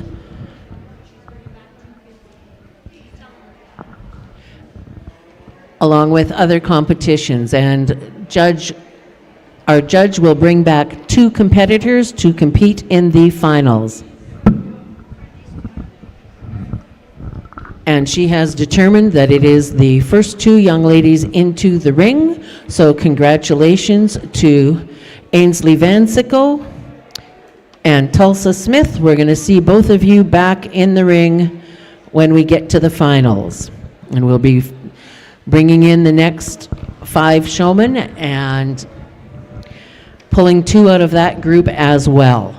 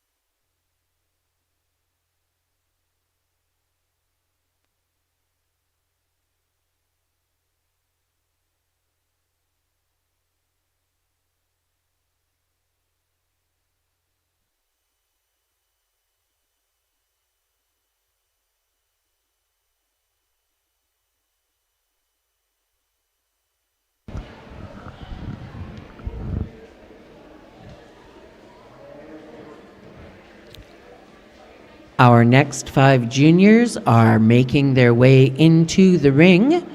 We'd like to welcome number 82, Brooklyn Bolter, 99, Briggs Blanchette,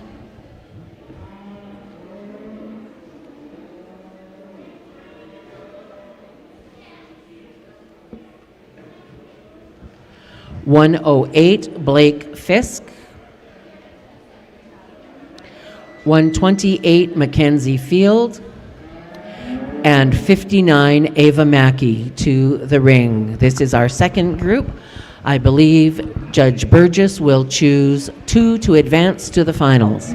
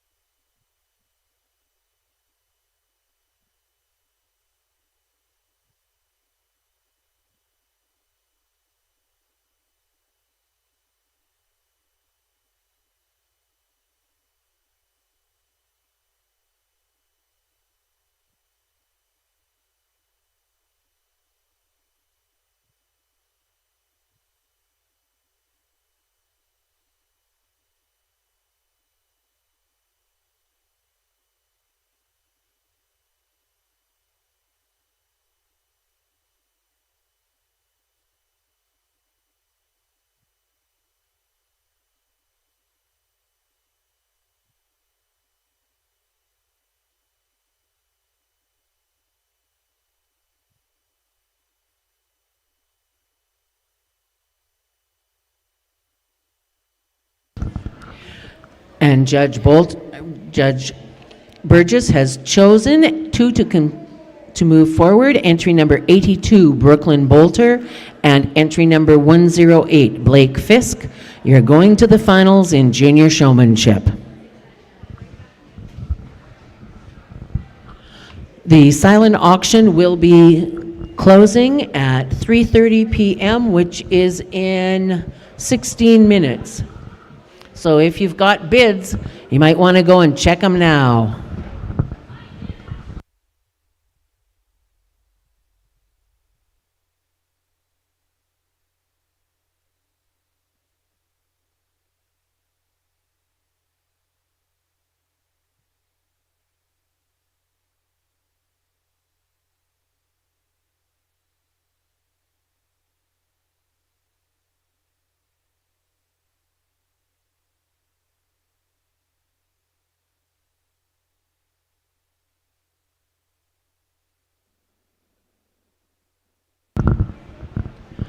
Our finalists in the junior showmanship competition, entry number 33, Ainsley Vansickle.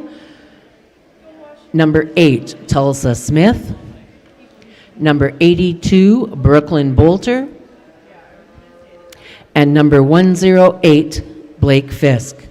Our champion junior showman award is sponsored by Catherine Hagel in memory of Rick Hagel.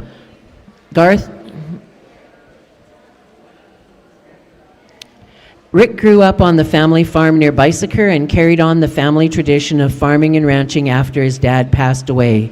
He was involved at a young age in 4-H and continued his love and passion for leading others in the cattle industry.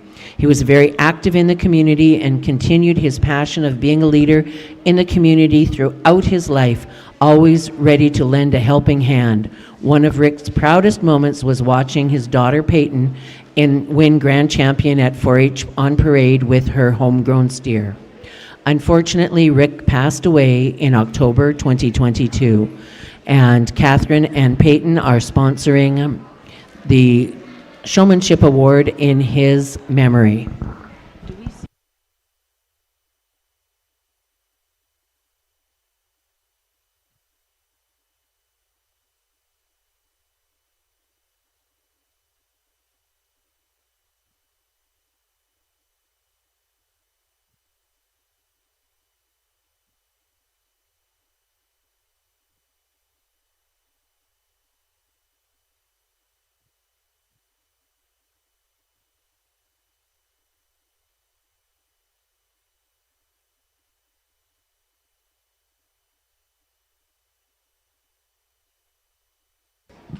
Well, hello again, and as we're drawing towards the end of the day, it has been a long day for parents and competitors alike, so I'm not going to take too much time talking about showmanship, because it's very clear that these juniors, whether they're here or whether they're back at the barn, they know what they're doing.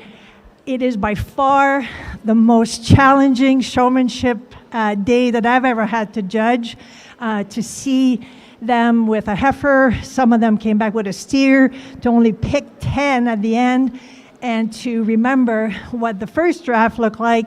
It is a bit of a task. So needless to say, I had no idea what I was getting myself into when I said yes to G. And I can see why this is a one-time deal. These 4 junior members have been quite impressive for different reasons, and perhaps instead of talking about things they can do different, I'm going to talk about things that I'm looking for.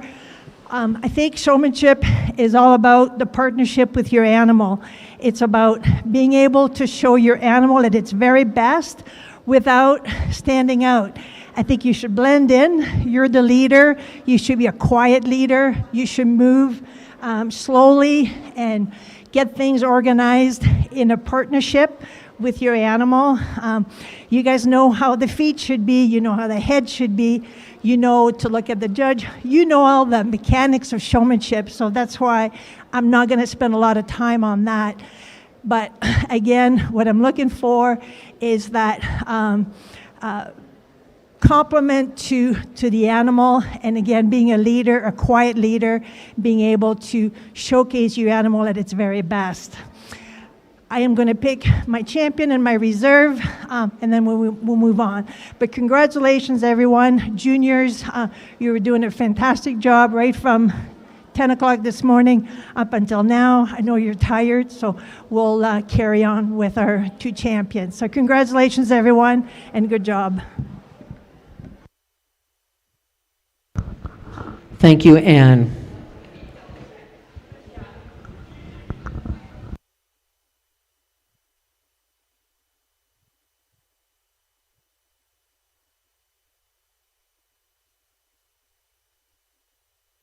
Congratulations to entry number 8, Tulsa Smith, our champion junior showman for 2026.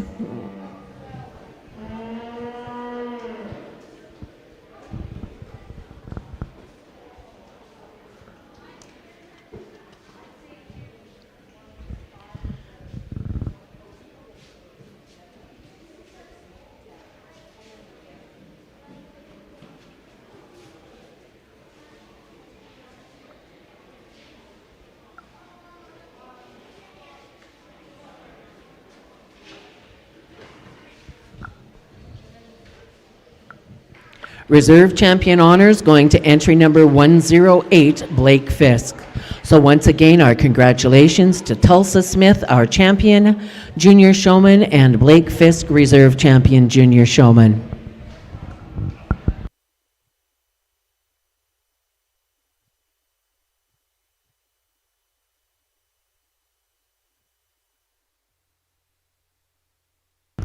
Our next class into the ring will be the Intermediate Showmanship Finals.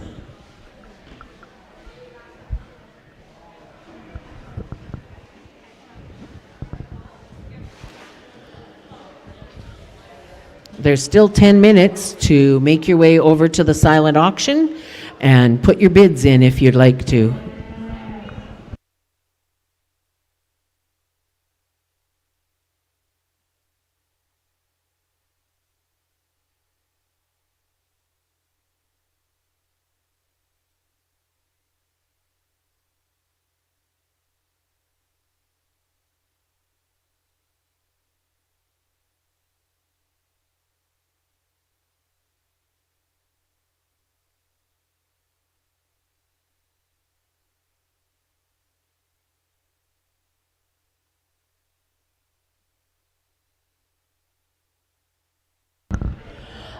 Show Fresh H2O water treatment quickly and easily eliminates free chlorine and related odor from municipal drinking water on site, helping animals stay hydrated and performance ready. Thank you to Nicole for donating samples of Show Fresh H2O to each of our exhibitors, along with several exhibitor packages that will be drawn for at the end of the show.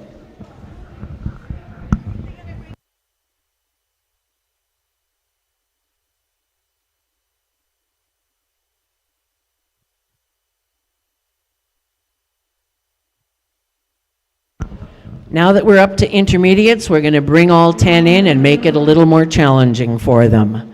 Leading off, we have entry number 41, London Matthews. 146, Hawken Mader.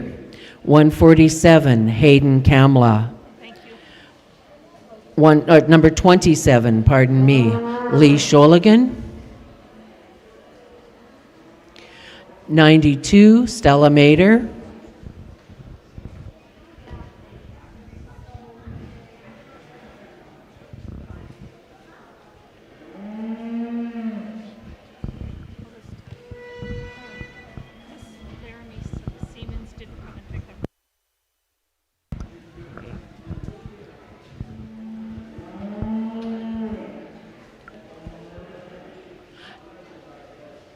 158, Brielle Egan. 22, 22, Chelsea Triber. 44, Melanie Brundage. And 76, Bronwyn Zwicker.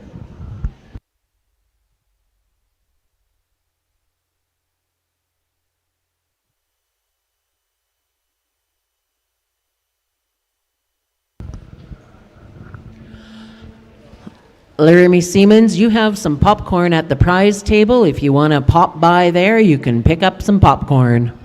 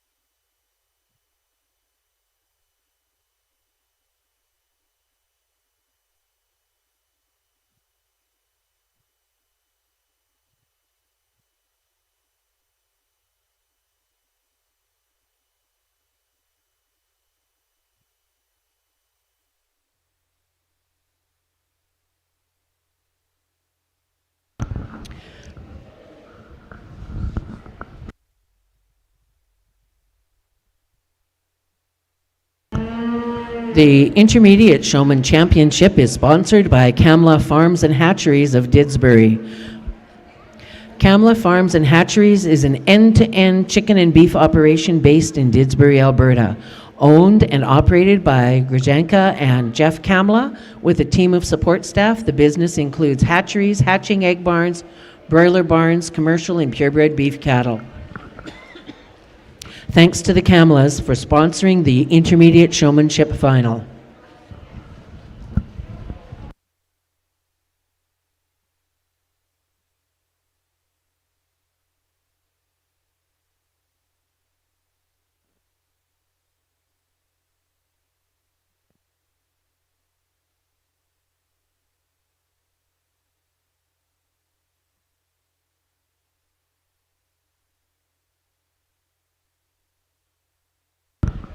Another one of our exhibitor draw sponsors is Bishop Farms. Casey and Shiloh are no strangers to the show ring. Their Shorthorn cattle have been at the top of many classes. We appreciate their support and can't wait till their 3 kids are part of Rising Stars. We'd also like to thank Sandy Lewis, a show mama through and through. She wanted all of the exhibitors to have a snack on show day, and there's nothing better than a bag of potato chips to get you through the day. Flamin Rentals at Nisku provided us with the donuts for today, and so if you enjoyed them, thank Flamins. For 67 years, Flamin has called the Canadian Prairies home, where it provides, rents and services agricultural equipment, grain cleaning equipment and installations, trailers, and all the accessories.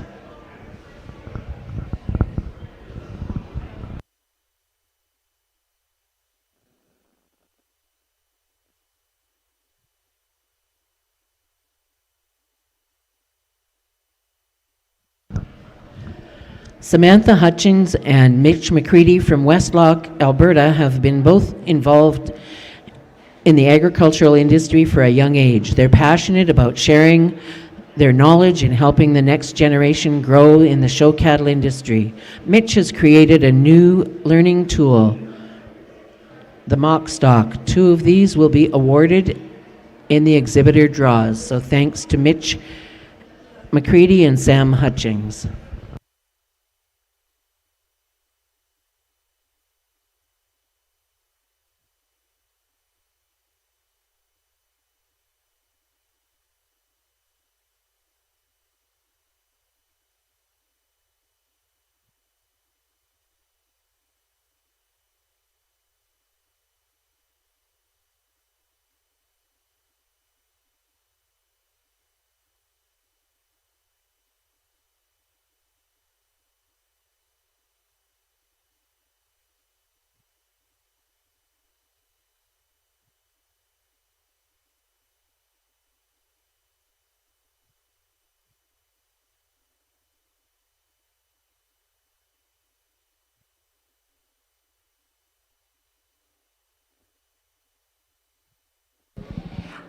these intermediates were quite impressive when they showed their animals in conformation, and a lot of that is what I'm remembering.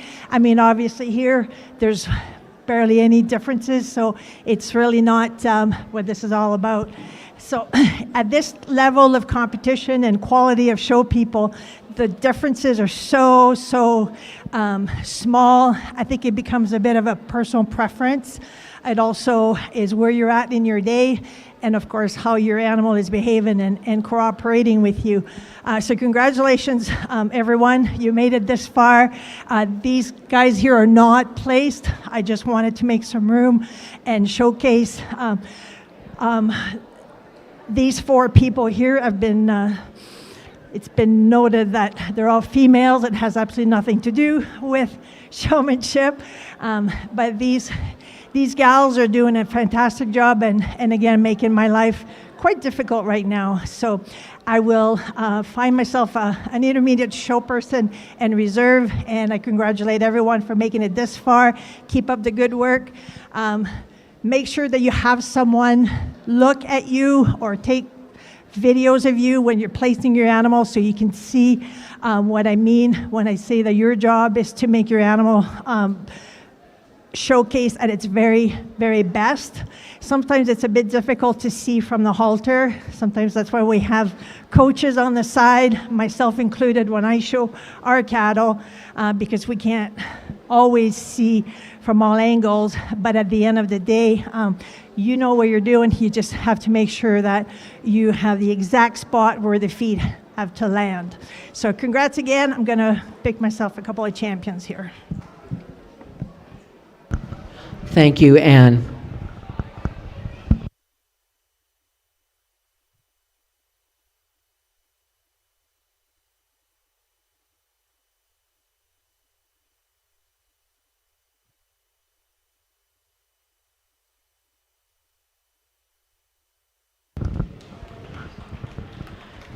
Congratulations, entry number 76, Bronwyn Zwicker, our champion intermediate showman for 2026 here at Rising Stars, receiving the award from Kamla Farms and Hatcheries of Didsbury.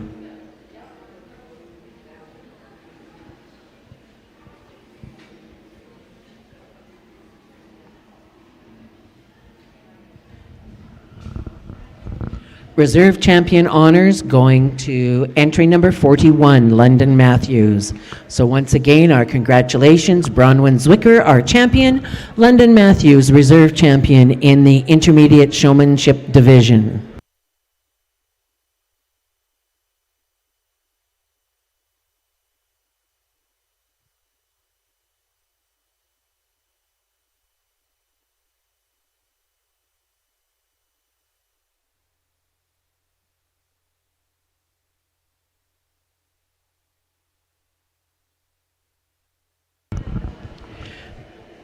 We have one more showmanship division to go, and then I think we are done with the show part, and we will be having some final remarks and exhibitor draws happening. So all of you who have been participating in the show, you'll want to be making your way over to the show ring area in short order.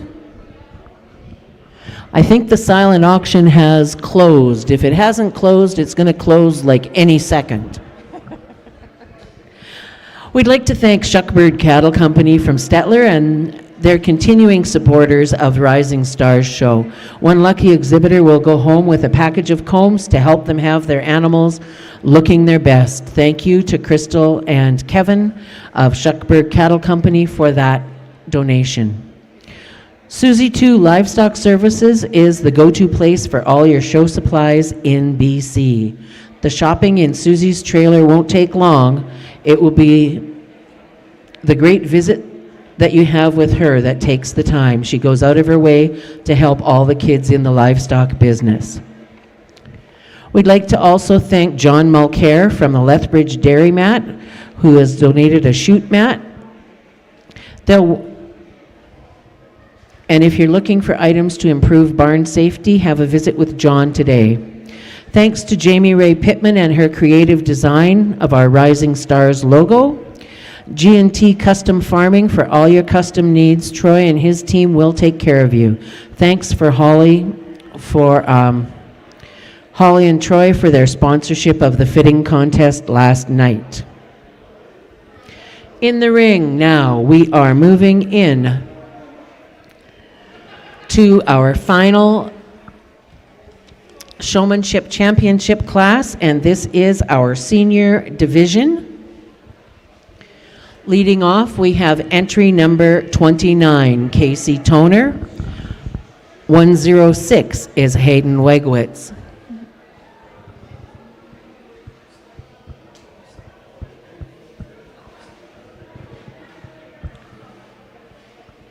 '49, Katie Kolnoski.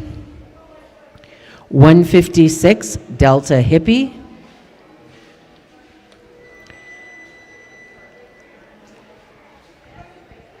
39, Shelton Grabler.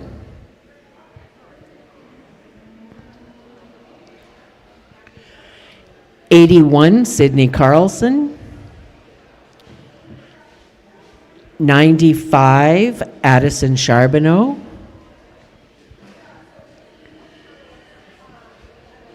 117, Cheyenne Jacobson. 73, Abby Slorstad.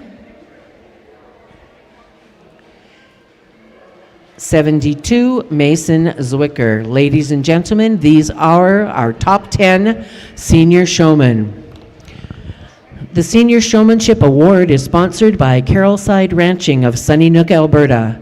Carolside Ranching is a family operation located in Sunnynook. Their herd consists of commercial Black Angus cows. Calves are backgrounded in the feedlot and run on the hard grass prairie as yearlings until marketed in October. They grow a wide variety of irrigated crops as well as some dryland grains. The Slorsteads wish best of luck to all of our exhibitors today. The Reserve Champion Award is sponsored by Pure Country Stock Farm of Alsyke, Alberta. Pure Country Stock Farm is a purebred Black Angus operation near Alsyke, proudly owned and operated by Darcy Goodrich and Andrea Grant. They breed 60 registered Angus females as well as a small herd of recipient cows for their embryo transplant program. They pride themselves on seeking out cutting-edge genetics that are deep in proven maternal qualities while maintaining the tremendous foot quality, fertility, and mothering ability the Angus breed was built on. Bulls and heifers are available by private treaty year-round, and visitors are always welcome. So thanks very much to Carolside Ranching and Pure Country Stock Farm for sponsoring our Senior Showmanship Awards.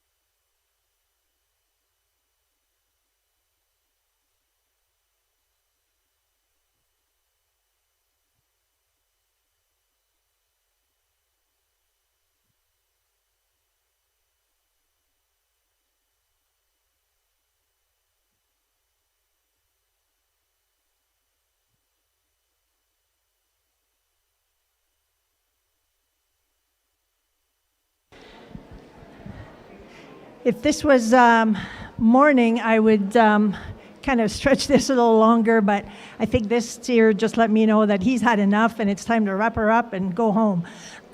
It has been a long day, but what a great day. So at this time, I'd like to thank again the committee. Dee, I'm not sure where she's at. She's running somewhere, but Deanna and her team do an outstanding job putting on this event, obviously. Everyone here is loving it because you guys take, 45 seconds to take all the entry spots. So I think that speaks volume for the quality of the show and how much the junior members enjoy it. So this group of seniors is, bar none, the best group of seniors I've seen in terms of showmanship. I am so happy with them.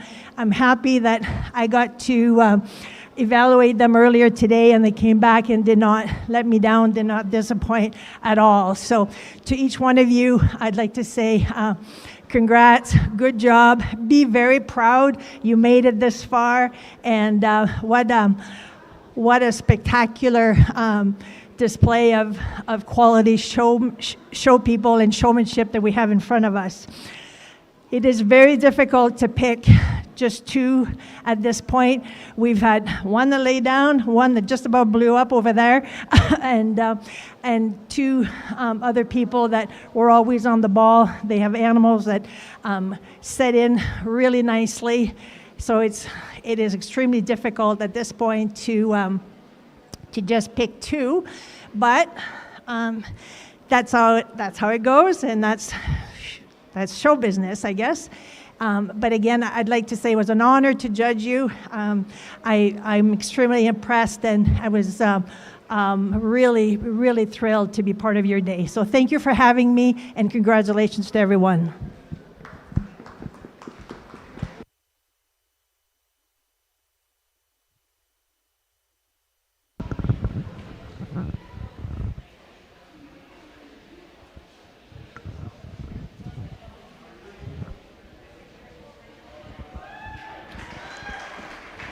Congratulations to entry number 29, Casey Toner, champion senior showman at the 2026 Rising Stars Show.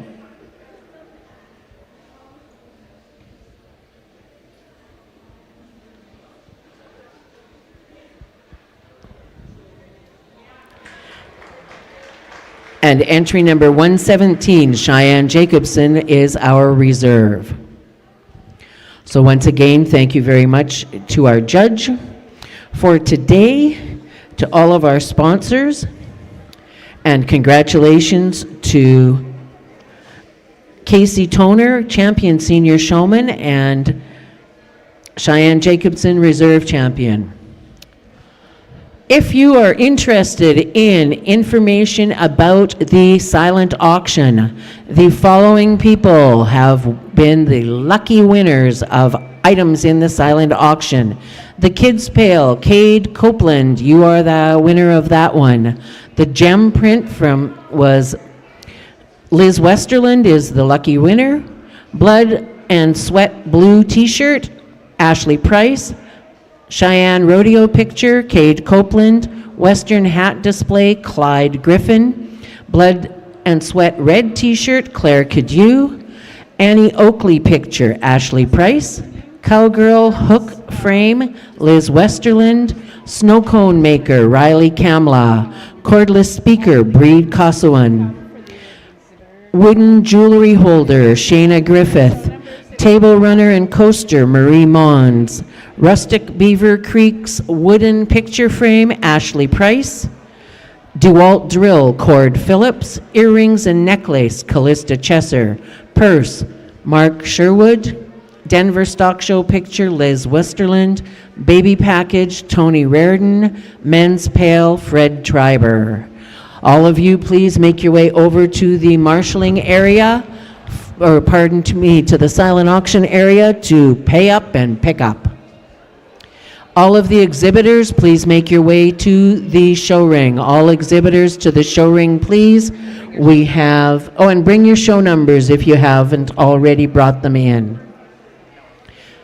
I think you need your show numbers to enter for the draws, for some of the draws. So exhibitors, and your show numbers to the show ring. We have quite a few prizes and some really good sounding prizes to give out yet.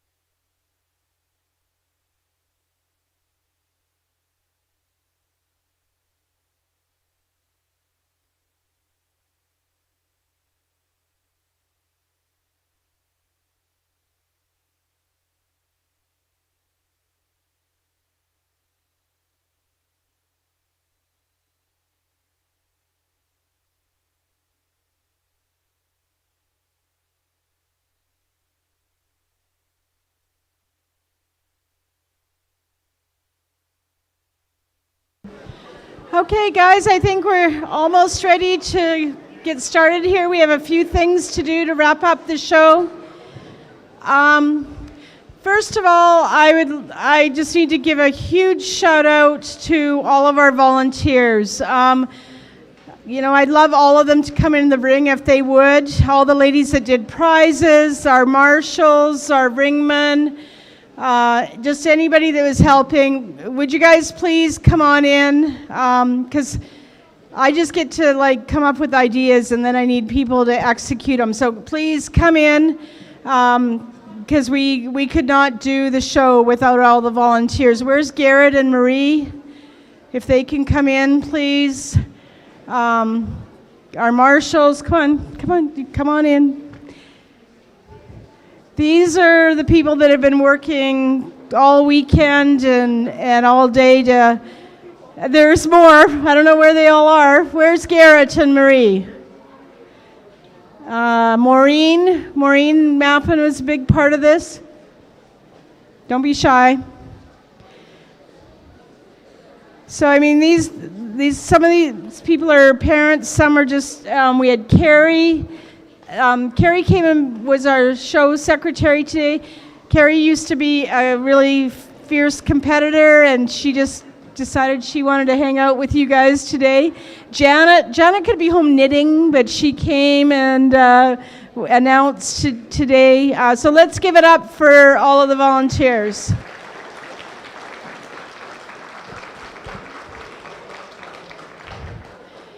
Is Levi and Abby here? Anyway, Levi and Abby?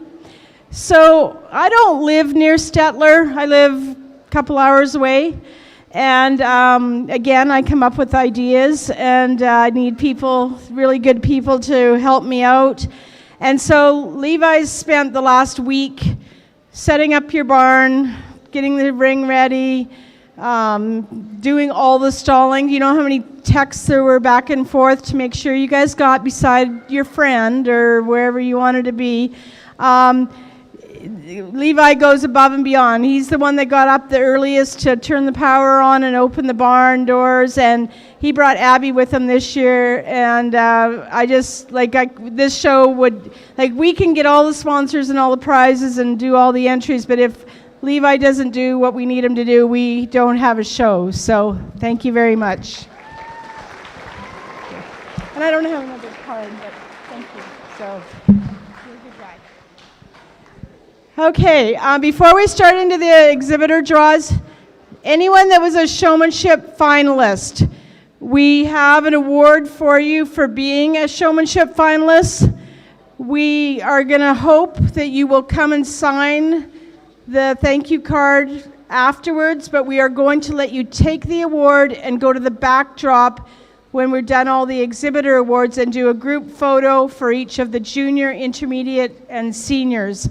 So please try. We need these photos for our sponsors, so we hope you will cooperate with that. So where's Garrett Harder? Garrett, can you come in here, please?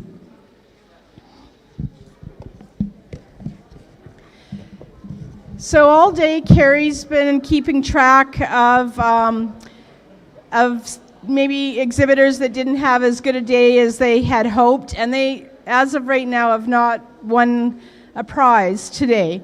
And Garrett works for Tidewaters out at Drayton Valley, and him and his wife Marie, they spend countless hours helping me.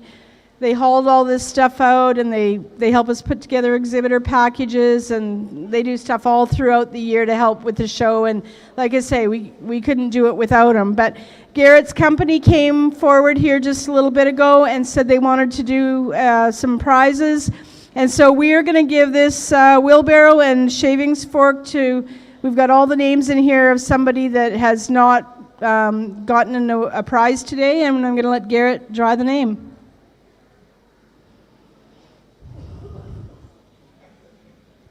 You just got one? Okay.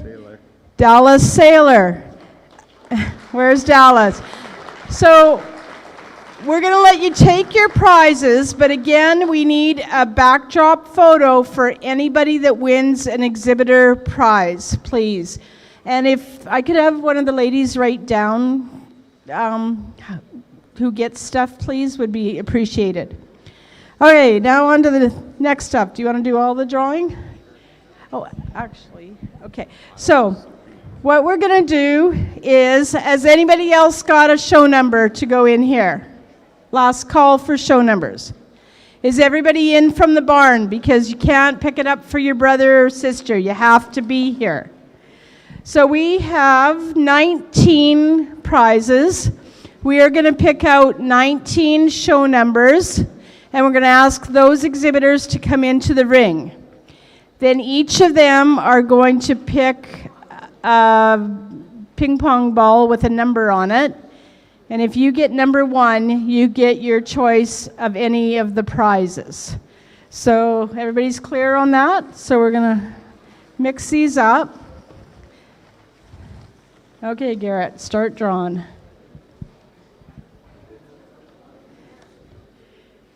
Kendall Pym.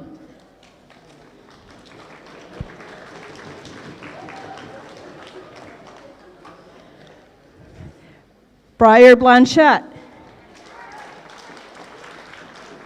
Jordy Dones.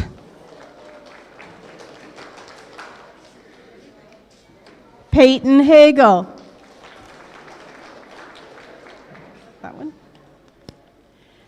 Spencer McMillan.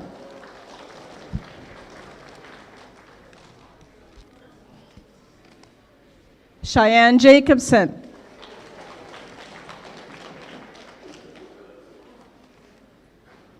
Brinley Swain. Oh, I'm sorry. That's a novice, and our novice kids weren't in this. Sorry, we'll do another one. Laramie Greenwood. Quinn Hogel.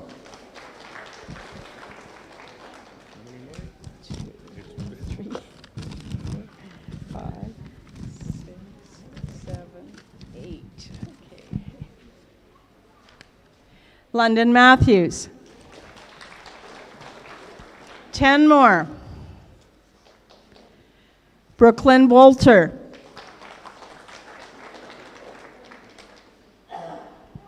Chelsea Triber.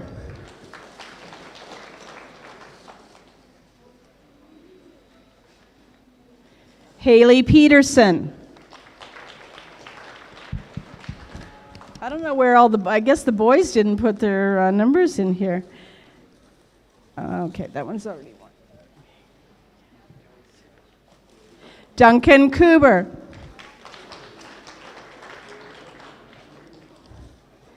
Maya Murray. Let's spread you out and count and see how many there is of you. 1, 2, 3. 7, 8, 9, 10, 11, 12, 13, 14, okay, 5 more.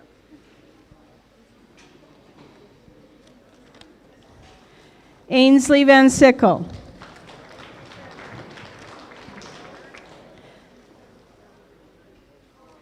She didn't show her count, so she can't win. McKinley Egan.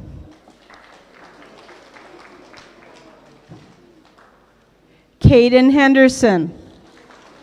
Okay, I think, how many more?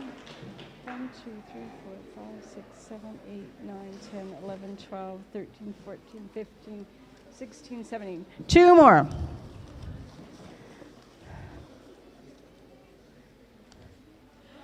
Luke Brundry. Luke. And our very last one is Nevada Murray.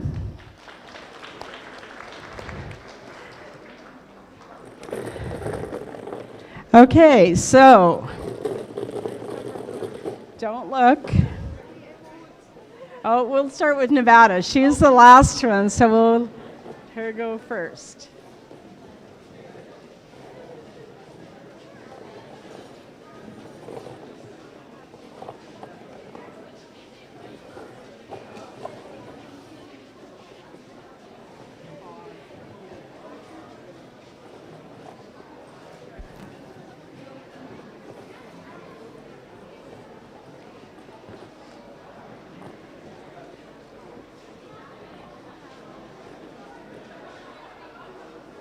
Oh, I've got 3 left in there. Oh, you're going to get the last one. Are you going to get number 1? What'd you get? Oh, okay. Okay, so you all have a number, so we're going to just quickly describe the prizes so you can give this some thought. We have 2 fantastic tack boxes from the Pet Pad. Can we give it up for Summer and Jaden for being here for 3 days? They've been under the weather and they still came and hung out here for 3 days, so we really appreciate that and their support of our show. Then we have 3 mystery boxes. And we are going to get you to not open it until everybody has chosen a prize. And then if you want to trade, you can do some trading. But there's mystery boxes, 3 of them. From our friends all the way from Nova Scotia, Windy Knoll Farms, Simmental breeders from Nova Scotia, have donated a set of guards, blades, and a blade kit case. Then we have from Alberta Beef Producers and Susie Livestock, we have guards, a pair of cordless clippers, and some lube. Then Mitch McCready has donated a mock stock and a water bottle from Showfresh H2O. Another wheelbarrow from Tidewater. Lethbridge Dairy Mart. This is a chute mat, or you can also use it, turn it over and use it as a stall mat, and a bucket. We have 3 buckets here with some H2O, some new stock show shop lights. You may have seen those on their website. Candy. We have a bucket of popcorn. We have a show ring package, so halter, show stick, show harness, comb. We have a comb package, shedding comb, every kind of comb you could get. There's like 5 or 6 in there. Another mock stock. And last but certainly not least, from Vermilion Energy, where's Marie? Is she around? Garrett's wife Marie, her company donated this blower. And then last but not least, we have a scrubby on a stick and some steer lights. Okay, who has got number 1? There you go, Spencer, what are you picking? He's taking the blower because he likes glitter. Go ahead, that's yours. Okay, who's got number 2? Yeah, you can. Peyton, what are you taking? Oh, she wants the candy and the show fresh. Okay, number 3. Briar, what do you got your eye on? You got the clippers. There you go. We'll get you to put your... Yeah, you can take that. So remember, you have to come to the backdrop for a picture. Number 4. Oh, Ainsley, what are you taking?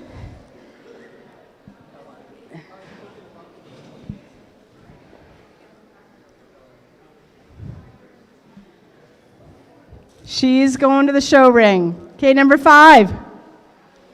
Who's got 5? Oh, there you go, Jordy. What are you picking? Yeah, these or any on that table too. And or the wheelbarrow or the mat.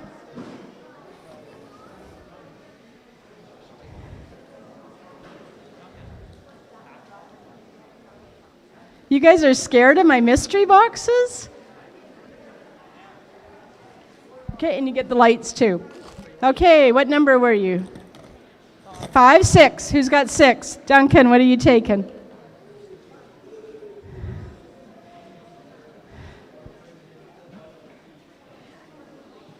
You got it. Oh yeah, we got the tack boxes down there. Good pick. 7. Lucky 7, London.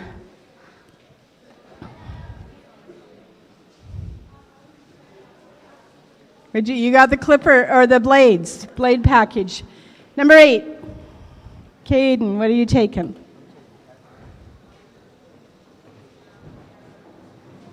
He's got a tack box. Number 9.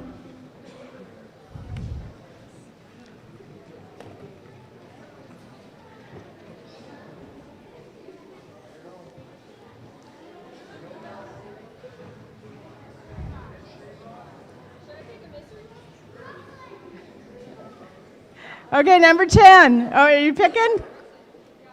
Okay, number 10. Here you go.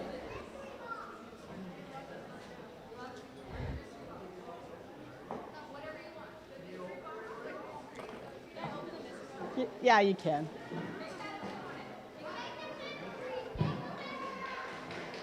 Oh, she's taking the mat. Okay, number 11.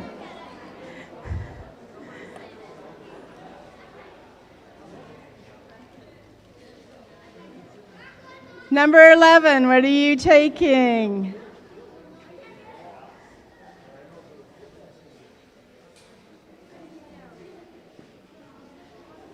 You're taking a wheelbarrow. Number 12, Quinn.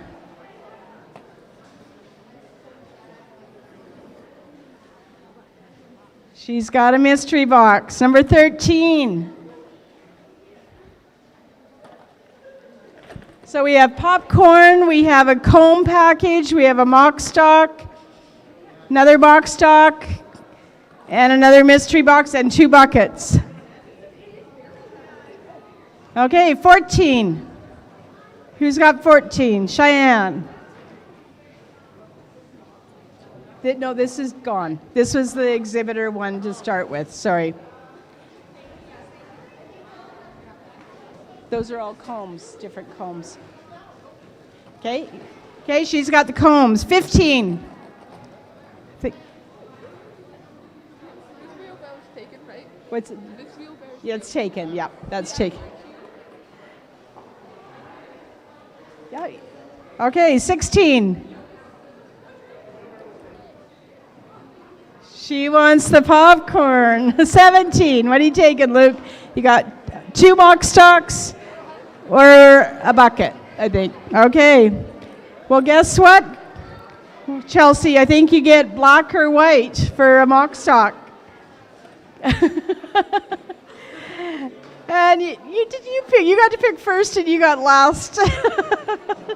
There you go. Okay, thank you, everybody. Please clean up your garbage. If anybody wants to stack chairs, that would be appreciated. Safe travels home, and we'll see you next year. Oh, and there's been a phone left on the table here.